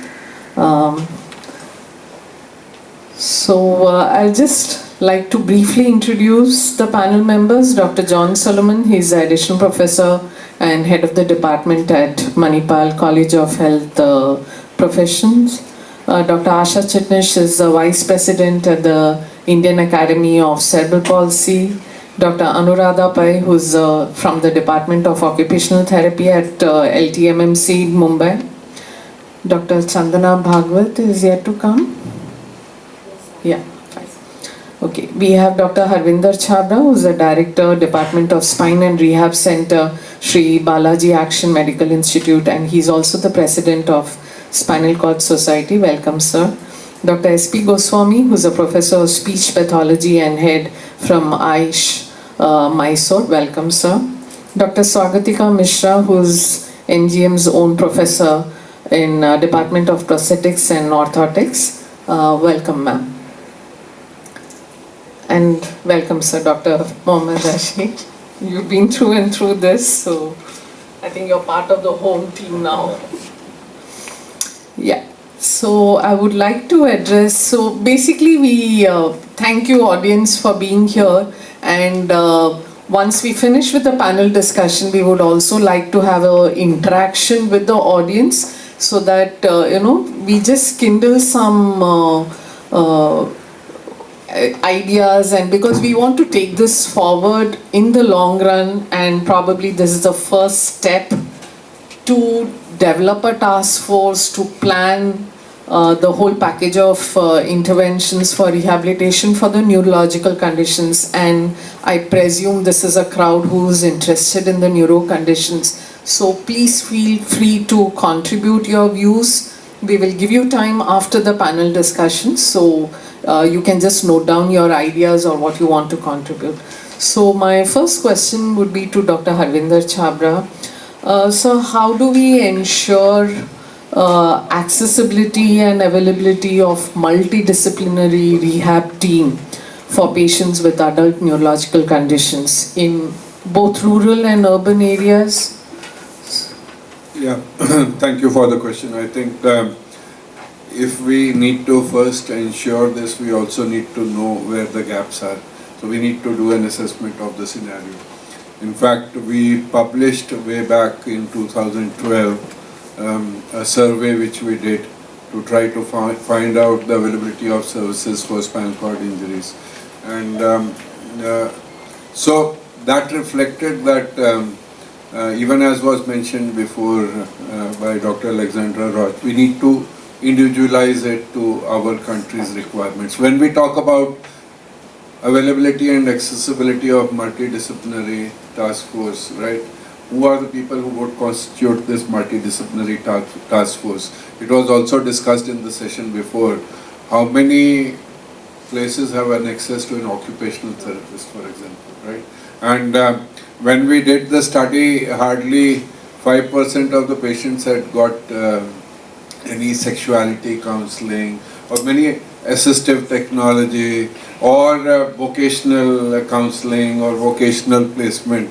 So first we need to redefine, as was also discussed, what would be the standards for our country. Can we do multitasking? Very often it is the physiotherapist who multitask for the occupational therapist, and very often occupational therapists for the orthotist and prosthetist or the assistive technologist. So we need to brainstorm and find out what would be an ideal multidisciplinary team in our scenario, which could be made available and accessible to the country. So availability and accessibility also, these terms are again very important, right? We published neglected traumatic spinal cord injuries, right? People who do not get access to comprehensive services even up to 30 days after the injury, right? And our survey brought out very interesting facts. The cause for neglect was mainly not economic reasons or logistic reasons, it was lack of awareness. And the lack of awareness was not only amongst the community, it was amongst the professionals. For example, in a study, more than 80% of the patients who got a spinal cord injury were sent back home after a surgery without any rehabilitation. And they came back months after the injury with n number of complications per se. So, I think when we talk about availability and accessibility, it again becomes mainstreaming rehabilitation. That is the theme of the conference within the country. And we can't talk about that in isolation. We have to talk about the full mainstreaming. Otherwise, availability and accessibility would not be there. So, and the general principle of mainstreaming would be that it has to be embedded in public health principles. So, I have been also involved with two other initiatives. Dr. Ashil was part of it. We, in 2018, had an injury prevention workshop which I coordinated under the aegis of Ministry of Health and Family Welfare. And we brought together various societies, and ultimately today we may have an injury prevention program in the country seeing the light of the face. Another was last year we had Spine 20, which is global advocacy group of various societies, which gives recommendations to the G20 countries on spine care. And I've been involved because I was the president of Association of Spine Surgeons of India before, so it was held under my chair. So when we were implementing for the recommendations, we found out that none of the countries across the globe have a national spine care program. Even though the spine is the commonest cause of disability, as also recognized by the WHO, back pain is the commonest cause of disability. So we've been working with the government for a national spine care program, and I've been interacting with Dr. Vinod Pal. We have given a proposal to them. So it is very evident that unless you put up a proposal which is embedded in public health principles, it will not see the light of the day. And you can't just see what happens in the tertiary level sector. So you have to look at primary, secondary and tertiary level of care. How do you mainstream it? For example, if we embed something such that the Ayushman Arogya Mandirs and the community health workers, you train them into basic services, and then you set up some referral service principles, standardizing assessment and interventions, etc. And the key becoming again training of the individual into rehabilitation and education. And then set up a service such that they go to the secondary system, which could be like sub-district hospitals or community health centers. And then the medical colleges and the AIMS, 24 AIMS, 26 AIMS which are coming up, they could be tertiary health centers. And we try to train staff at each level. So when we went into it, I found out a very interesting back pain clinic model which has become part of public health service in Ontario in Canada. And it is something which could be totally replicable here without much expenditure. I think there are possibilities. We need to brainstorm and come across it and embed it in public health principles and come up. I won't take much more time. Thank you so much, sir. I think you're resonating so many of our mind voices here, and this is what we all feel about it, and definitely I think this is one step that we need to take. Thank you so much for your insight through your experiences, so thank you really.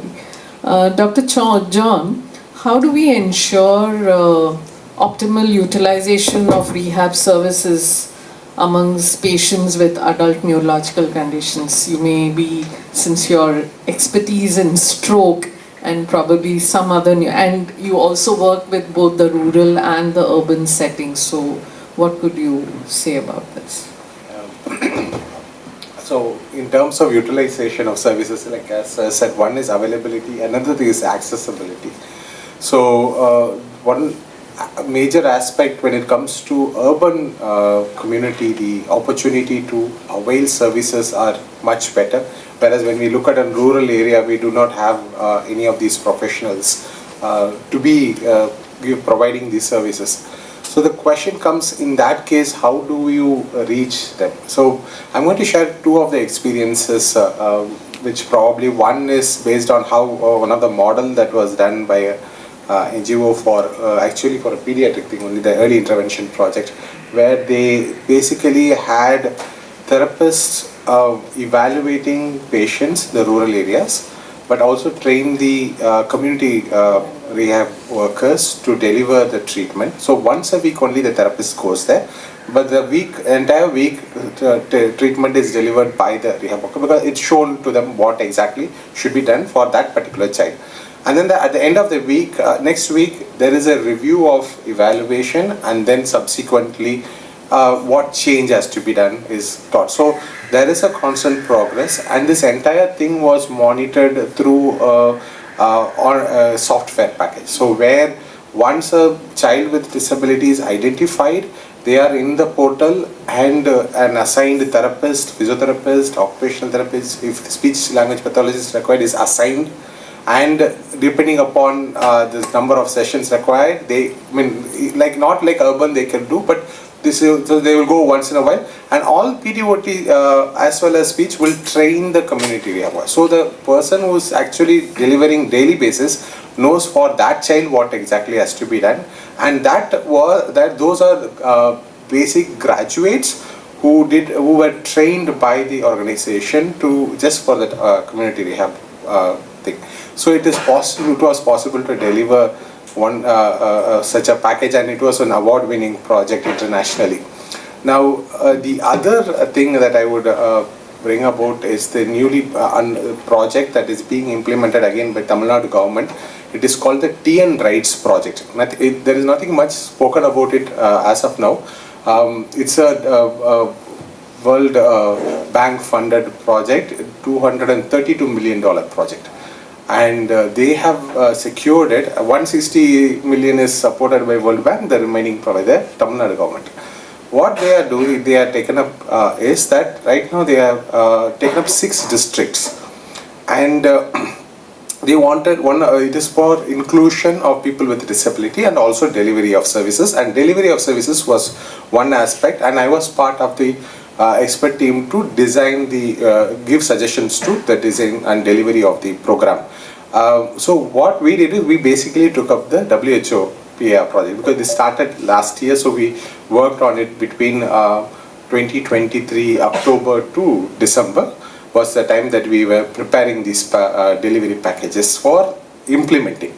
So one of the main things, what were useful for them was in budgeting, the equipments needed list was available in this. So it was basic things, so they could budget it. And then when it came to professionals, the number of professionals needed in different setups, one, that's where they were not able to budget so many. So they decided at a district hospital level, they'll have as much as possible the recommended rehab professional group, PT, OT, speech. These 3 as primary definitely should be there, plus additional dietitian, rehab nurse, and were budgeted. And at a PHC level, which will be the spoke centers, at least any one therapist as of now, who would probably do almost like a transdisciplinary approach, but they will have some delivery model. And subsequently, the next thing that we looked at after the professional, equipment, professional, next is assessment and treatment delivery. And then when we looked at it, that is where the task was more difficult. For us to identify which assessment to be done, by each professional was very difficult. We could not identify many that are developed for Indian setup, and so we did take up international recommendations, but we also tried to find Indian ones and whether there is cultural adapted ones, and there were very, very less. So that's a big lacuna in that area.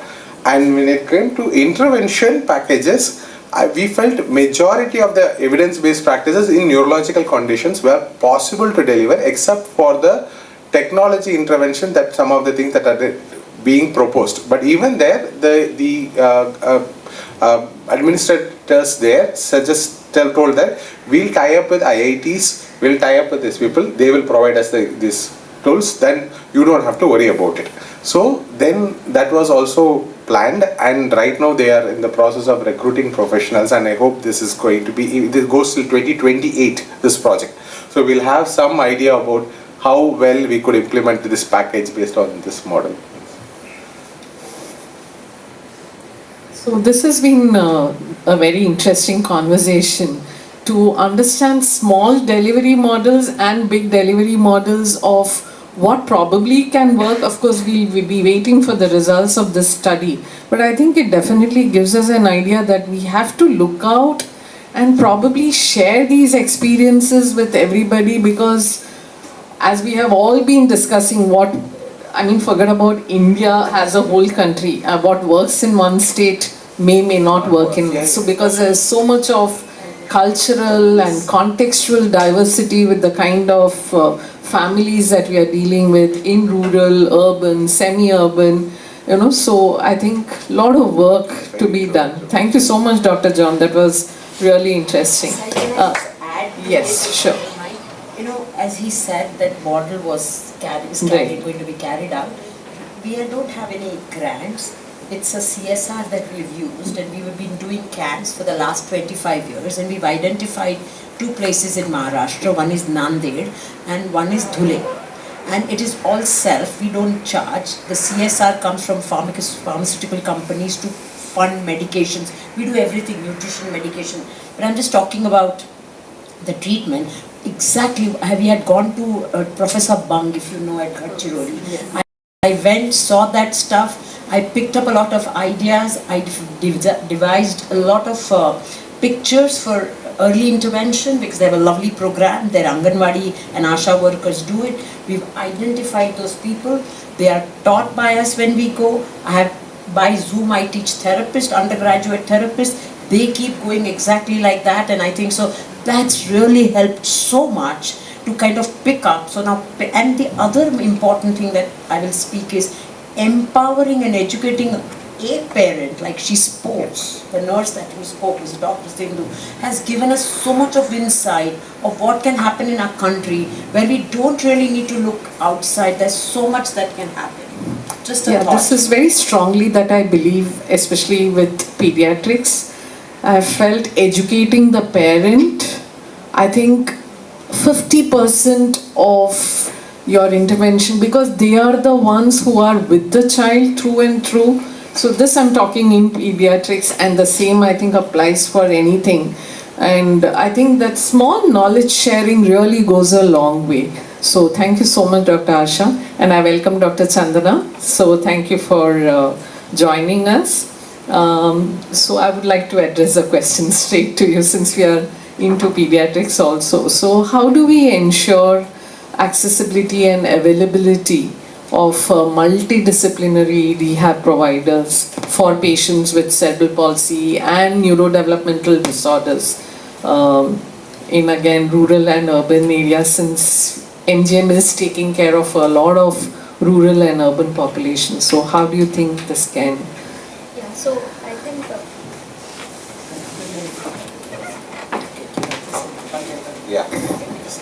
you can take this.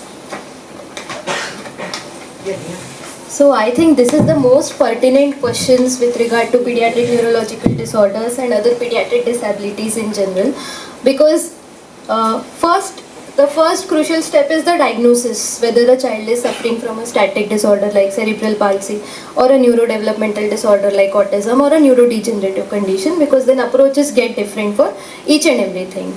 So firstly, the availability of good pediatricians, appropriate diagnostic modalities to diagnose what is going on with the child is the most important. And I am happy to share with you that with the last few years, there have been increase in the number of pediatric neurology specialists which are available in different parts of India, though still there is a big gap, especially in the rural areas. So one thing which I suggest is using Zoom calls, as Asha madam suggested, video consultations, so that at least even if a neurologist is not available physically, with the help of history, because half of the work in pediatric neurology is history and observation. So with the help of history observation, at least some diagnosis can be made and rehab can be started. Other thing is, yes, the next problem that we face is patients come from rural areas and they do not have access to physiotherapists, occupational therapists and other rehab specialists. They can maybe come to the urban area maybe once in a month or so. So they ask me that we don't have this facility in our village. I live village. Even the smaller cities do not have this facility. So again, Asha madam which has suggested a very proper thing, that we should use the digital age, we should use our information technology, and we should start first empowering the parents, and also we should guide the therapist whichever are available, and guide the parents how to do rehab at their own level, and then maybe follow up with us monthly, weekly, whichever is possible for them. The third thing which I would like to highlight is this empowerment of the parents. Like, they should know which therapies are available for their children.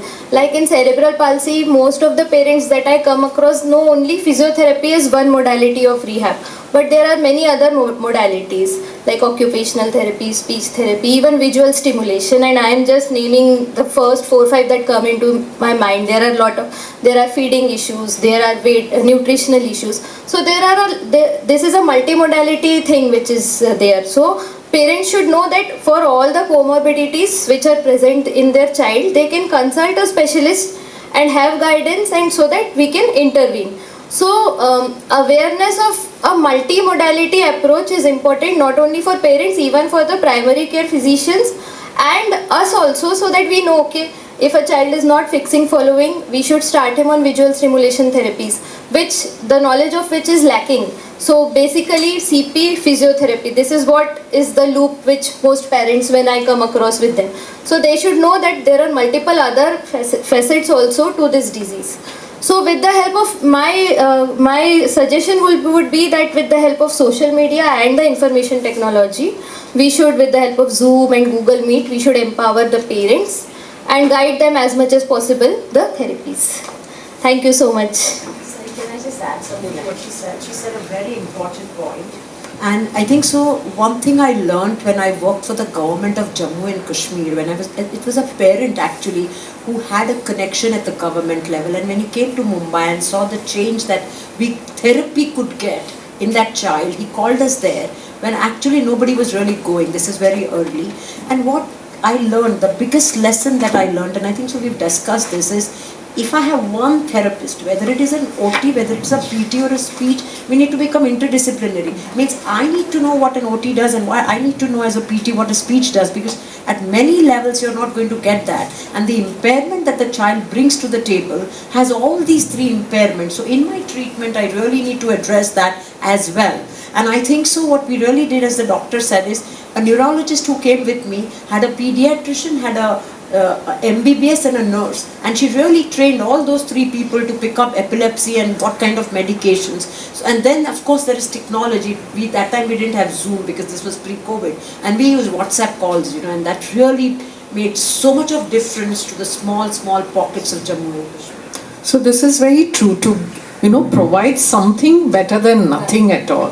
So yes, Dr. Chandra. I think we have to learn from experience of other places, yes. And what we are talking today, Zoom, etc.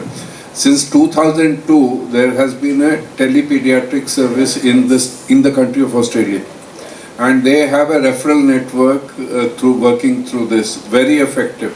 And I think COVID also taught us a lot of things like this. So I think whatever we come up with, ultimately tele-rehab and a helpline will go a long way in sorting out a lot of issues. Very true. So Dr. Asha, I would like to ask you something. I think a problem, I wouldn't call it a problem, we are facing a completely different challenge now, where we were treating children with cerebral palsy and now they are growing older. So how do we, I mean, I don't know whether we are at a point to, when face these challenges. So how do we navigate the complexities and provide continuum of care to the children with cerebral palsy who are now in their adolescent and probably even adult stage?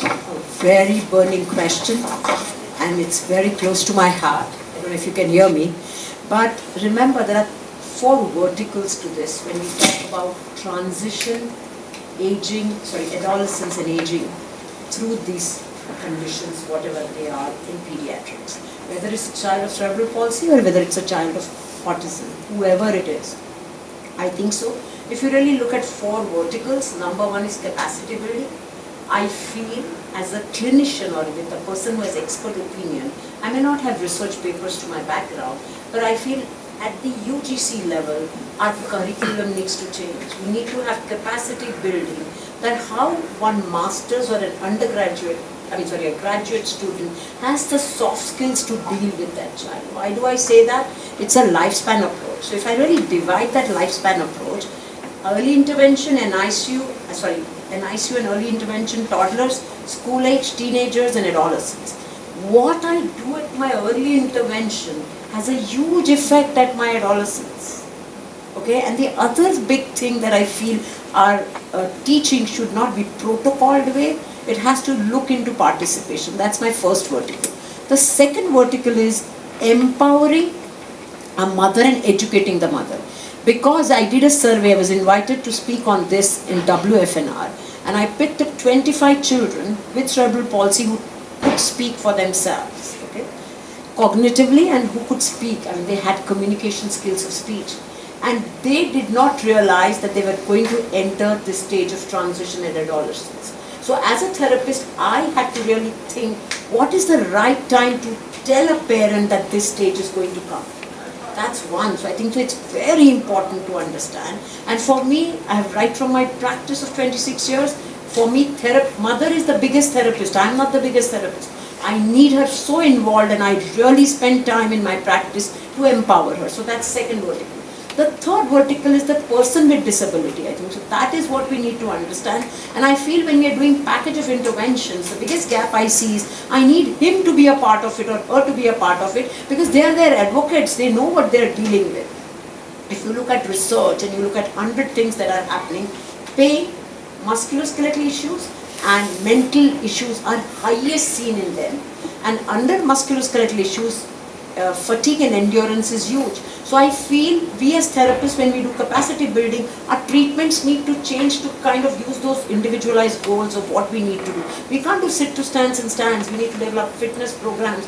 That shift we need to have. And another thing that our country really needs to understand is vocational centers. What are we doing to them? Their education and their independent living. And lastly, if you really look at it, I think so we all have to understand, because in that interview that came out, I don't have transitional care clinics. We need, when a child is at 18, a pediatric neurologist says, I really don't know what to do with someone, I feel be having an interdisciplinary team with SOPs for those clinics to run. Where do these kids, when they turn adolescents, go? I think so that's going to be a huge factor that we really need to look at, because today we don't have the statistics of how many kids, like I started at the NICU, today I have my adult patient at 27, 28 coming, and it's like, there's so much that I have to do. And we definitely have parents coming and asking us, what after us?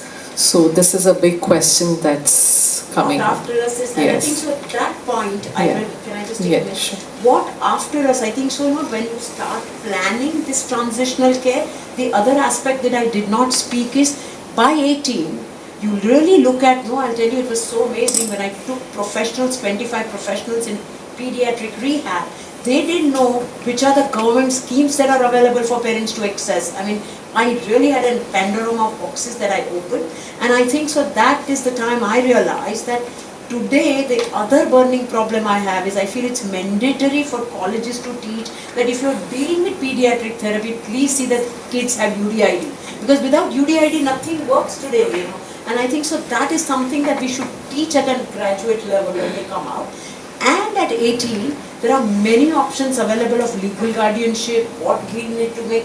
All these things really need to be, I mean, that whole government schemes need to be taught to our therapists, because then they are the ones who are, see, we as clinicians are at the consumer level, correct or not? So I think so that empowerment should happen at a graduate 4th year level in capacity building. So this is like what Dr. Ashil had shared with us, saying that there are availability of schemes and funds, and it's just that we as professionals, we need to be aware, transmit that information to the actual consumers. So true, so Can true. I just only 1 second? You know, we use Sarva Shiksha Abhiyan. Yeah. When we did these camps, we picked up, so from the rural area, they came to DIC. The DIC therapists got a lot of help from this Sarva Shiksha Abhiyan. Equipment that is so important came from there. So I think so these things, we as therapists have to really look into. I feel move away from rules and quantifications and go down to the grassroots level to really help people. That is something which is going to be very important for a diverse country like ours. And this is not only for pediatrics, I think it applies across. I mean, we have stroke patients coming into acute care. Somewhere we forget about them once they get discharged. What about the chronic care? What happens to young stroke patients, where they have to? So we are at a point of emphasizing participation and their functional activities. So this question I would like to address to Dr. Anuradha Pai. How do we ensure optimal utilization of rehab services in the neurological conditions across the lifespan? So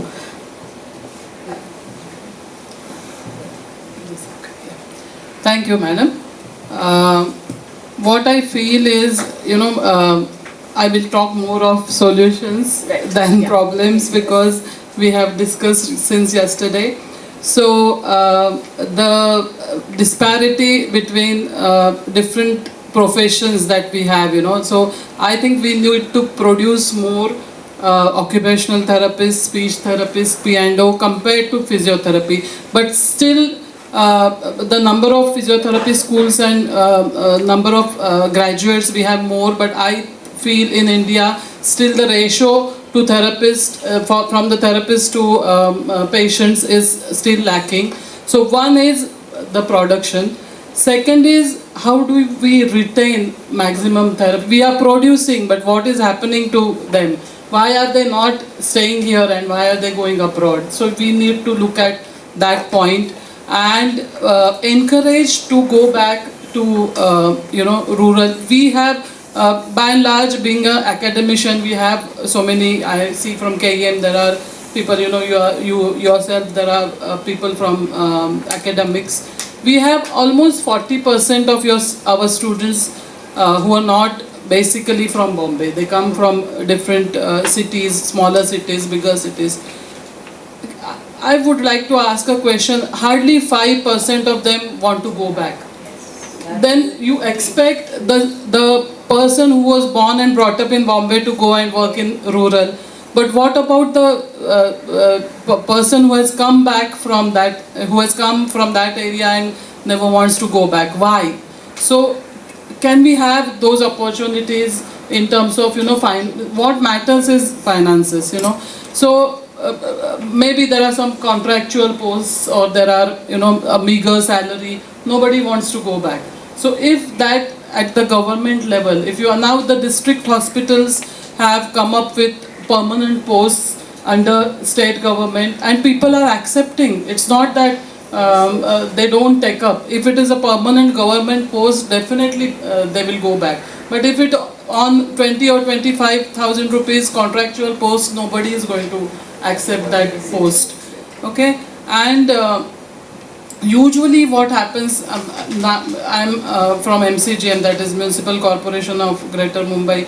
We have both on the clinical as well as teaching posts, there are contractual personnel. The work is done, nobody bothers, the work is done, so nobody is bothered for the permanent post to be filled. That is one thing that I felt, is most needed. And one more thing that comes to my mind is to inculcate at UG and PG level. You can make a mandatory rural posting that time, and so that they at least get an exposure. So yesterday when Dr. Rajni spoke, she said that they have adopted villages and the students are, like, not only the government but also the private institutes can implement this and the students get exposure. So those who are interested can, later on explore that field. At least the exposure is given.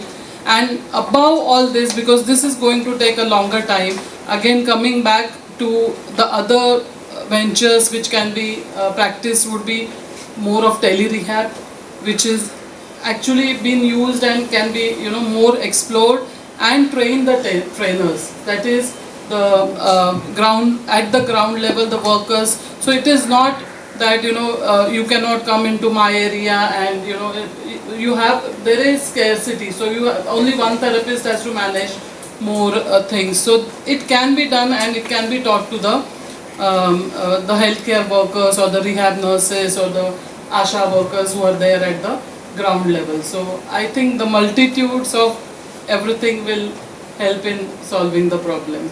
Yes, definitely. One is interdisciplinary or the transdisciplinary. And I mean, I can't think of functioning without an OT, a speech therapist and a psychologist. Because there is, and yeah, because I think ultimately you're looking at the functioning part of in the client, and the functioning is a part of all this. So you very truly said that. Yes, if I just add what Madam said, it's so, thank you. I think so, the most important change that we can bring, as she said, we were discussing with her, all the colleges, the colleges where you all are, why not make internship mandatory, like how doctors have to go to a rural posting? I mean, our therapists can also go there, once they are trained. I think so, at least 2 or 3 months. If that becomes mandatory, it would change so much, and I mean, coming back or going back would not... I think the best, one of the examples that I know of MGM, and of course I know about Manipal also, where they have adopted villages, and it doesn't seem a big thing. So the students automatically, there's a rotation of postings. So they see the clear-cut difference, and even as professionals, I think it's a big learning experience for us to treat in the urban, and when you go to the rural, how you have to change the way you deal with the clients. So that is definitely there. The other thing I want to add is, as you were saying about colleges, we NGOs, what we have done is we've worked with NGOs, okay, what I mean to say, so an NGO from Mumbai, so all these people have adopted NGOs in these rural areas, and that is how we are working, so that also really helps. Yeah, I just wanted to point out and emphasize on the point that opportunities need to be created for all disciplines, right? I don't know what's the ground reality in Mumbai, but I know that in the city of Delhi, most of the occupational therapists who graduate work as physiotherapists. They don't work as occupational therapists. So you are wasting the skilled manpower trained in a certain aspect. So those opportunities need to be created so that even if we increase their number, what do they work as? That needs to be really looked into. And if you look into all the tertiary level hospitals in Delhi, barely 2 to 3% will have an occupational therapist. They will have physiotherapists, but they will not have. So that awareness amongst the healthcare professionals also, but healthcare providers needs to be created, that a multidisciplinary team is so vital. So sitting in a few institutes, we can't visualize what is the ground reality happening across the country. Very true, sir. So I think this discussion is becoming extremely interesting and is giving us a lot of opportunities and things to work out for. So Dr. S.P. Goswami, thank you for patiently waiting for your turn. So I would, the core aspect of PIR. So I would like to ask you, what is your opinion about the appropriateness, feasibility, and the practicality in both terms of manpower resources and the cultural adaptations? So your opinion about it, being a speech and language pathologist. Thank you, ma'am. I have both apprehensions as well as appreciation towards this WHO PIR program. The appreciation part is that when we looked into this PIR program, it is a doable program because I have used this program and my experience has shown that over a period of time, when you see a person, like I work more with the stroke, dementias and the geriatric populations, with respect to their rights also, each patient, especially when they are into the acute stage, what we have been doing is that we provide them 3 to 4 hours of sessions, that is half a day program. So per person, per professional, like I have OT, we have speech language pathologist, I have a clinical psychologist, as well as occupational therapist. So we give them 3 to 4 hours of program per day. So on an average, we are saying each professional, when they give 100 to 150 sessions, these persons are able to, especially when I get into an acute stage, these patients, which we can provide from 3 to 5 days of therapy sessions. Initially, we use both face-to-face. Then we also move to hybrid-based also. So we move into tele. I work a lot with the tele. We are able to do it. So when we provide this 100 to 150 sessions by each professionals, we are able to do it. This is my personal experience, from bed to back to work. Okay, that's the crux which I always say. My job is not to make him to walk, to talk. I always looked into a 360 degree whether this person can go back to work. Because all these are your adult individuals, these are breadwinners, like what Madam Sindhu said. Thankfully, her husband was not having speech issues.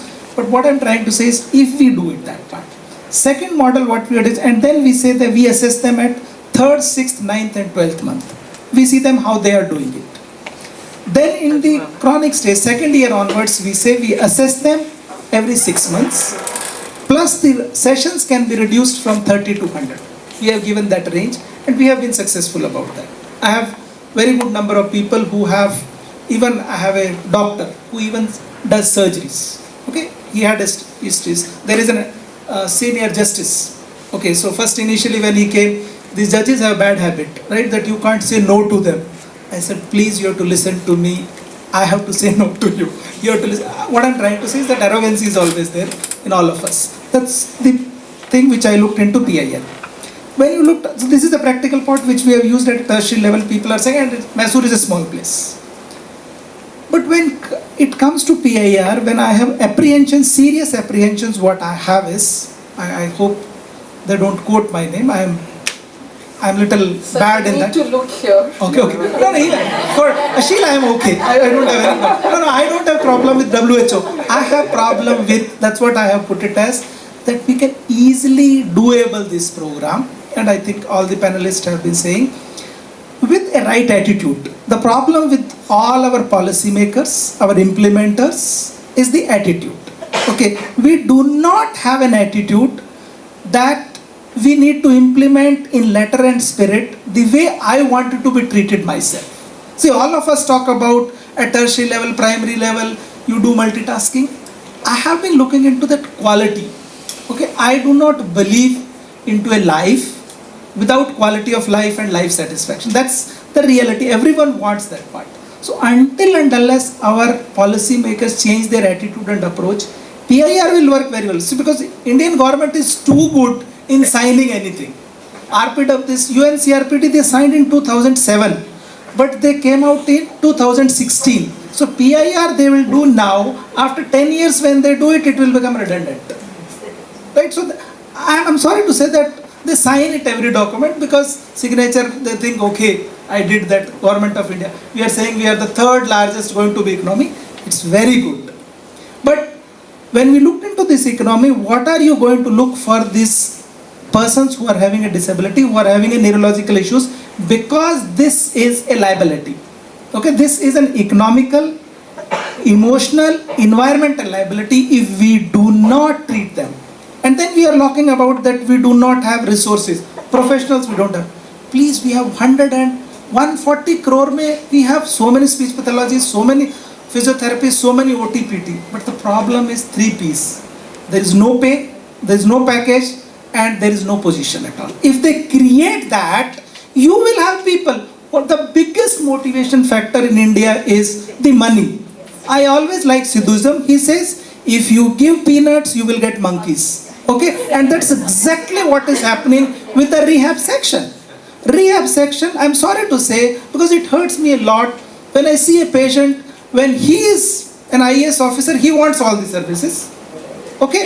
But I have an Aya. She needs better services. But same Indians, when they go to America, they also become IAS also. Indian Aya services is that another term. Okay? They use it that. Right? So why do we use that hypocrisy?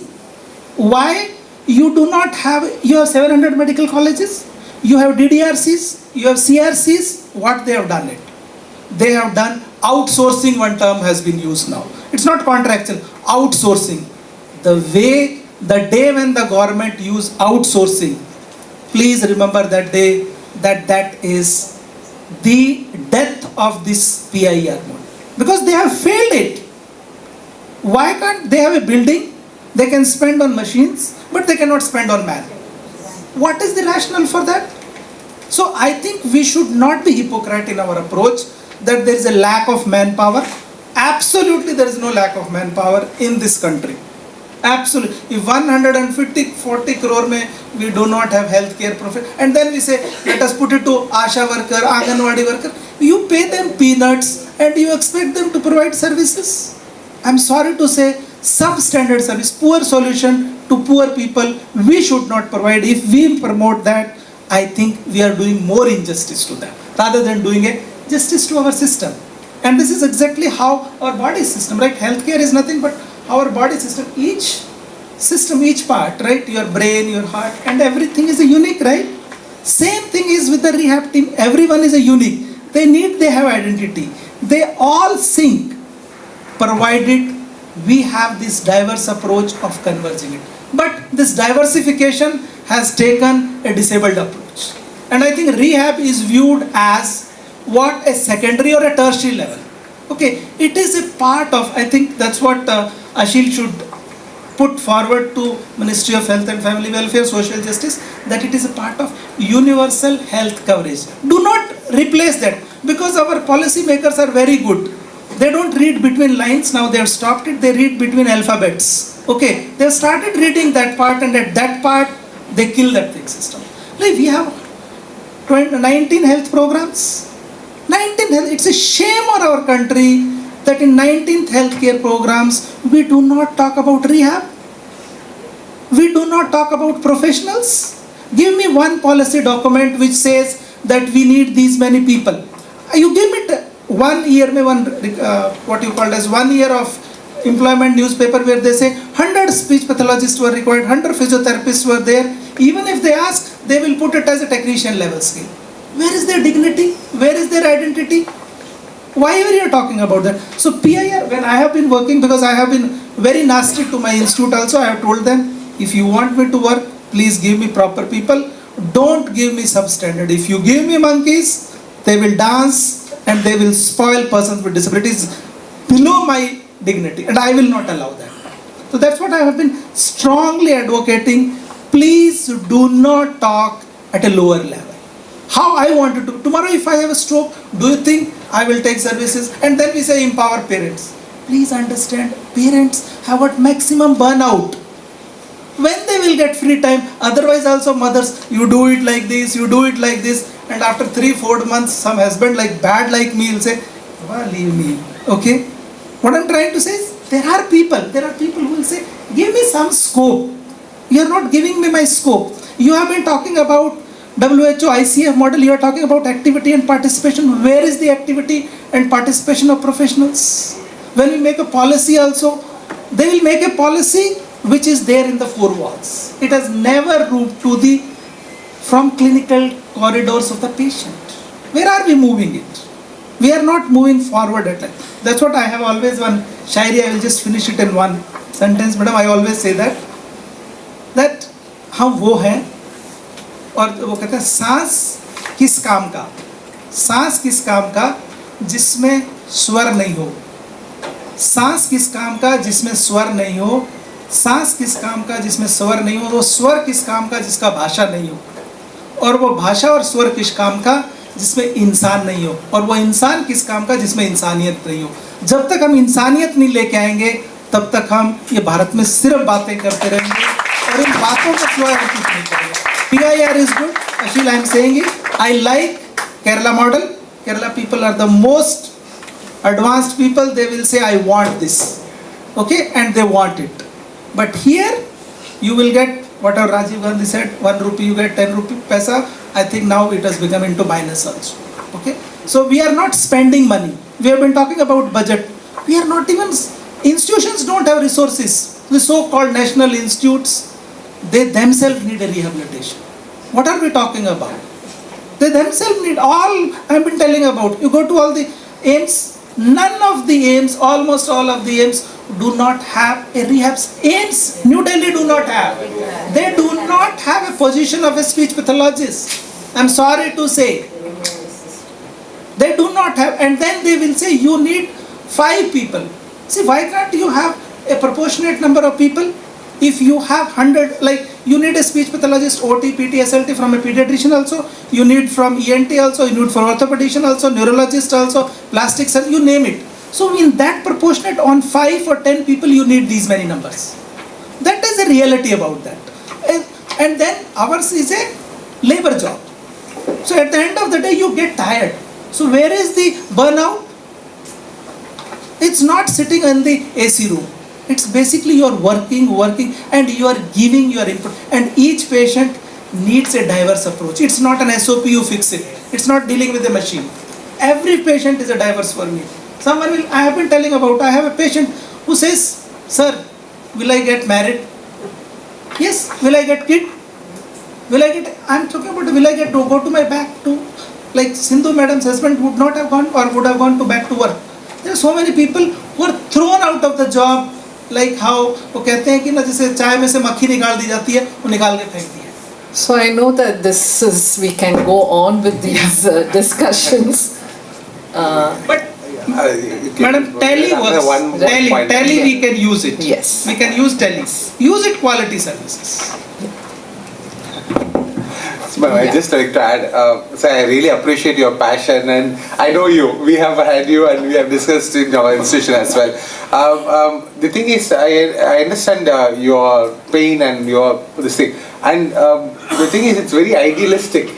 The problem is that we did have some of these exercises done years ago about how many people required and everything. We replaced a proto document given to government, but it happened like 15 years ago. From there to the step to form that task group council took 15 years. And for us, for the government, even if when we propose, by the time we start this and to implement the good model, will probably take years, and patients are still there. Yes. We are waiting for something to happen. The problem is we can't say, there is no, we can't, there is no quality people to deliver, so you won't receive service. We need to find a solution to actually still deliver something at least. So I think we take this discussion. Sir, I just 30 seconds. Yeah. Sir, I just wanted to say, I'm not worried about this population. This is a young population. This is social. See, now we have got 700 medical college, number of medical seats have increased, right? So what has happened now is previously we used to get good, some people who were failed in NEET, WEET and all used to come into PT, speech language pathology and all. So that breed was good. But now we are going to get it, you are going to get substandard students. And to retain them, I'm talking about that. So may I interrupt? Yeah, I'm sorry, we have to, because we still have Dr. Swagatika Mishra. So, Madam, we would want to know from you about, again, we are back to this accessibility and availability of probably the evidence-based assistive devices and how do you make it possible in, across the lifespan for a country like India. Thank you for giving me the chance to speak. But as sir said, I would rather say that evidence is many. When WHO has gone through Cochrane, they have a lot of evidence which is already available. But my small request is that I hope all the panelists must have gone through this 192 pages of neuro rehab. And the last section where it states orthosis and then the rehab professional, no P&O is there. So sir said about awareness in Indian context, national context. I am coming to the basic. Awareness among interdisciplinary, we exist. We don't come in the list first of all. Then again, I would say accessibility, availability will be first when people are aware, okay, there is a person called P&O. I have interacted in the last few days with international people. I am acting as joint director, so I come across people from various organizations who are talking to us. But when I say the next, my core profession is prosthetist and orthotist, they give me a question mark. Is that a course?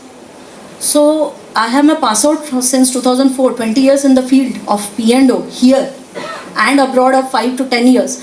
Still all these makes the question mark. Okay, P&O is a course first of all, or it's allied. Half of us tell us that it's an extension of physiotherapy because we do AFOs. Half of us tell us it's an extension of occupational therapy because we do hand splinting. So where do I stand when first of all my course is not aware, my interdisciplinary team is not aware of my department. I have 4A into my chapter where it is called awareness vertically and horizontally. Horizontally in the interdisciplinary, vertically in whatever sir said, medical field, allied health, your national policies, health policies, this, that, whoever. First of all, they need to organize and understand that each person is a specific registered professional. So we need a national registry where by topic wise it should be speech therapist, occupational therapist, prosthetist, orthotist, physiotherapist, feeding therapist, behavior analyst. So besides this, when the doctor takes that, he should understand, okay, here if I am not aware, I should not put my head and write, please put a prosthesis for a person who is a stroke. Which prosthesis I am going to make? Right hand, left leg, right leg. The patient is in front of me with all the 4 limbs. If you don't understand, please leave it. Just refer to rehab. If the rehab team understands it, refer to P&O, refer to speech. If you don't understand, ask for. Please.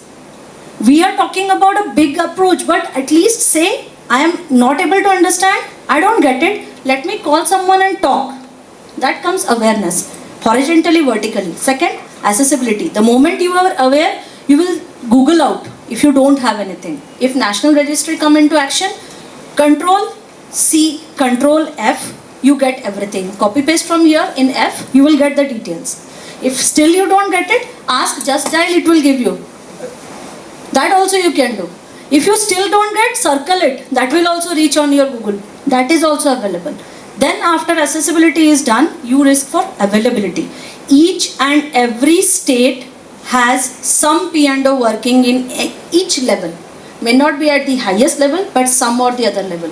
If you reach, then some or the other person will be available. If I am talking about mobility, sure, every patient needs some kind of mobility. I worked in diabetic, I worked in pediatric, cerebral palsy was my area, stroke I worked in ISIC with spinal cord injury patients as well. So I have worked in 5 different areas where I find mobility as the main component of a person's longevity of life. If I am treating a diabetic patient and I don't provide the optimal standardized unit as in a insole or a shoe or a modified sandal or for here a slipper, even that, which we call as floptotortics, then that patient will land with a transtibial amputation, transfemoral amputation. So I'm not working on the quality of life only, I'm also working on the longevity of life, lifespan. So for all these, awareness, accessibility, ability. Now comes the 4th part, which sir and all have discussed in a proper manner, accountability. The moment I get a parallel or at par salary, I am accountable for what I do. If I am not, As sir aptly said, you give me 5,000, I will do only see patient and come, what is the matter?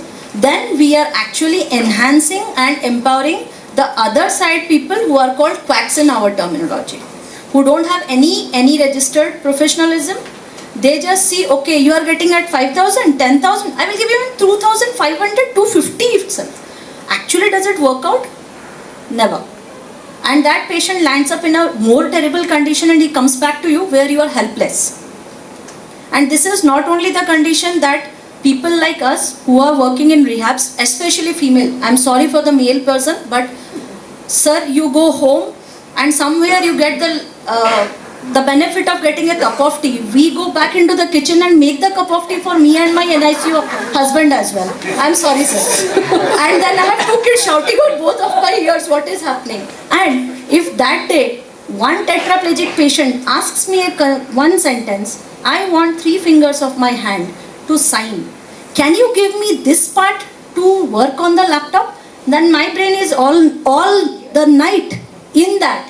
Which thing I can work out for the tetraplegic patients beside my son's homework, my daughter's homework, my husband's clothes, and a list is there.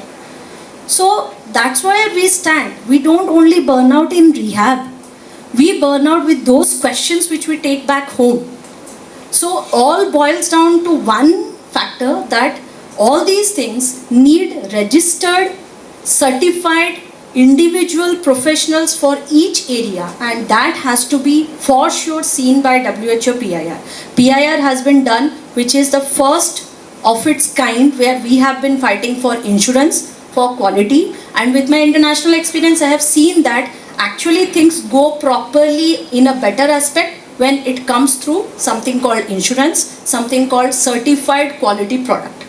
So if we want to bring that, we need to have PIR in place and a more, you can say, more stringent rules where things are not taken up by people who are not registered and are working as faculty. Thank you. So thank you so much, Dr. Swagatika.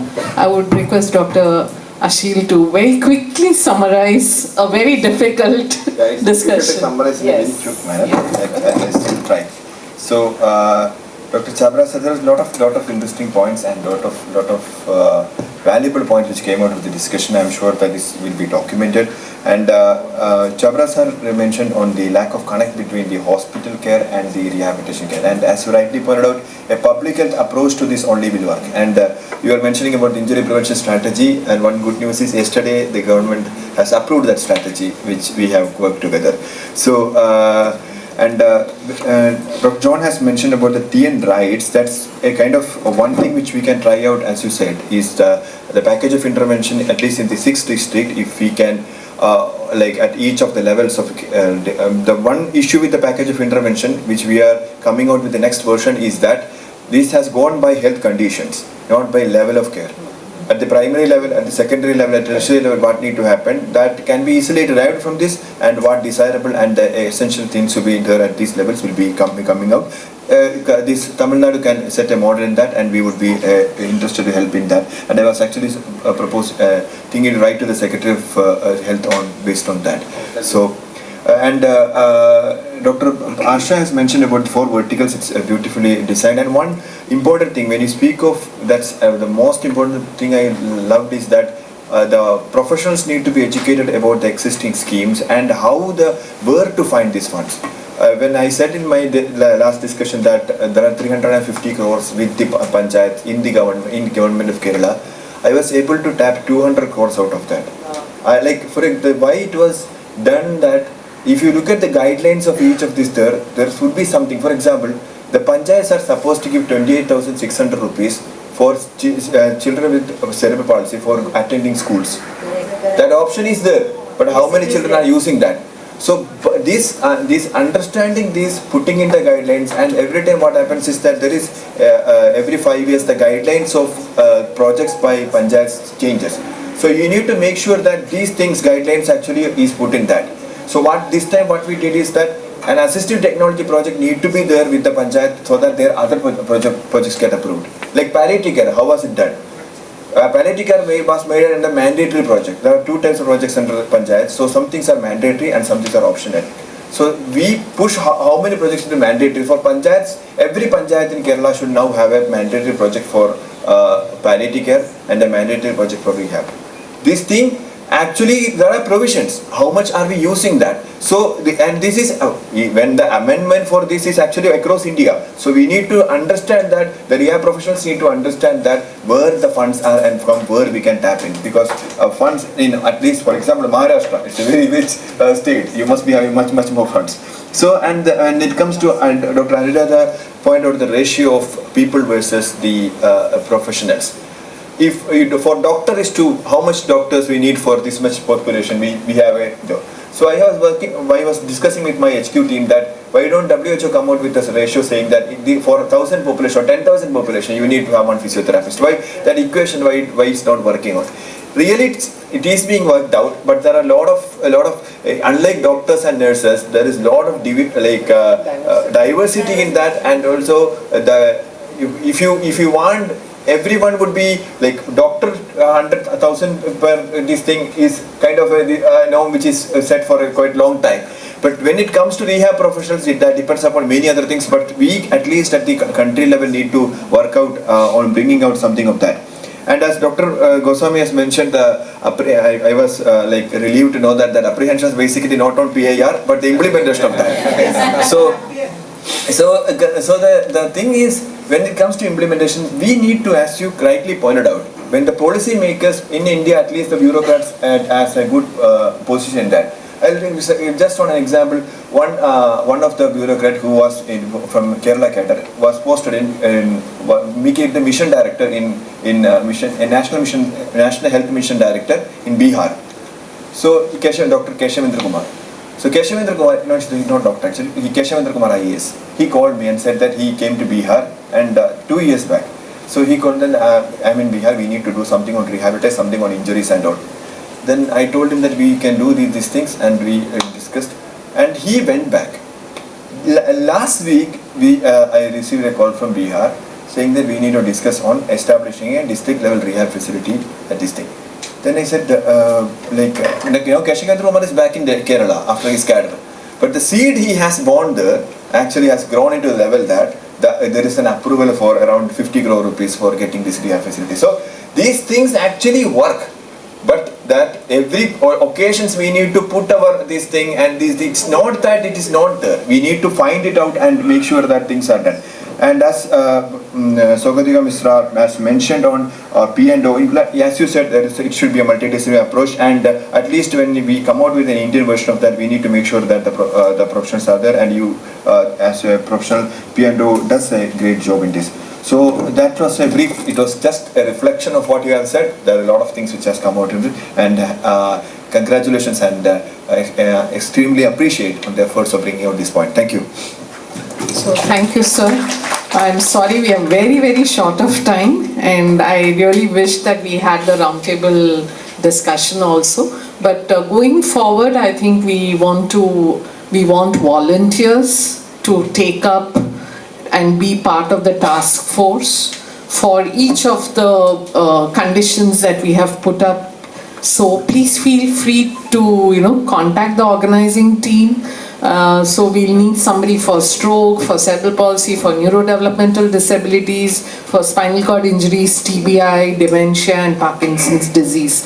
So I think this is the crowd that we want to tap for being part of the task force, and we definitely, and this is totally going to be voluntary. So if you're interested, there's going to be a lot of work and lot of knowledge sharing, and probably this task force will be the ones to kindle and build up the background and the platform for a tall pillar to be established in rehabilitation. So we hope to have the names now, because we are very short of time.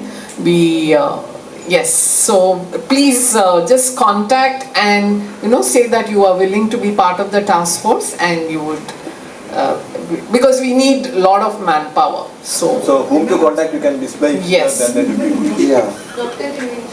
No, but you are this. So maybe you It's can, not here, I can- yes. We'll mail it to the Yes, people yes, who yes. are part. Yeah, we can do that. Yeah. Thank you so much for a Now we can patient. quickly felicitate our Yes, panel yes, members. please. We will just call upon Dr. Sai Lakshmi Ganeshan to felicitate Dr. John Solomon, sir.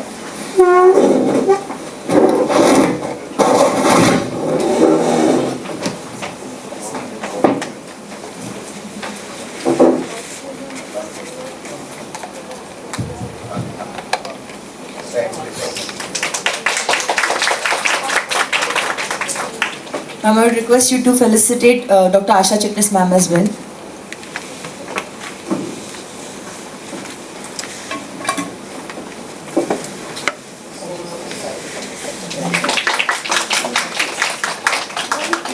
I request Dr. John Solomon to felicitate Harvinder Chabra sir and SP Goswami sir.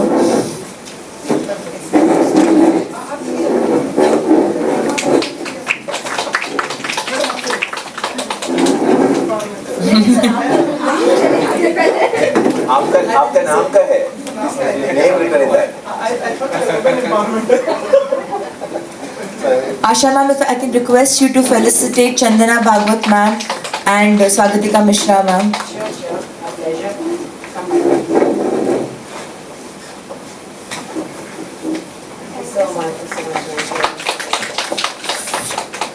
Chabra sir, may I please request you to felicitate Anuradha Pai ma'am and Mohammad Ashil sir.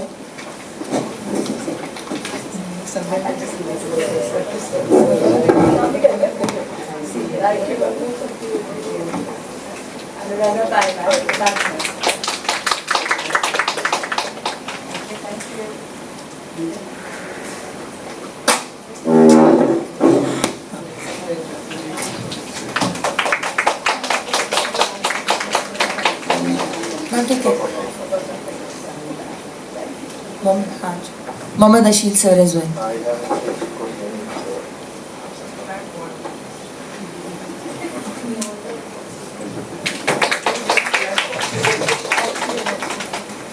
Amrita ma'am, if I can request you to come and please felicitate our moderator Sai Lakshmi ma'am. Thank you so much ma'am. She's been a great.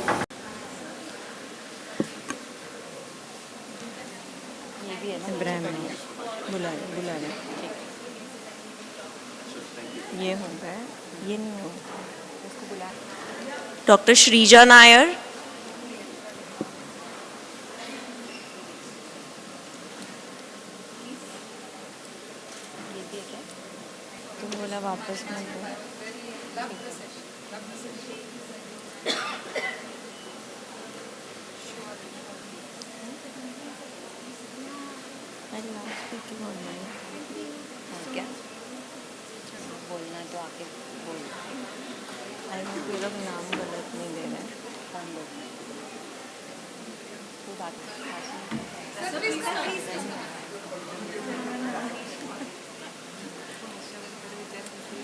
उनको बोल खाना खा के जाना है आपको tension मत ma'am has to come no on the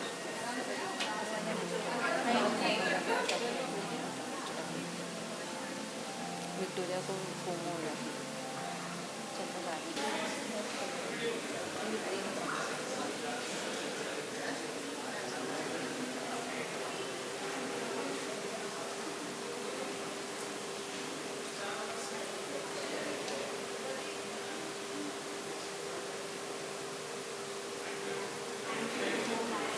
Delegates to please be seated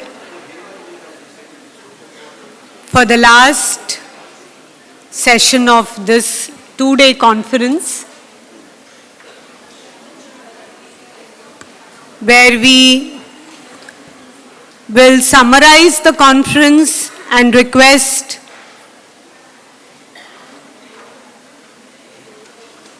the members on the dais to give their concluding remarks as to how we can take this initiative further of mainstreaming rehabilitation in the healthcare system of India. So to summarize the two-day event, we began the first day where we did have, followed by the inaugural ceremony, 4 panels which deliberated on. The first panel talked about what are the gaps yet in the healthcare system in India with respect to rehabilitation services. The second panel talked about how can we strengthen the rehabilitation services which already exist at different levels, primary, secondary, and tertiary. And the third panel talked about how do we weave the package of intervention of rehabilitations into the curriculum for the training of the rehabilitation professionals, paying due attention to contextualization and adaptation of this tool to the Indian setting, both rural and urban, at all the 3 levels of healthcare.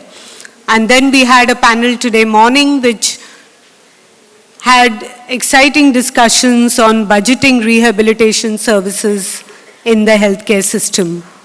What, how much, and all these specific aspects of budgeting care. Followed by that, we had an introductory session from Dr. Alexandra Roche to share the development of the package of intervention, and then the 3 concurrent sessions deliberated on how appropriate is this tool, the package of intervention of rehabilitation, how much does it need to be adapted, and what is it that will be feasible in the Indian setting at all the 3 levels of healthcare. We also had amongst the panelists and the audience those who volunteered to be a part of the task force group, which will continue deliberations on how we can implement this for the Indian setting. Now we are here today to have the concluding remarks from each one here on the dais, and that would be the beginning of taking this initiative further in order to bridge the gaps which already are existing and to make sure that rehabilitation service is accessible to each and every individual with rehabilitation need, be it in the remotest tribal or rural area in India to the most underprivileged in the buzzing cities and towns of the country. So may I begin with Dr. Ravinder Singh from ICMR. Sir, would you like to offer the concluding remarks in terms of how do you think rehabilitation science research can be prioritized in the country, and how can that inform the need for mainstreaming this service in the healthcare system in India? The systems are in place, the professionals are in place, the only efforts which is required is changes at the policy level. When we talk of healthcare continuum, we talk of prevention, promotion, curative services, rehabilitative services, assistive care and palliative care. But then the rehabilitative care goes to the other side of the ministry, from where this side of ministry has to adopt it, has to accept it, and have to find out the ways to merge it. I don't think there is any shortage of financial resources, human resources, infrastructure, everything is there. So we have to join our hands together to have a solution which is acceptable to everybody. So WHO has a very clear-cut definition, clear-cut roadmap, clear-cut packages which needs to be adopted to the Indian condition. Thank you very much. Thank you, sir. Now over to Dr. Rupali Roy, who is the Assistant Director General, Directorate General Health Services, Ministry of Health and Family Welfare. So, Madam, what would be your concluding remarks on? Thank you, ma'am. I feel after hearing this gathering since last 2 days, I feel this is really a huge task, especially keeping in mind the larger number of population in India and so many states, so many number of person suffering with disability. It's just a beginning, ma'am. So, all stakeholders, Government of India, and initially we need a strong support from WHO if really we want to implement this at every state, in every district, and we want to make awareness, not only the community level, as I yesterday also mentioned. This awareness has to be generated among all health, multidisciplinary healthcare professionals, medical professionals, then policy makers. So in the previous discussion, many of the experts said we may start from the primary healthcare level, or someone says we shall start from the tertiary level. I should say it has to be starts from all the level if we want to achieve the optimum things to be done. So we have to again sensitize the upper policy maker also, and simultaneously all our targeted healthcare professionals who are actually will be providing these services. So maybe some initially communication from WHO we may expect, because Government of India without some communication from many organizations we can't start the work. So I would like to request WHO representative, because the guidelines has been initiated by WHO and it is a great work, and you have invested so much time and efforts for developing this work. So after that we definitely would like to forward this task further for bigger disseminations. Thank you. So, now may we request Dr. Alexandra Roche from the headquarters office. How does she think that WHO headquarters can contribute to continuing this momentum which is initiated through this conference? Thank you, Rajani. First, I have to say I take so much energy from you. So I said already in the meeting on the musculoskeletal conditions, there was so much energy in the room. And I think this is something that I take home, but I want to feed back. You need to keep the momentum. Now that you came together for the first time from all the different professions, and this is something that first you need to continue. So some sort of advice would be join all the different professions, join to become one rehabilitation professions, because your voice will be stronger, and you need to send the messages to the decision makers, because I think only once the decision makers make the changes, it will be efficient and sustainable. This is really something that you need to do. All the other things that have been said, I totally agree with you. Move it to the health system, rehabilitation, to integrate it into the health system. And with all the discussions around primary care, to integrate rehabilitation into primary care, yes, this really would be and should be a priority for the next work to be done. And discuss ways how this can be done the best in your country. And you asked me how WHO can support. The first contact is Dr. Ashil from the country office. He is the expert, he knows India, and he's aware of the tools. So always, whenever there is a request, contact Dr. Ashil and he will support. And he will reach out to the higher levels whenever he needs additional support. So this also shows from all three levels of WHO, from the country, from the region, and from headquarters, there is support. Let us know, and then we will find ways how we can support so that the rehabilitation in India can be strengthened in the health system. Thank you. Thank you, Dr. Alexandra. And before we move to the regional office, we would like to request comments from Professor Shashank Dalvi, Honorable Vice Chancellor of a Multidisciplinary Health Institute, with respect to what are his views on integrating into the curriculum an emphasis upon rehabilitation, not only of the rehabilitation professionals, but also of the other medical and surgical curricula, so that there is that awareness that we are talking about across all different health specialties. So over to you, sir. Thank you. Thank you, madam.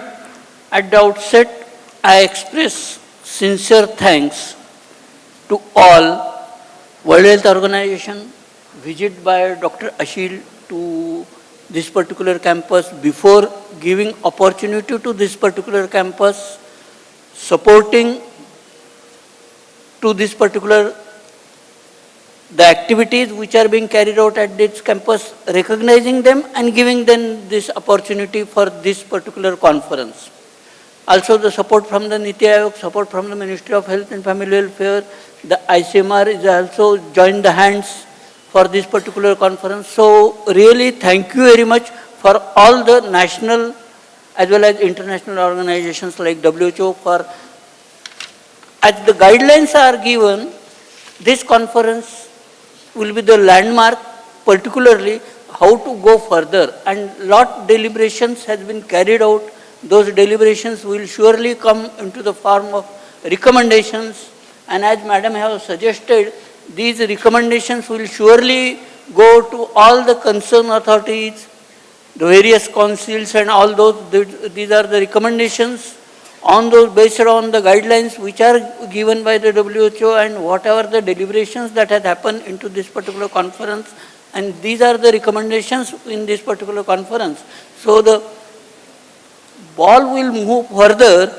These recommendations of the conference will be then accepted into the plans, and they will move further for the actions to be taken by the various organizations. So thank you very much. Thank you all. And the large participation for this particular conference from the all delegates. So without you, this would not have this much deliberations, as madam have rightly said, the energy in between. So thank you very much for all this particular support to this particular conference. Thank you. Thank you very much, sir. Thank you, because this would not have happened without the support of the host institute, MGM Institute of Health Sciences, and Honorable Vice Chancellor has played a key role in garnering the support from the entire management. So thank you so much, sir. We now request Dr. Aman Gangakhedkar, Padma Shri, former head of epidemiology and communicable diseases of ICMR, and the current chairman of the Research Advisory Committee of MGM IHS, with his large, rich, wide experience of battling these battle of communicable diseases in a country like India, been on several task forces. So we would like to request you to have your concluding remarks on this particular objective of the conference. Sure, sir. Just few things to say. No, this is a bird's eye view. I come from HIV medicine background. Originally, I have spent three and a half decades in HIV. I think what HIV teaches is perhaps something which needs reflections. One of the most important things which, I can narrate whatever, but one thing which I realized, there are so many stakeholders even among healthcare providers. Do we have healthcare infrastructure? We have. But look at the disparity. No, we don't have it. There is no equal maturity in terms of all the healthcare infrastructure, whether at all the three levels, in terms of provision of healthcare. I also heard another story that surgeons don't know, and therefore they find prosthesis, it becomes little difficult. Now what does it tell you? It tells you that basically advocacy needs to be strengthened first. And what do we mean by advocacy? First, you need to know the magnitude of the infection, sorry, not infection, but magnitude of the problem. Then the second thing is everybody is susceptible. I am classically, if I was to describe the way I think, and I have applied in my life, is mostly on health belief model. It talks of magnitude, it talks of vulnerability. Each one of us is vulnerable to get it. Third thing which becomes extremely important is they need to be aware that it is a serious issue. And the fourth thing which is important is self-efficacy. One is how it can be prevented, and then we come to self-efficacy, that all of us, if we try, we can prevent that occurrence. Now, one of the things which I understand on how to make impact on policies, the most important thing is you have to have good costing studies. For every stakeholder, there are certain areas where if you work and provide them information, all of them will start working. Now, you talked of surgeons today in the morning, but do surgeons know that what is the proportion of people who are found to be not suitable for providing the prosthetics? We don't have that information. If you don't have, what is the point in only discussing and grumbling? That's something which I will always say. The third thing which I feel, which is perhaps a weakness not only of rehabilitation, but it's a weakness of many other programs, and that is community mobilization. You have to hit very hard saying that a disease is not cured if the risk of death or risk of so-called perceived serious illness is reduced to the minimum. But you have to think in terms of rehab, the residual damage that has been done, how can I reduce it, has to be part of the same concept that we have of diseases. It's very easy. Most often you will find people tend to think, I'm not going to require antibiotics now, pneumonia is resolved. And you see so much of damage today out of COVID, which has caused all kinds of respiratory problems here. But do people realize that was because of COVID? No. Because they think they are cured of COVID, they are fine, but the residual damage we still do not know. I think it needs multi-pronged strategies. Today,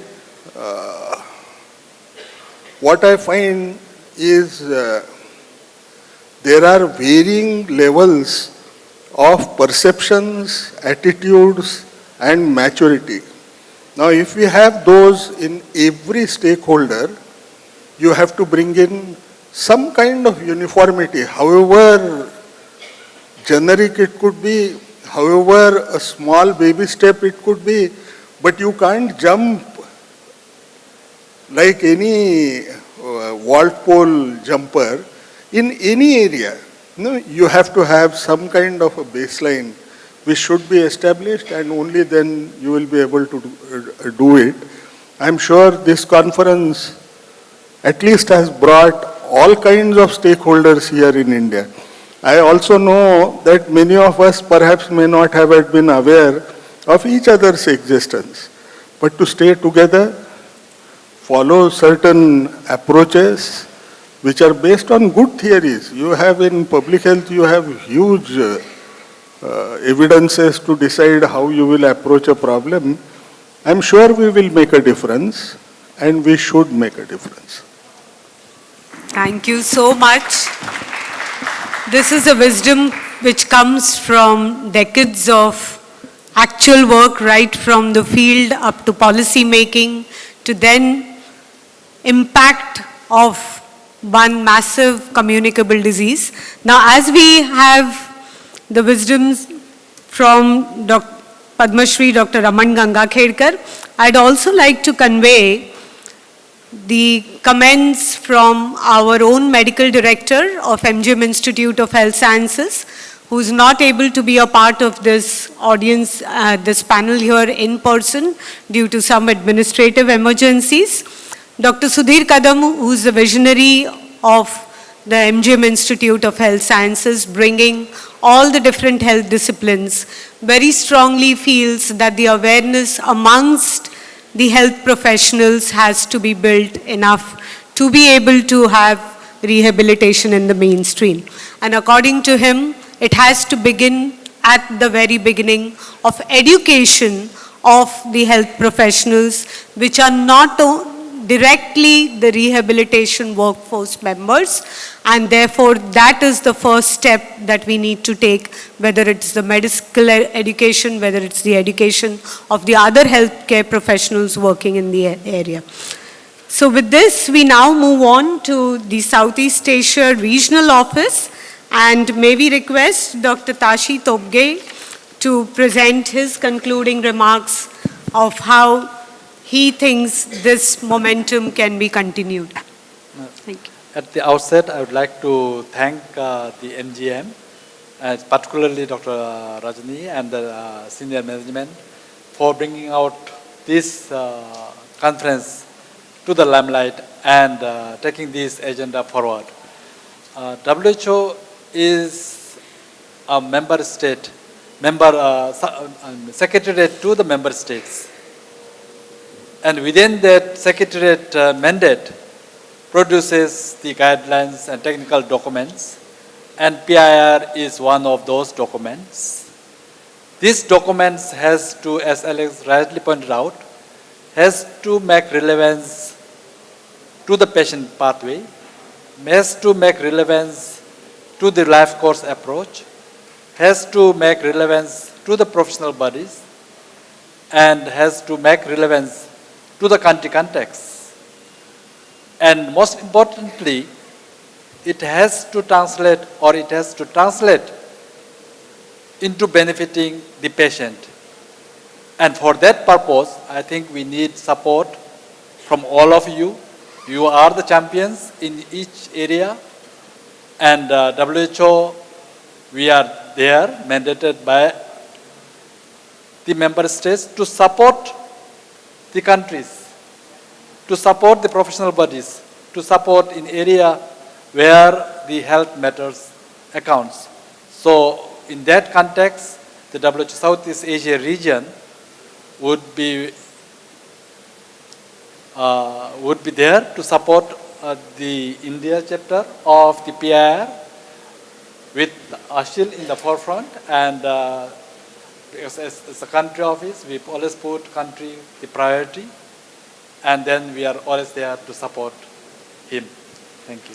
Thank you so much, Dr. Tashi Topge, because he brings along with him the experience of what it is like in the other Southeast Asian countries, which are not very different socio-economically from India. So that is very, very rich. Thank you so much. And now we move on to the last person here on the dais who is most in the front. He's the forefront of this particular activity in the World Health Organization. So Dr. Mohammed Ashil, over to you to say as to how you see this momentum can be continued to achieve the common goal that we all are looking at, is rehabilitation for all.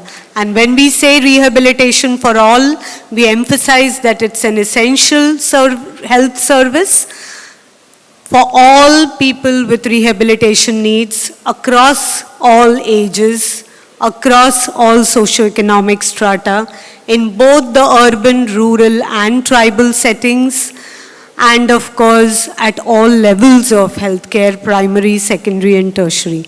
So your views, please. Thank you very much. Just to add on to what the others has already concluded here, what we have to go back and do. I would like to interest all the members who have come over here. You have come out here with passion. So what we can actually take back and what we need to do after going from here, I think that is something which we need to be focusing. So in continuation to all the, we have seen the commitment from the Government of India, we have seen the support which the WHOHQ and WHO CR has said.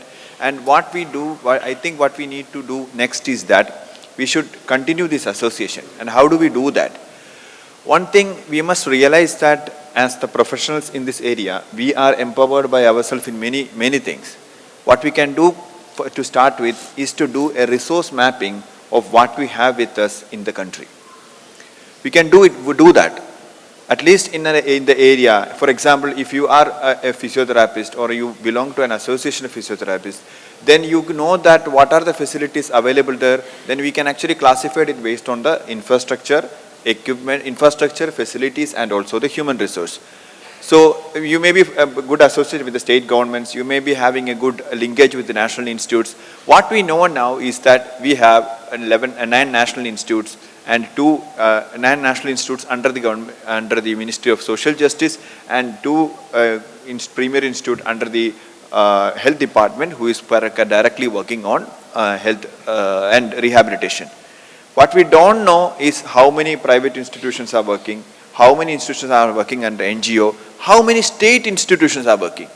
Because ultimately what we need to realize is that health this is a state subject. So states are primarily involved in implementing, and you see a variety of ways of implementation when you go across the nation. What works in Uttar Pradesh does not work in other part of it. What works in Kerala or Tamil Nadu will not work in Assam. So, and the power of, for example, you see beautiful new initiatives in the places which you don't expect. You can see this field workers working on exclusively on eye care in the tribal region in Assam, which you don't see in many other states who claim to be in the progressive line. So similarly, you have the TN Rights Initiative, which is a unique initiative by its own. There are many other initiatives happening. The initiatives now happening in Bihar, in a few places of Haryana.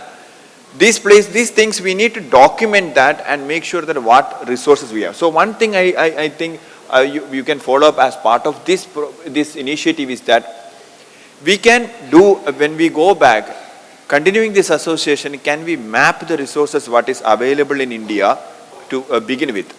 So in terms of infrastructure, in terms of facility, and in terms of human resource. And following that, as a next step, the role of PIR would come when to realize that what is the level of this care, what are the gap analysis need to be done. When we say that these much institutions are providing tertiary care, whether they are providing the tertiary care in line with the evidences which is done in the PIR, or we need to modify the PIR accordingly. And the next level would come that what PIR is currently done is we have actually classified based on the health condition. What we need to do, which is specific to the country, would be we have to develop at the level for what is to be done at the primary level, what is to be done at the secondary level, and what is to be done at the tertiary level. So some conditions, for example stroke, some conditions at the primary level, community level, some services can be given. So what should be in the rehab bag or rehab package of field level workers? What should be given at the primary level? What should be given at the secondary level? So we, based on this, what we have now, the package of interventions, we need to identify which would be fitting into which levels of care. That's an exercise. Already HQ has started an exercise on identifying for the primary care, but that would be basically very country specific. This area would be a very basically country specific. So in order to come out with that, what we need to do is the first thing to understand is the resources, what is currently available in the country, which we can do that, as this team can do that. And I think one important thing which we need to do after going from here is the resource mapping in that. And the other thing I would like to say is that what I was thinking is that we need to, just like in line with we have the World Rehabilitation Alliance, we can kind of, WHO will, I'll talk with my WHO country head and think of actually bringing in a kind of a collaboration in which we can bring in experts and start a kind of a national rehabilitation alliance kind of thing. So we have the expertise, a continuous flow of information which is possible. And as ICMR and today we are deliberating on that, we can actually work on the PIR and bring out with a version which is more more adapted to the conditions in India, because every place, and when we say adapted to condition in India, India is a big continent by itself. So just one more thing I need to say is that let's see this as not the end of a workshop, as the beginning of a great job, which we need to, everyone need to take the responsibility, whichever level you may be. You may be a student in this organization, you may be just starter in this sector, but you can do many things if you really want to do in a public health approach. Thank you very much. Thank you so much. So we have things to follow on from here, and that's where the concerted multi-stakeholder approach will come into action, and we are certain that this momentum that is generated in the last 2 days will continue to be able to take this in order to see the change that we would like to see. And that's, please. Other thing which we can, when I say resource mapping, it's not just the facility, the funding also. For example, Tamil Nadu has TN rights funding. That fund none other has. Similarly, there may be very specific funds. Haryana has a CM fund dedicated for disability. Few states has, and Gujarat has also started some. But we need to understand, as experts in this field, we need to tap to these funds and give them the proposals which we need to, which they can follow up. So, a resource map, one thing I need to add is that not just the institution and the human resources, we need to identify the resources which is locally available, which can be tapped for rehabilitation activity. Thank you. So there seems to be a lot of hidden out there which we have not accessed yet and not discovered, and this is a journey that will continue with the same energy that we all have generated together, because coming together was the first step and we have taken that first step. So thank you very much, and now may I request the co-convener of this conference, Madam Uttara Deshmukh, to propose the vote of thanks. Good afternoon, everyone, and it's my privilege to be here for the vote of thanks. I am Dr. Uttara Deshmukh, Head of the Department of Prosthetics and Orthotics, MGM Institute of Health Sciences, and co-convener for the National Conference Mainstreaming Rehabilitation in the Healthcare System. First of all, we would like to felicitate our sponsors for this conference. I would like to call Dr. Tarun Kulkshetra from Motorica, who have been constantly they have given support to us. Team IDBI and team SBI. I would like to call upon Dr. Alexandra to felicitate Tarun Kulkshetra.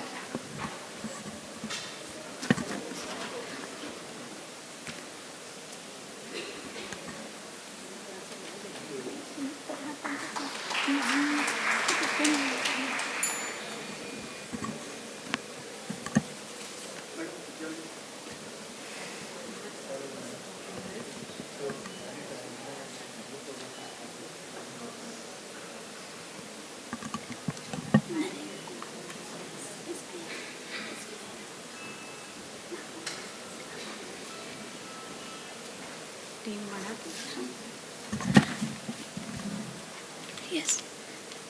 Team SBI, Mr. Praveen Raut and Mayank Shukla. Team SBI.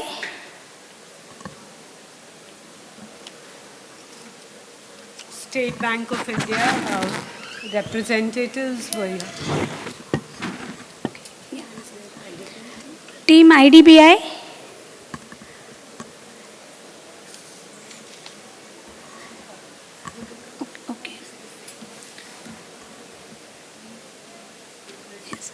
Respected dignitaries, esteemed guests, and the delegates. So today here I am giving the vote of thanks.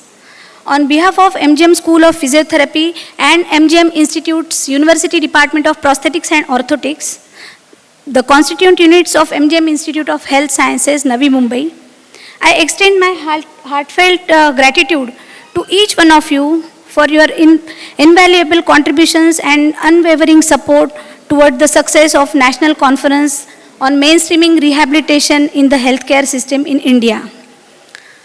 This conference, held in collaboration with NITI Aayog and the World Health Organization India, they have been the surrounding success thanks to your active participation and insightful contribution. The team SBI has arrived. Mr. Praveen Raut and Mayank Shukla. I would like to call our Honorable Vice Chancellor, sir, to felicitate them.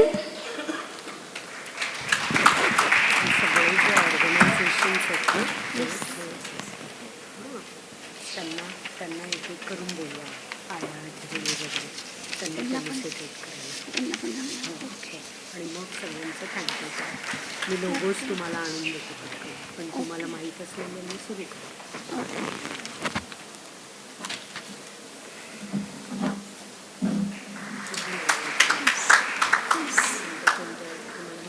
Yes, yes, yes, yes.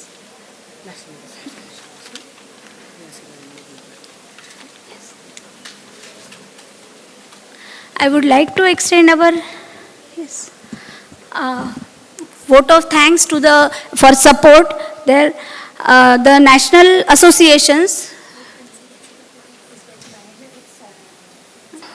Please come on the stage.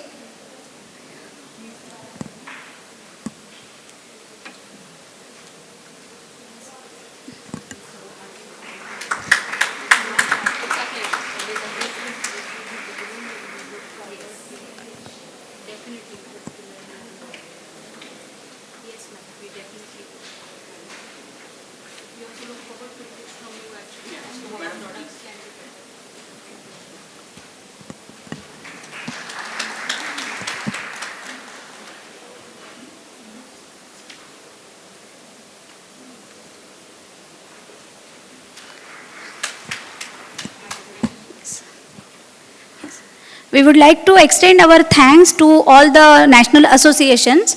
So, National Association, Orthotics Prosthetics Association of India, I would like to call Dantala sir to come on the stage as a representative of National Association, Orthotics Prosthetics Association of India.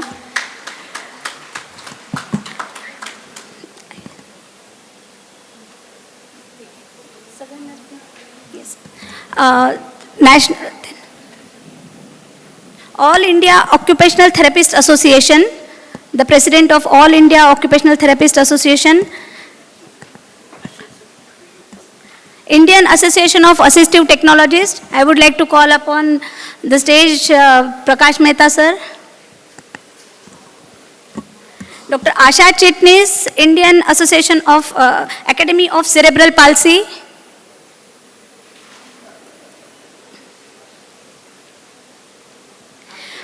All India Institute of Speech and Hearing. Okay, मला वाटलं सगळे.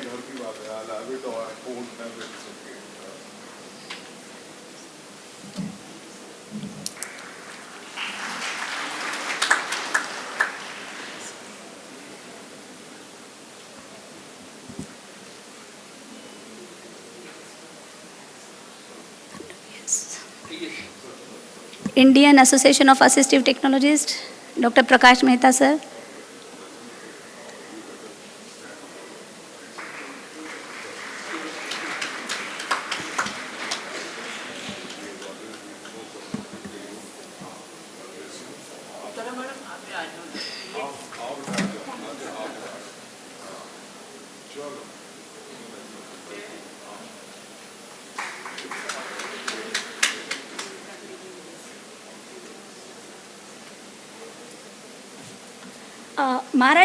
Maharashtra State of Occupational and Physiotherapy Council.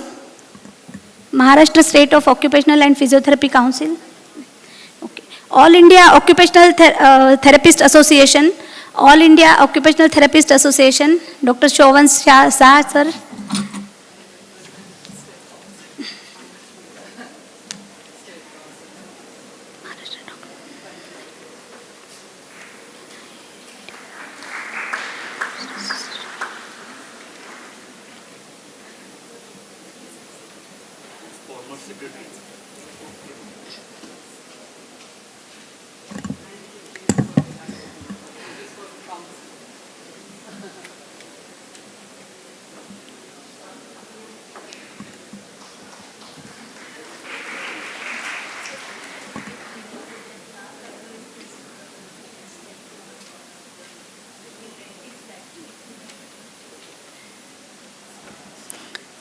All India Institute of Speech and Hearing,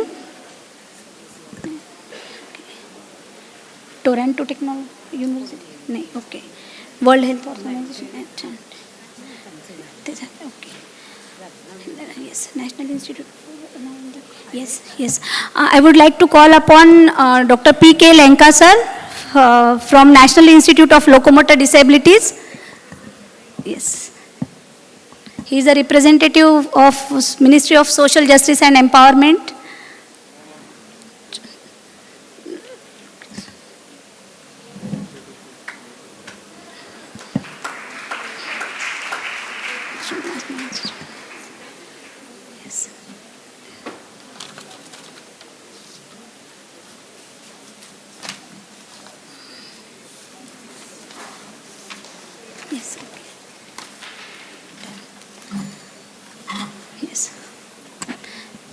So this conference held in the collaboration with NITI Aayog and the World Health Organization India, it has been a resourcing success, and thanks to everyone's active participation for the insightful contribution. We are immensely grateful to our Honorable Chancellor Sir, Shri Kamal Kishore Kadam Sir, Honorable Vice Chancellor Dr. Shashank D. Dalvi Sir, Honorable Pro Vice Chancellor Dr. Nitin Kadam Sir, Honorable Medical Director Dr. Sudhir Kadam Sir, Dr. Munni Raju, Deputy Advisor NITI Aayog, Government of India, Dr. Alexandra Raj, Technical Director Rehabilitation Program, Department of Non-Communicable Disease, Rehabilitation and Disability, World Health Organization, Geneva, Dr. Tashi Tobge, Regional Advisor for Disability, Injury Prevention and Rehabilitation at WHO Southeast Asia Regional Office, Dr. Muhammad Ashil, National Professional Officer, Injury Prevention and Disabilities, WHO India, Padma Shri Dr. Raman Gangakhedkar Sir, former Head of Epidemiology and Communicable Diseases, ICMR, and the current Chairman, Research Advisory Committee, MGM IHS, Dr. Gauri Nimka Sen Gupta, DDG, Director Health Education Bureau, Dr. Yagna Shukla, Chairman, National Commission of Allied Healthcare Professional, Ministry of Health and Family Welfare, Dr. Ashu Grover, Head Implementation Delivery Research, ICMR, Dr. Ravindra Singh, Scientist, ICMR, Dr. Rupali Roy, Assistant Director, General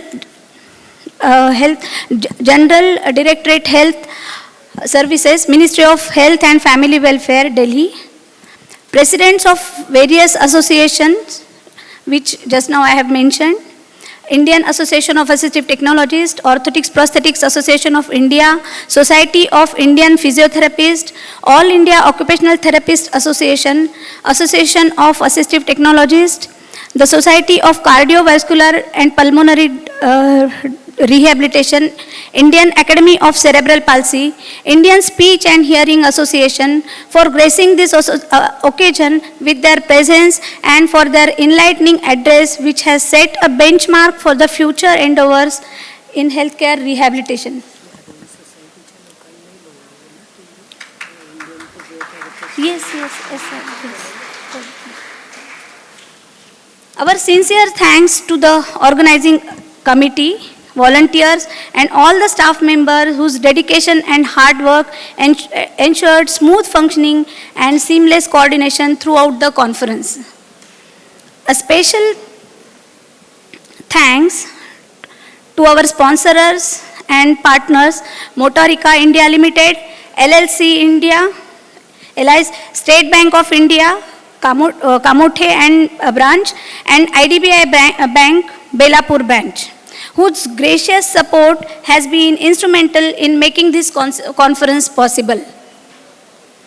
Our dignitary speakers and panelists and your expertise and through the presentation have enriched our understanding and paved the way of meaningful discussion on integrating rehabilitation in our healthcare framework.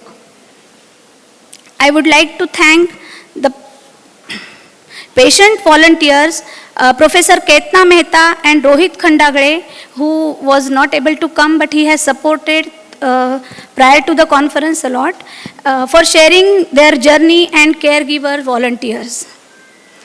A special mention goes to P.K. Narayanan from Symphony Travels for booking air tickets, and Gurdeep Arora from V4U Travels for providing transportation. Your efforts ensure that everyone arrived safely on the time, contributing significantly to the smooth running of the conference. I would like to acknowledge the outstanding support provided by our auditorial team, Mr. Kedar Rane, Mr. Nitin and Mr. Anil. I take this moment to express our sincere appreciation to the accounts team, auditorium staff, canteen manager team, and housekeeping staff for their hard work and efforts behind this conference. Last but not the least, to all the participants who have traveled from far away for your active engagement and enthusiasm, which has made this conference a truly impactful. As we conclude, this is an enlightening gathering, and let's carry forward the spirit of collaboration and commitment for enhancing the rehabilitation services in our healthcare systems. Thank you once again for being a part of this momentous event. We look forward to continued cooperation and future interactions. Thank you very much.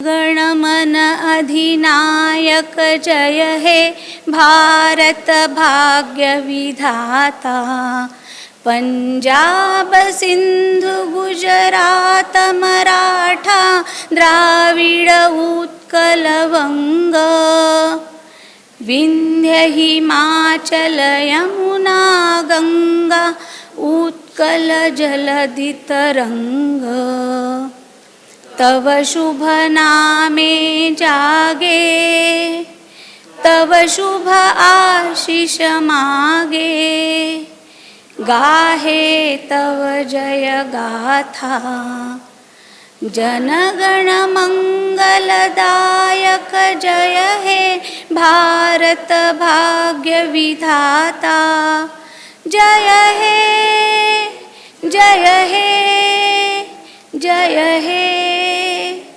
जय जय जय जय हे. Thank you very much.